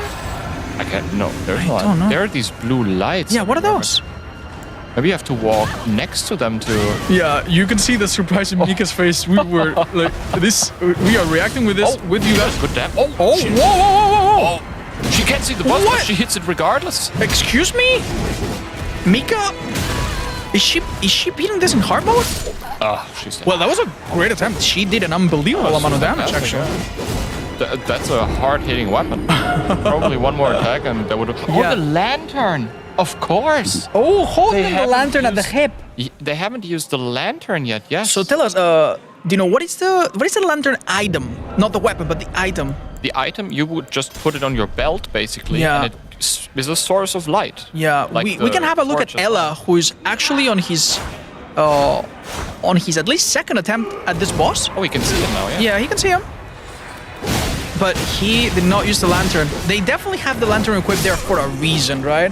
I think Ella hasn't realized that yet. No, but I don't understand why can he see it now and he couldn't see it earlier. It might go through certain phases. He seemed to do some good damage. Mika is also currently figuring out exactly how to do this. Oh, They died so unfortunately, quickly. they also Like, died. all of them are fighting. No, almost all of them are Yeah, fighting. Hob is also beating some enemies before, but hasn't reached it yet. And everybody else is catching up. Okay, I wonder who figures this out. What do you think? Who's going to figure this out first? I don't know. Is it as simple as we think? Is it just a source of light? I don't know. I can't tell. Like, all I can tell you is that. Oh, now it's visible. Yeah, somehow. yeah. There's some kind of gimmick. I think it might be. Maybe you have to be close Yes, with the torch, it could and be. then you can see it. It could be that the lock-on range is simply smaller to draw initially. And as soon as you like now. Oh, look at this! Darkness. No, now it seems to be visible, right? Like barely, of course, because it's Yeah. dark, but it kind of seems. Did you just see the ridiculous amount of damage? Nice job, Ella! Third time, not the charm, unfortunately. Okay, let's. This boss is brutal. Yeah. I wonder who's going to beat this first. Like, let's go to No Way. Oh my god, No Way for you has it halfway already. Oh, could this be the first? Half health bar. Yeah. Oh my god, No Way for you is about to beat it. Yeah. Have a look at No Way for you. Yeah, he's chipped down his health down to the last sliver. Oh, but this is so explosive. This would be. Yeah. That would be big. Oh Nice my god. job! No Way for you being the first lead. one to beat the boss. And he unlocks a Spirit Ash. That's really interesting. Well Wait, done. what did It's he get? really, Oh yeah, Spirit Ash. it's really interesting to see that we have veterans and ultra veterans of this game, but when things are new, yeah. First person who actually beat this. Yes. I got so lucky. Did you figure it out, or did it just luck? So How can you see it? with my L1, like the light attack with the new Okay. weapon, right? Okay. Which one was that? Like the Milady katana. Okay, yeah. I can like hit him and stun him from a little bit, so I get an extra attack. Okay. And then I just got extremely lucky, I believe, and got It's that like skill. on a easy skill set, like 3 or 4 times, and then I just killed him. Oh my gosh. Yeah. It sounds like you figured it out. Yeah, I mean those other guys. Maybe like right, the first one in the world. How does that feel?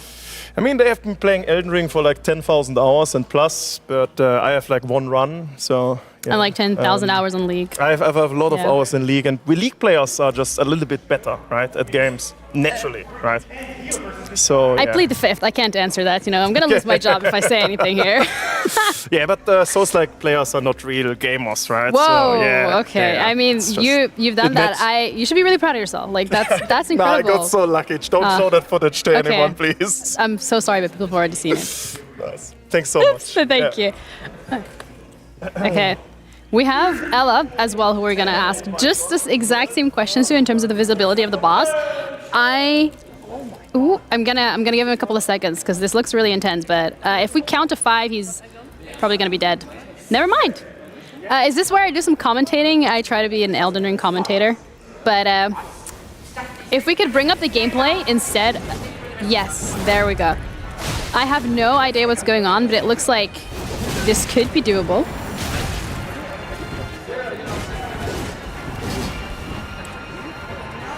Okay, Ella, seemingly having figured out some of the keys to this fight, is now able to see the boss properly. Yeah. It seems like the yeah. cave has lit up for him. Yeah. I have no idea why. Do you? No, it might just be that the darkness dissipates over time and you just need to stay alive. Or there might be some secret that we haven't. There's another Yeah, there it is darkness again. spell. Okay, that's unfortunate. So he got the torch again out. Oh my god, he Out just of took an nowhere. incredible blow. And it's so unfortunate because he's the boss of the health's boss is just so low. Oh, he has no heal anymore. Oh, he might be able. He might be able to. Oh, it's. It comes down to the wire. Mm-hmm. Will he do it? We're gonna be on standby. Wait, Either way, it's gonna be darker. heartbreaking or exciting. No, here's the final. No, he lost his chance. This is the invisible attack that just comes without warning. He got it. Well done. Let's take it to Genie to tell us. Oh my god. Okay, you're sweating. I'm gonna give you like 5 seconds to breathe. I'll give you the microphone as well. Holy, you did it. You beat the boss. Now, you're actually the second person in the world to do that. Oh. You lost number 1 to No Way for You, sir. The guy I who did. has like 100 hours on the game, if not less. Yeah. But either way, I wanna have some insights here. How did you figure out to see the boss? What was your approach? Well, so I had no idea where he actually was. Mm-hmm. So I figured the perfume weapon, which has big Okay. fire AoE. Yeah, that looks broken by the way. Yeah, something would hit him. So I just figured we use that. Okay. And then it worked. So yeah. How does it feel that you've done this? I'm was it like shaking third from try, that. right? That was Was your third try? Second? Third? No, that was like 7th or something. okay. He destroyed me. Oh, so far, are you enjoying it? Oh yeah, loving it, and it's very difficult. Yeah. I was gonna use like a level 100 character for the DLC, but I think this character is level 150, and that Wow. boss did like 90% of my health with one of his attacks. It's crazy. I mean, it looks like a great time. Thank you. I'm going to leave you to it. Explore more. Maybe defeat some more bosses. I Yes, appreciate I'll it. try. And casters, we're going to be heading back over to you guys. And it seems like Hand of Blood also has some fun with this new hammer here. Oh. Yes. Oh, they traded blows, and here it comes. That is just, it does not get old. I love this weapon, I gotta be honest. This is probably, I gotta say, this is probably my favorite. This is gonna shake up the normal gameplay of the base game even. Yeah, you can approach like a melee combat style with the swings and attack a distant boss, yeah. further away as well.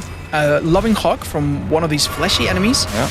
Watch out, we've seen that attack demolish our players. And just a few more steps.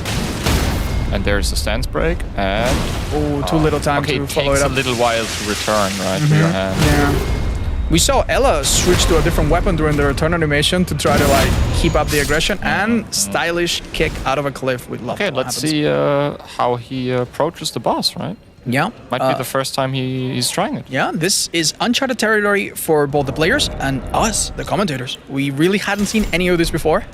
Oh, he's going for the heavy katana. That's great. Okay, I wonder if he figures it out fast with the darkness. Okay. Yeah, the players would do well to realize that they have that lantern in there for a reason, that they should equip it. Maybe that's part of it. Maybe you just need to use the dry leaf. Nice. I feel like that's maybe the hardest weapon for this fight, right? Probably, He's about to find out, maybe. Close combat. Okay. Whoa! He just hit it out of nowhere. He's the chosen one. Okay. Okay. Step one, kick up the air. Are you serious? Okay, the damage is significant here. A retreat is in need. Yeah, he needs to heal up real quick. Drink 2, exactly. And now he's gonna do combat art again, huh? Oh my! Oh my lord! Was that a running? Was that a jumping attack? The boss somehow. Maybe with the headset he can hear sound cues that we are unable to pick up. Maybe, yes. That might be actually true. That he can hear the boss. Either way, this is seriously impressive. That was the best first attempt so far. If he can follow it up just a little bit. If I had to guess, I would say you need a source of light next to the boss, and the darkness slowly disappears. That is a really, really good hypothesis given what we've seen. Yeah. Unfortunately, Hand of Blood is too busy to carry light. He's just gonna punch his way to victory. And honestly, I'm cheering for him. First try That's gonna be incredible. Oh, you can see it now. Oh, maybe. Oh, no. One more chance to heal. Re-summoning the darkness, yeah. No, that's some kind of AoE. Oh, you think it's... He's got it! First try! Let's go, Hand of Blood. That was mighty work. Oh, blood. Yeah. It's so interesting that the non-super experienced Elden Ring players, when given a completely blank state, they adapt so well. Yeah. Maybe the experience works against some of the older players that are used to certain patterns that certainly do not repeat themselves here. That was very impressive work right there. I would also love to have a sneak peek at what Ella is doing next, because he's having a second run and has chosen a more magic-oriented. We see some spells that are familiar, but also some weapons that are not. This is gravity magic. All right, let's have a look. Oh, nice! That seemed to be the right tool for the job. Gravitational missile. Nice hat. Glintstone nail. What else do we have? We have a smith's great dagger. So much like the great hammer, this one can be thrown with a heavy attack. I imagine Ella's going to show us what that looks like in a second. So he's going to use both. He's going to use some magic, and he's going to throw the dagger around. The glintstone nail is also a new spell, correct me if I'm right. This is just absolute fantastic. I love the verticality. This reminds me of the Broom Tower in Dark Souls 2. One of my favorite levels. Glintstone nails. Okay. Oh. He's gonna get eaten here. Oh, wow. Oh, he also has some incantations. These are new. This is the bear we saw, right? Yep. In the trailer, I believe. Yeah. People complaining about how strong the bears are in Elden Ring. Now you are the bear. Okay. All right. Are we gonna see that? No. You just literally scream. Yeah, you scream. Wow, you just blast them. sonar power. There's like a roar, Ash of War in the main game. Now we see what those things on the ground were. Those are switches to activate the elevators. The shortcuts, yes. I noticed earlier, but I couldn't really put my finger on what exactly it was. Now it makes sense. Oh no. Oh, that's Little a grab. long grab here. Oh, he's teetering on the line of falling off. Nice. These attacks. Oh, Divine Bear Feathers. Bird feathers. Show us what that's like. Oh, this is the dagger. No, this is the dagger. Very cool, right? A lot of. Oh, interesting. Okay. It looks a little bit like the. He actually does a lot of poise damage. Oh, he can just like keep going with it. Look at this. That's cool. Wow. Fairly unique. There's the nail again. Yeah. It has a bit of a unique angle. I guess all these spells also stand out in their own way. You see? Like, I think Glintstone, like this looks very much like a spell you want to use in PvP. Oh yeah, that's not even an angle. Slowly sneaks up on your enemy. Yeah, and so they you don't can really know coordinate when attacks. to roll. Yeah. That is a seems to be huge like- part of PvP to just stagger different attacks that come at different times, making it harder to dodge all of them at once. So you basically roll catch your opponent, right? Yeah. I also am really interested in seeing some of the other weapons that we might have not seen yet. Yeah, we could jump over to Miss Mika. She's using some faith. I believe, some. Mika Mika shared a side. similar faith as well. Team Sweden really is on some serious level of coordination. They even decided She also to die. beat the boss, right? I assume. Yeah, I believe so. She's now on a second run, having chosen a slightly different character, this time the magic-oriented one. I love that everyone chose magic second. Once you're out of the familiar, right? It seems like a good idea. I mean, magic is fantastic. I know. love using magic in these games. The Roar of Rugalia. Yeah, that's the one Ella just used, right? Yeah, that's the big bear one. Oh, I see. There's a dry Yeah, this mage has hands. Whoa! You do not want to get hit by all the pellets of that attack that's been made abundantly massive clear. damage right there. Yeah. Very interesting. Very impressive. It's kind of crazy that it seems like the player does a lot of damage, but so do the enemies. Yeah. So it seems like everything has a lot at stake at any given moment. Yeah. And we could maybe go over to Elias, who's still tackling the boss, seeing how he's doing. What do you think about that? Yeah, of course. So soon we're going to have a look at Elias. Elias, please? Oh, there he is. Oh, he's within the boss fight. and Yeah. he's Has he using learned something? He's using the milady. Right. It's funny he reached this boss first, but this gimmick has been cruel. Like this boss, like I gotta fight this myself. in a Our way. head is still spinning. We haven't figured out, and we've seen 5 or 6 people go through it already. It has to do something with the With the source light. of light. Yeah. Absolutely. Yeah, Hob is also suffering at Many the people hands are. of this What we boss. haven't seen yet is Divi. We haven't checked out Divi. Oh, Divi is showing something really interesting. Yeah, and Divi is just showing something really interesting. She's summoned An Ash of War. Yeah. That's those birds. I saw that with Berkman earlier. Yeah. That were roaming. Yeah. And she summoned one of these. Oh, they're called grave birds. Grave birds. So they're the younger cousins and of the. she's doing good work on that. Oh, the grave bird also helps you. It just basically shows you where the boss yeah, is, that's right? no one had ever thought of using summons before. And there she goes. And Divi absolutely Well done. reaping the benefits of that strategy. Yeah. Well done. First one to summon. Wonderful. That was a smart strategy right there, and I think she's going to continue with the magic now, right? Yeah, she'll probably reset and have another go at this area while everyone else catches up. Hop, for example, has seemingly figured out some of the gimmick of this fight. We could pass it over to Hop. He is currently in the fight again. It seems like he has lit up the cave completely, or it happens over time. Am I insane, or is he hitting him with a torch? No, I think he has the torch out because he just doesn't want it to be dark. He is hitting him with a torch, isn't he? Look, he figured it out. Like, I think he's not able to re-summon this darkness. Okay. Oh wow, that move is really unconventional. I love this moveset, I by the way. know. This is such a There- fantastic it moveset. borrows- The weapons are fantastic. Yeah. Like, this boss, I want to have these weapons. And know. I know they're for sure in the game. I'm almost They might be, certain. yeah. See, now they're now it tries to resummon this darkness, and it doesn't really work. Yeah, that's right. And I'm pretty sure what you can do when it jumps into like that, maybe roll into it. Oh, okay. Oh, do you see that move where he gets grabbed? Yeah.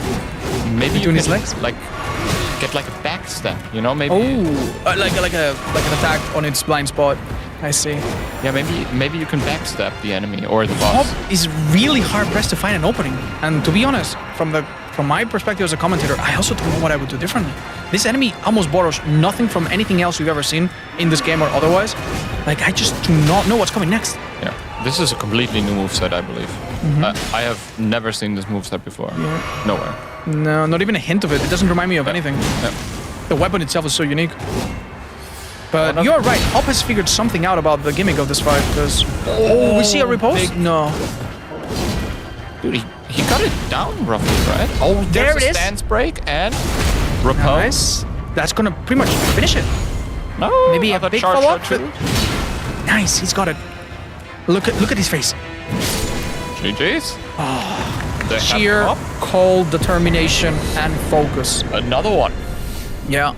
Now we can see Ella dealing with the boss with this boss with magic. Oh yeah, and see true. his chances. He's actually caught up so quickly. Well done, Hob. We're proud of you. Good job. The happy Hob. That's the eyes of a of a hunter who's failed their mark. Oh, there he is. Ella fighting the boss with some faith spells, it seems. If lock-on doesn't work, it's really difficult for your spells to hit anything. So he doesn't seem. Ella still hasn't figured out the light element of this fight, I'm afraid. I think he kind of brute forced it earlier by just. Which is really funny because that's what Nowhere For You did, am I right? Yeah, Nowhere It's For so You funny that you can do that. Basically brute force his way through the fight. But you also have to be a little bit lucky because this boss can attack you from anywhere. Yeah, and we've seen this boss do 80% of a player's entire health despite the armor in just one flurry of attacks. This is such a cool spell. Holy moly. That's I thought that it's I don't know how strong it is, of course, but it looks Miriam's banishing. Absolutely amazing. Have we seen what this one does yet? I don't think so. It looks a little bit like Ella. Yeah, we're gonna have to stand by for Ella to get back on his feet and tell us what he's doing. I think with that spell. Miriam's the sheer look of it, like the spell, how it looks like within the slot. It looks a little bit like what is it called that you put on the Terra Magica. Oh, like an area of effect spell that applies some kind of buff, debuff to a particular area? Maybe it's a little bit something like that. Oh, that's interesting. Yeah, it does have a really unique icon. I wonder if Ella is going to show us what it does in a minute. I hope he uses it. This spell is insane. This is such a cool spell, yeah, I agree. So it pulls in the enemy? Yeah, and then it explodes. Oh, but this enemy has too much weight to it. Yeah. Yeah, do you notice that it did a bit of damage? Yeah. It can just escape it. Yeah, much like some minor enemies, they can be pulled by things like the Force spell, right? I think Kuro Lily just killed the boss as well. Nice job, Kuro Lily. And I assume she's also going to start her next playthrough. Ella seemingly giving up on this magic-oriented character. He might start again. Yeah, thank you. Yeah, there's Kuro Lily. She is at the beginning, right? Is this? No, I think she's walking back. She's walking back out of the boss. Yeah, she's backtracking. Yeah, you're right. we could pick someone that's seeing some action right now. Maxime is currently fighting the boss. Maxime's probably gonna do it, and he's fighting the boss. Wait, is that with a weapon that we haven't seen yet, or is that the dry leaf arts? We'll see in a just whole second. A second, yeah. It's the red burst claw. Can we jump? Oh, yeah. Thank you. He was using I think we haven't seen the red burst claw yet. No, I would love that, but to be fair, a fist type weapon with short reach, it doesn't seem ideal. Like if this boss hits you with both blades, this is.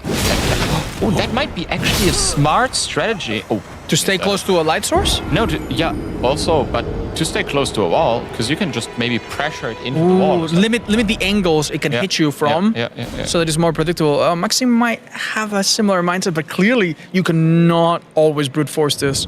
Something's tough about this. I wonder Oh if my you can god! parry. Can we have a quick look at No Way for You and see the insane spell that he just used? Yeah, he just showed us a Miranda Flower spell that casted Oh my some god, I kind hope of like. he used. I haven't seen it. I hope Yeah. he uses it Oh, again. I caught it on the corner of my eye. Hopefully he will. It seemed you know the Miranda flowers that are spread around the lands between that Of course, summon these pillars of light across some vast distance. Mm-hmm. He did that with a spell and the flower appeared on top of him. It was actually really cool. Right. I hope he will show us this magical And moment. what, like, did the flower attack or what? No, the flower just summons the light. Oh, aspect of the Crucible Bloom. Oh, is that what it is? Oh, it's called Bloom, aspect of the Crucible. Yeah, yes. that's the flower. Oh wait, you Well- have to change. Yeah, no, it's a catalyst. It's the wrong catalyst. Right. Come on, Oh, he no doesn't way. have like what do you call it left anyway? Yeah, he doesn't have enough FP. Yeah. Okay, he needs to select the Yeah. right catalyst for this type of spell. He's He being a doesn't bit know. He doesn't. of a dummy. No, doesn't know, yeah. he's a bit confused. Don't worry, he'll figure it out. Yeah, give him time. Yeah, he just needs to switch the catalyst. Just change back to the seal, and then Yeah. you'll be able to use it. He's confused. No, somebody help him out.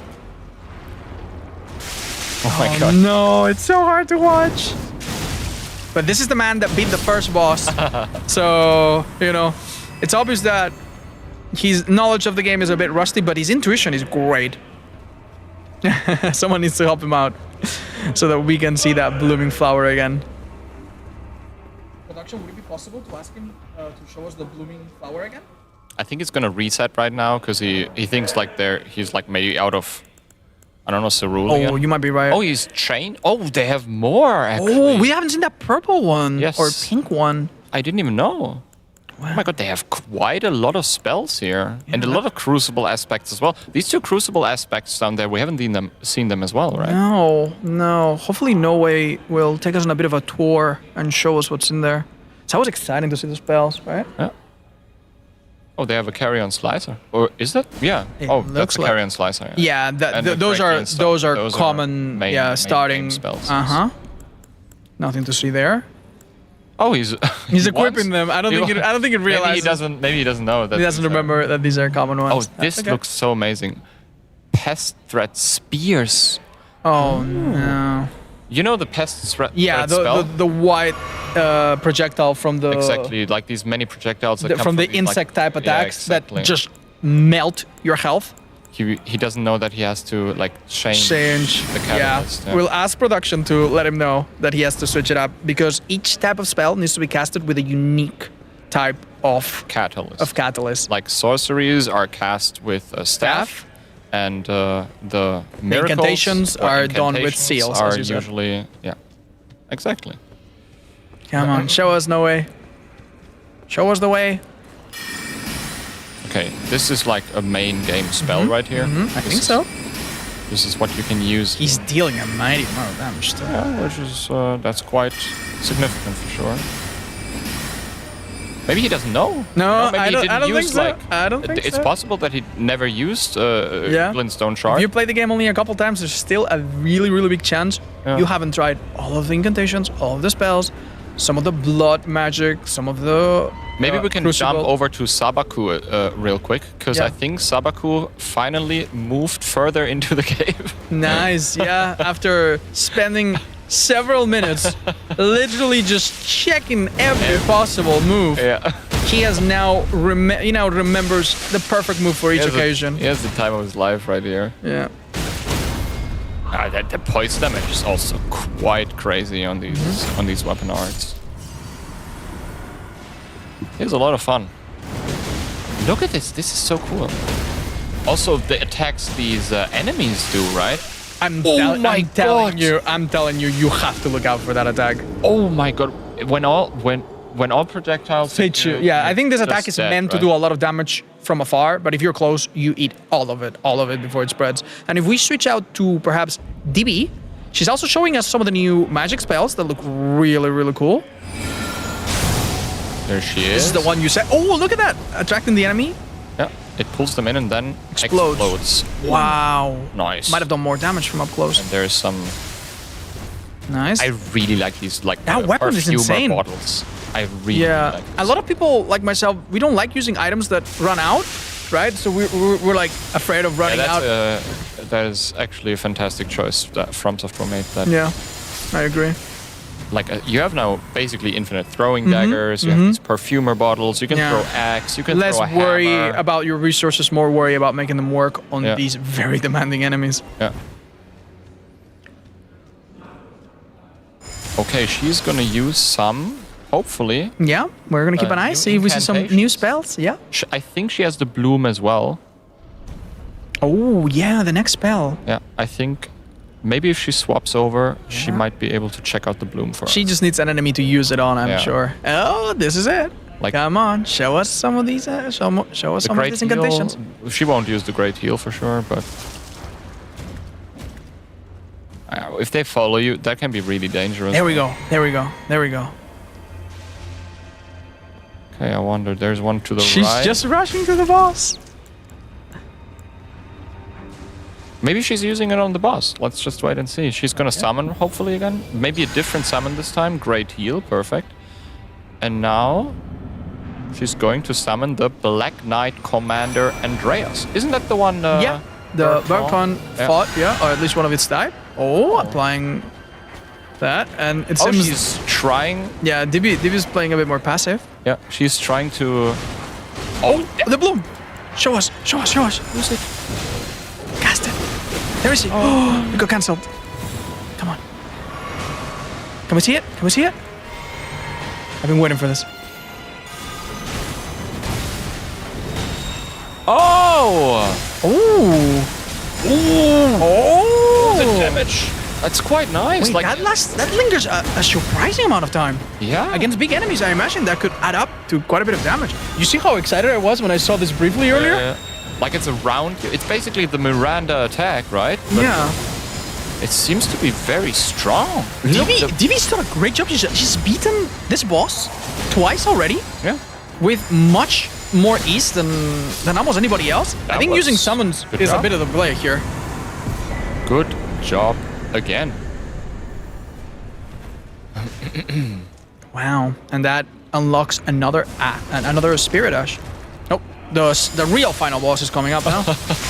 enemies that come into the arena. Oh, my no! God, these guys are that projectile is stronger than anything else we've seen so far. Well, Divi recovers from that and maybe sees if there's anything else to do.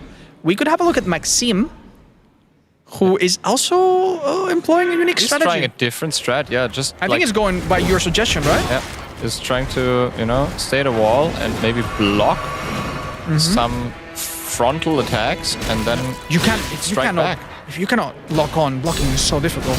Oh, He did a counter attack. Yeah, that was smart. The problem is you cannot out heal this, right? There is no way. It's just too much damage. Yeah. Like imagine you would go here like on a with a low level character. How do you beat this? It would be slaughtered. Yeah. Oh my god. Oh no, he's being carved up. It's just a matter of time now. Hey, he hit it, and he's No, Maxime will need to do some introspection. His face now betrays his feelings, and figure out exactly how to do this. But they're capable. They'll figure it out. They can always ask for some help as well. Who are we excited to see? It seems Hand of Blood is also trying, and he's using the perfumer bottle that we've praised so much. Let's see if it works. Does good damage. Okay. Oh, I'm not too surprised. But the boss does also good damage, unfortunately. Look at his face, his focus. Well, he's locked in. He wants this to happen right now. Nice. You're right, actually. Yeah, this is good damage. All in. Little break. Okay, now he's like invisible again. He just How jumps. did that happen? He just jumps into. You see this? He just jumps into the shadows, out of the shadows. It's. You made a very sharp observation earlier. You said that when both blades hit, the damage is insane, and I think that's what really makes this enemy dangerous. He has two unique hitboxes, and they both deal different instances of damage. Yeah. Wow, how to avoid this? Yeah, you. Like, basically, I guess you don't really with these fast bosses, sometimes I feel like you don't really want to roll away from them. Sometimes you just want to like maybe roll into a spin attack because they just keep hunting you down anyways, you know. But That's yeah, at least what oftentimes works. I think Ella is about to test the bear claws. Yeah, we would love to see that. Could we jump over to over there? Yeah, we're seeing a bit of the description. Yeah. I think the bear claws is a Fist type? Let's see. weapon. Oh, but this is not like the other fist weapons. The red bear hunt. Okay, show us the red bear hunt. All right, we'll look at moveset. It's very cool. Oh my god. This isn't the Ash of War. This is just the R2? Yeah, I think so. What? You just become a feral dog. That's the that's Ash of War. The Ash of War, yes. So it has some kind of wind property to it. And also, we got a note. These have bleed. Yeah, they do bleed, build and up. they scale off dexterity, if I'm not mistaken, right? Yeah. No, sorry, strength. Oh, yeah. Yeah. I think we got a glimpse. Yes. They look cool as well. Yeah. They have like some style points on top. It's quite insane to know that almost anything we've seen, none of it is recycled, none of it is borrowed, almost all of it is unique. This DLC, and we're just seeing a glimpse of it. Just to think of the insane amount of content that we're gonna get our hands on June 21st, which is what, a week away? Yeah, it's almost like, it's less than a week. Less than a week? Yeah. 6 My days. goodness.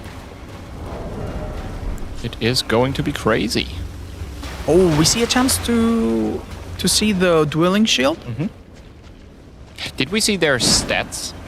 No, Did but they I open up their like no, stat but I recall that there's a strength-based one, a dexterity-based one, and the there mage. are. So this might be the dexterity one. I'm not too sure. Okay. The hammer, my absolute favorite so far. Yeah, I definitely stand out among all the weapons. Should we see how No Way For You tackles with the boss this time with spells? He has the spell that we haven't seen yet. That He summons Pest in Threat and he Spears. uses Pest Threat Spears. Why are they I'm excited pink? to see that. But he needs to lock onto the boss. Yeah, Like, he needs to won't lock be on, so some light needs to happen. He won't be able to use it if he doesn't lock onto the boss. No. Wrong button. Wrong button, buddy. Okay, that's cool. Oh! Oh, it didn't hit it. That was Yeah, no, you need to lock on. It doesn't have homing properties. He can't lock onto it. He needs to see it No, first. no, and now you're I out guess he of needs a source FP. of light and then he can like lock onto it. Yeah, he's so confused. He doesn't understand. They don't like automatically attack. Okay, this is giving me Black Iron Tarkus vibes though. This Black Knight is literally soloing this boss. But his HP is running out. But it's also quickly. plus 10 summon, of course. Yeah, right? that's true. So some of them are really, really strong. And a great help. Yeah, it was really. Oh, now we can log on. Oh, nice. Glintstone nails. Those are also my god! damage. That was quite big. Let's see if we use those pest nets. Okay, that's the normal. Even the Glintstone normal shard. attack is so strong when it can lock on. Yeah, Glintstone shards. Yeah, are no way great. out. Glintstone No shards way are out. really Trivialize this strong. fight almost. Well done. We got it again. Nice job. Should we have a look at Hob? I believe he has not beaten the boss yet and has been trying for quite some time now. Yeah, it's doing, with a bit of a unique strategy. Yeah, he has like a different approach because Yeah. he is naked. Let's figure out what exactly he is doing other than sit and think. Oh, he also changed the talismans around, I believe, a little bit. We have stamina, some defense, some special defense there. Do you recognize the fourth one? The second one? The last one. Wait, let me take. Yeah, the last two are defense. What's the second one? The second one is the Erdtree. Oh man. What does it do?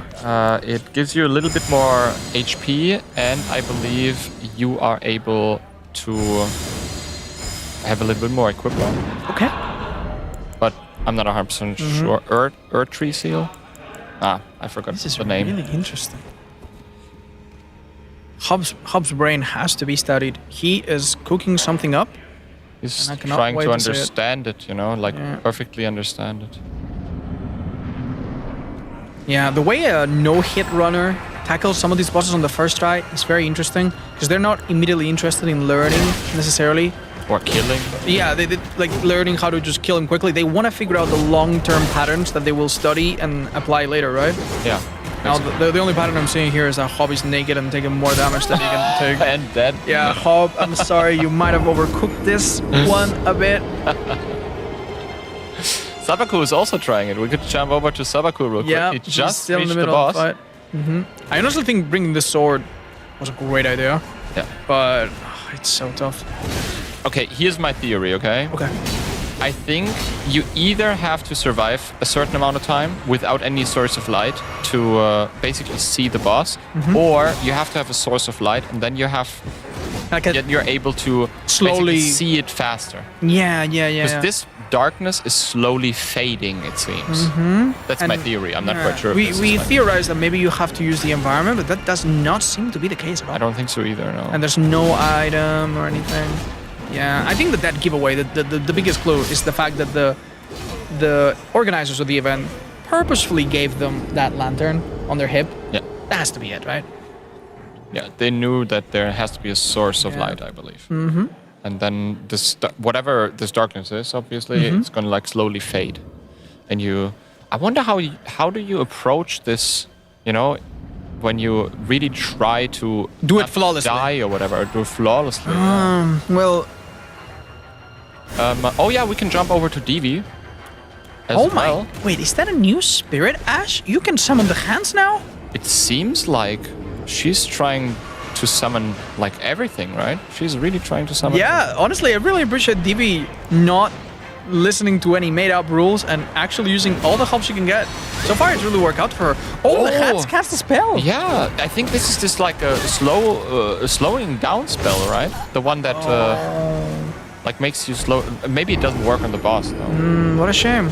Well, we'll learn more. Also, I guess that dagger, I gotta say, is really cool. The fact that you can throw daggers over without and over counting again. items, I know. I would really like to play with that dagger. That is probably one of the cooler weapons here. Let's see. Is she? Oh no! Oh, now this is she's the going Black for Knight, which has a proven record of kicking butt. Yeah, it's very strong summon, it seems. Do you think doing some kind of fire damage is what dispels this? Because Divi seems interested in doing some kind of torch attack. I don't know. I can't really tell, to be honest. These are also very cool. These twin blades, like I don't know if you remember, but on Dark Souls 3, the twin blades from the mercenary at the beginning. I know. They just became the standard weapon to just melt enemies, and this looks very much like it. It looks very much like those, and those were one of my favorite weapons on Dark Souls 3. I guess they feel great to use. I can see why. They're quick. They have great scaling. Oh, it's the same with these ones. Nice job. Is that the third time Divi gets the boss? If we look at Ella right now, he's using a weapon on this boss that we have never seen anyone else use so far, the dueling shield. Okay. Let's have a look. He's just able to block? That's really and smart. takes very little stamina damage for that.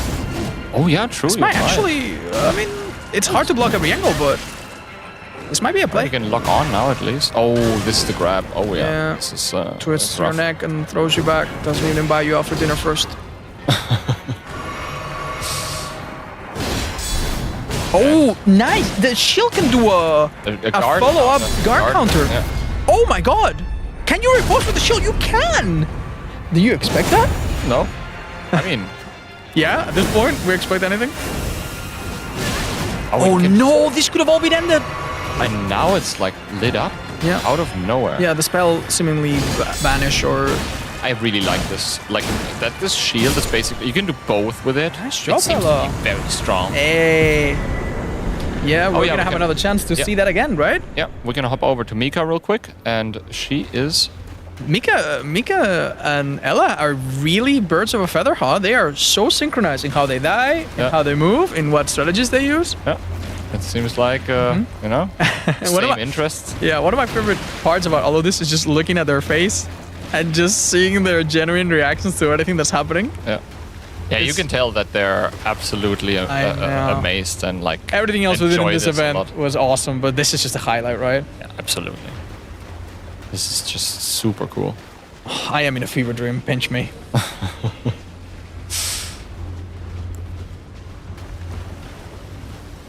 Oh, she's swapping to the dry leaf. To the dry leaf. I really like the dry leaf as well. I mean, we have certain fist weapons, obviously, on not only Elden Ring. Yeah, also. but they're pretty conventional, right? The attack, This the is completely follow up. new, yeah. This flows in a way that is almost like a dance.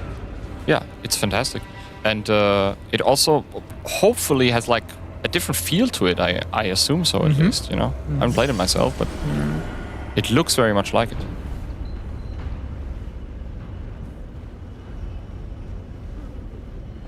I wonder if she's going to she's try headed to the boss really quickly. And I'm also asking myself the entire time, is there a way somehow to make this boss fight like visible, or the boss itself visible some kind of immediately? condition that could prevent it. Yeah. That might be something that our players just don't have access to yet. Maybe before you reach this cave, there might be some You think source of that light. this like attack at the beginning where it summons like the darkness basically? It seems scripted. Yeah, it is scripted, but do you think it has a hitbox? Oh, I think you're calling back to something that happens in some of the other games, where if you somehow manage to dodge at the perfect time, you wouldn't be hit by it? Not necessarily, no, that's not what I mean, but maybe you can like reach it or throw at it or something and like interrupt it. Oh, like it can be interrupted. That's fascinating. No one so far seems to have tried to interrupt it. That's interesting. Maybe that's possible, I don't know. Okay, well, we're gonna Mika cross now our fingers. a same approach with the shield as well, which is a very smart one, because these guard counters seem to be fantastic on this boss. That's doing so much damage. Look, she just stood at the wall, and now she can see the curse blade. Yeah, we are so puzzled by this, right? It's just... I mean, we just try to figure it out. We are but- two people, and we still haven't figured it out fully, which I think is a great sign of things to come. I don't know about you, but I find it really endearing how the community has misconceptions, misunderstands certain things, you know, and slowly together, after a few weeks, we learn exactly how things work. That's exactly what makes this game so great, right? I know. That you come together as a community and figure it out. Not a lot of games trust you to be able to figure difficult things out quickly. This game not only trusts you, but it also expects you to do it over time and over multiple repeated playthroughs and visits and returning and retracing back your steps. And you can tell that most players do really enjoy that. I know. Well, there's a reason why this game has sold 25 million copies, and it comes at the end or after a very successful series of games that also charmed all of us. Yeah. That is true. Okay, Mika now trying to use the axe, it seems. Okay, it's gonna be difficult because it's a targeting weapon, right?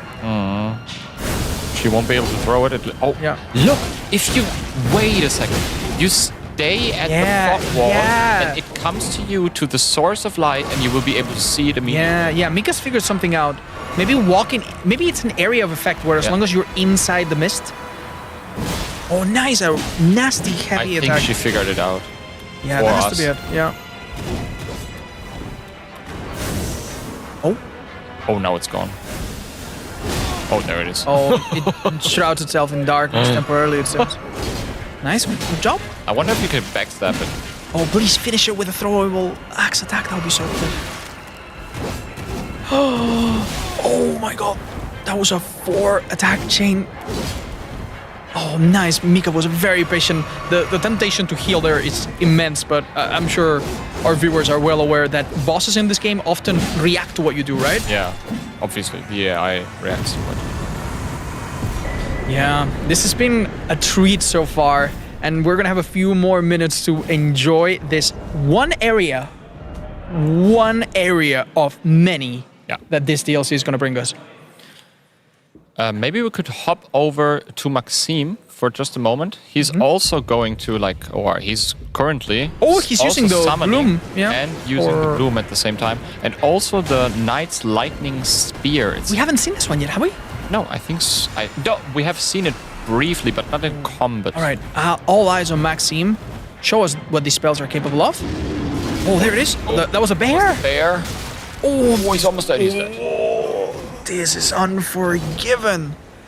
I think the moment it's invisible, it's much more aggressive almost, right? Yeah, no, there's definitely something you can do wrong with this boss, and it does not forgive you when that happens. The spells are a bit difficult since you typically rely on targeting, right? And it seems quite shaky in this fight. Okay, he's now summoning the Andreas. Yeah, that one's been quite reliable so far. Probably will be a staple of many people's first playthrough through this DLC. It's also very cool looking. Look at that! Look, he just.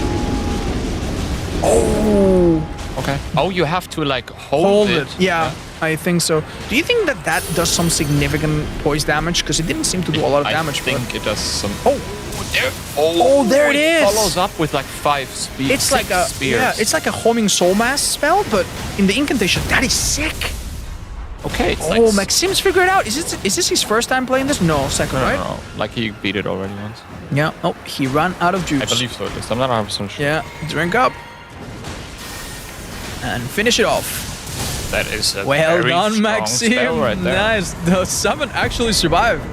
That knight has seen some stuff. At this point. If we see Ella, he's also trying some unconventional spells. And it would be really, really nice to see what he's up to. Look, these birds also, they have some cool attacks, right? Yeah. Like Black Flame or something. The caster's curse, Ella, does not perform well under scrutiny. Yeah, they're called the Grey Birds, so they might be related to the Death Right Birds that we see in the main game. You know, the ones that carry the Black Flame and so on. That's why they have this Black Flame coming out of their mouth. Okay, it's all coming together. It's all coming together. Wrath from Afar. Wait, have we seen that one? I think we have not seen Wrath from Afar. Ella, show us what this one does. This is... Oh, the Finger Creeper, okay. Nice. Okay, he's waiting at the area. That's smart, yeah. Yeah, okay. Can we lock on? Okay, let's see what this spell does. It has to be afar. Yeah. It teleports you! Oh, no way! It teleports you to a random area! No way!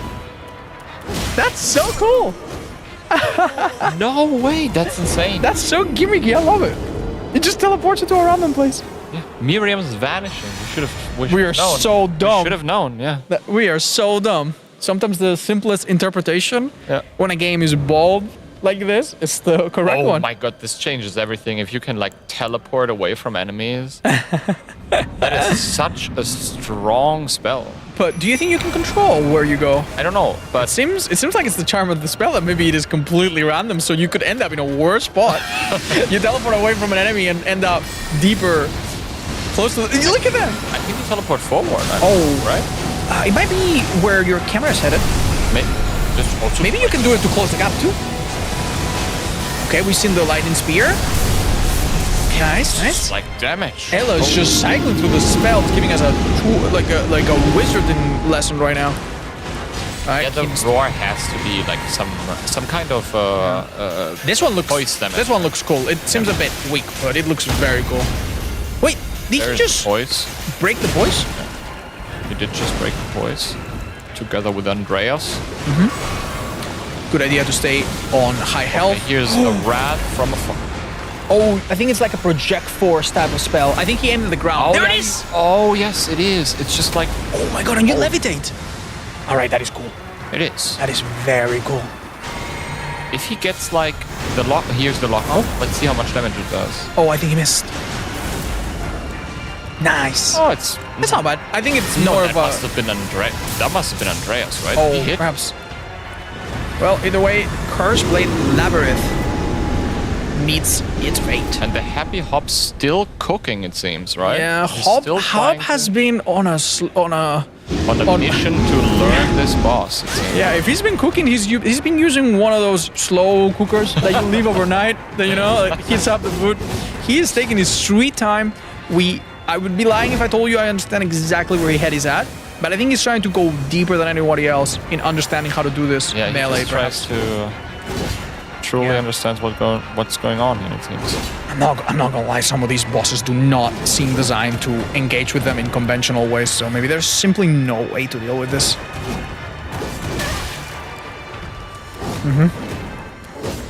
We are witnessing the final moments we've been having the privilege of witnessing, and very soon after this, it will be a time for a farewell. So, Hob, all eyes on you. We are cheering for you. Give us the successful run, right? That would be nice. Yes, that would be a very cool wrap up for this segment. That damage. That damage is very, very good, that's true. Yeah. He seems to have outweighted the spell of darkness. And it's also, to be honest, it seems to be like a weapon that is fairly quick for the amount of damage. For a colossal. It does. Yeah, no. I can see this being a standout in terms of damage. Okay. Nice, he's figured out some patterns, right? yeah. Seems like he... All right, now we're back into the fray. Yep. He's waiting for it. Yeah. Does he know how to do... Oh, I was thinking maybe he was listening for some cue, but this is brutal. And only a taste of what is to come on Shadow of the Erdtree coming June 21st, which is 6 days, which is blink and you'll miss it. Mark your calendars. I don't need to tell you any of this. You've all pre-ordered it. We all know that. But that was amazing. Absolutely. We are nearing the end of this amazing event. Yep. How are you feeling? I am feeling a little bit overwhelmed right now. Yeah. There was so much input in terms of like DLC content. Yeah. I can't wait to play it myself, of course, and I'm beyond excited. Let's touch base with Ginny, who also has something to say. Hi, Ginny. Okay, you guys sound so incredibly excited, and I think everyone that I've seen so far in chat, because I have been keeping an eye on chat, they are like mind blown with what we've seen so far. I want to ask each one of you if you can give me what has really just blown your socks off the most. I'm going to start off with you, Dino. I don't even know where to start, to be honest. Everything, like the layout of this dungeon, I thought it would be a fairly straightforward cave, but it seems to be like much more than that. The weapons they got, like I know. So many weapons, so many cool weapon arts. I don't know, I could go on like for the next 10 minutes. Right. That's it, but because you're going to have to give it over to Otz now. Yeah. He's going to have to answer the exact same Well, question. there's maybe 3 things certain in life. And Okay. the third one is that expansions for From Software games never disappoint. Absolutely The normal not. enemies fight like bosses. The bosses fight like nothing else. Everything goes beyond your expectations, and we've only seen a sample of it. I know. I cannot wait. Yeah. This is super exciting, and I can hear the excitement and the emotion in your voices when you're covering. And I just want to say you guys have done a formidable job today, covering us through the action, but also through the expansion and having the playthrough with Bertrand. So thank you, both you, Dino, as well as yourself, Odds, for walking us through everything and giving us some of the incredible insight. We really appreciate it, and it made the show just so much more enjoyable. Thank you very much for having us. But sadly, for everyone, this does wrap up our time together. Thank you so much for everyone for joining us here today at Red Bull Levels for this exclusive early look at Elden Ring Shadow of the Erdtree. With the help of our 10 fantastic content creators and our amazing casters, Dino as well as Odds, we got a taste of this new epic expansion and its stunning new content, and we couldn't be more excited for its release.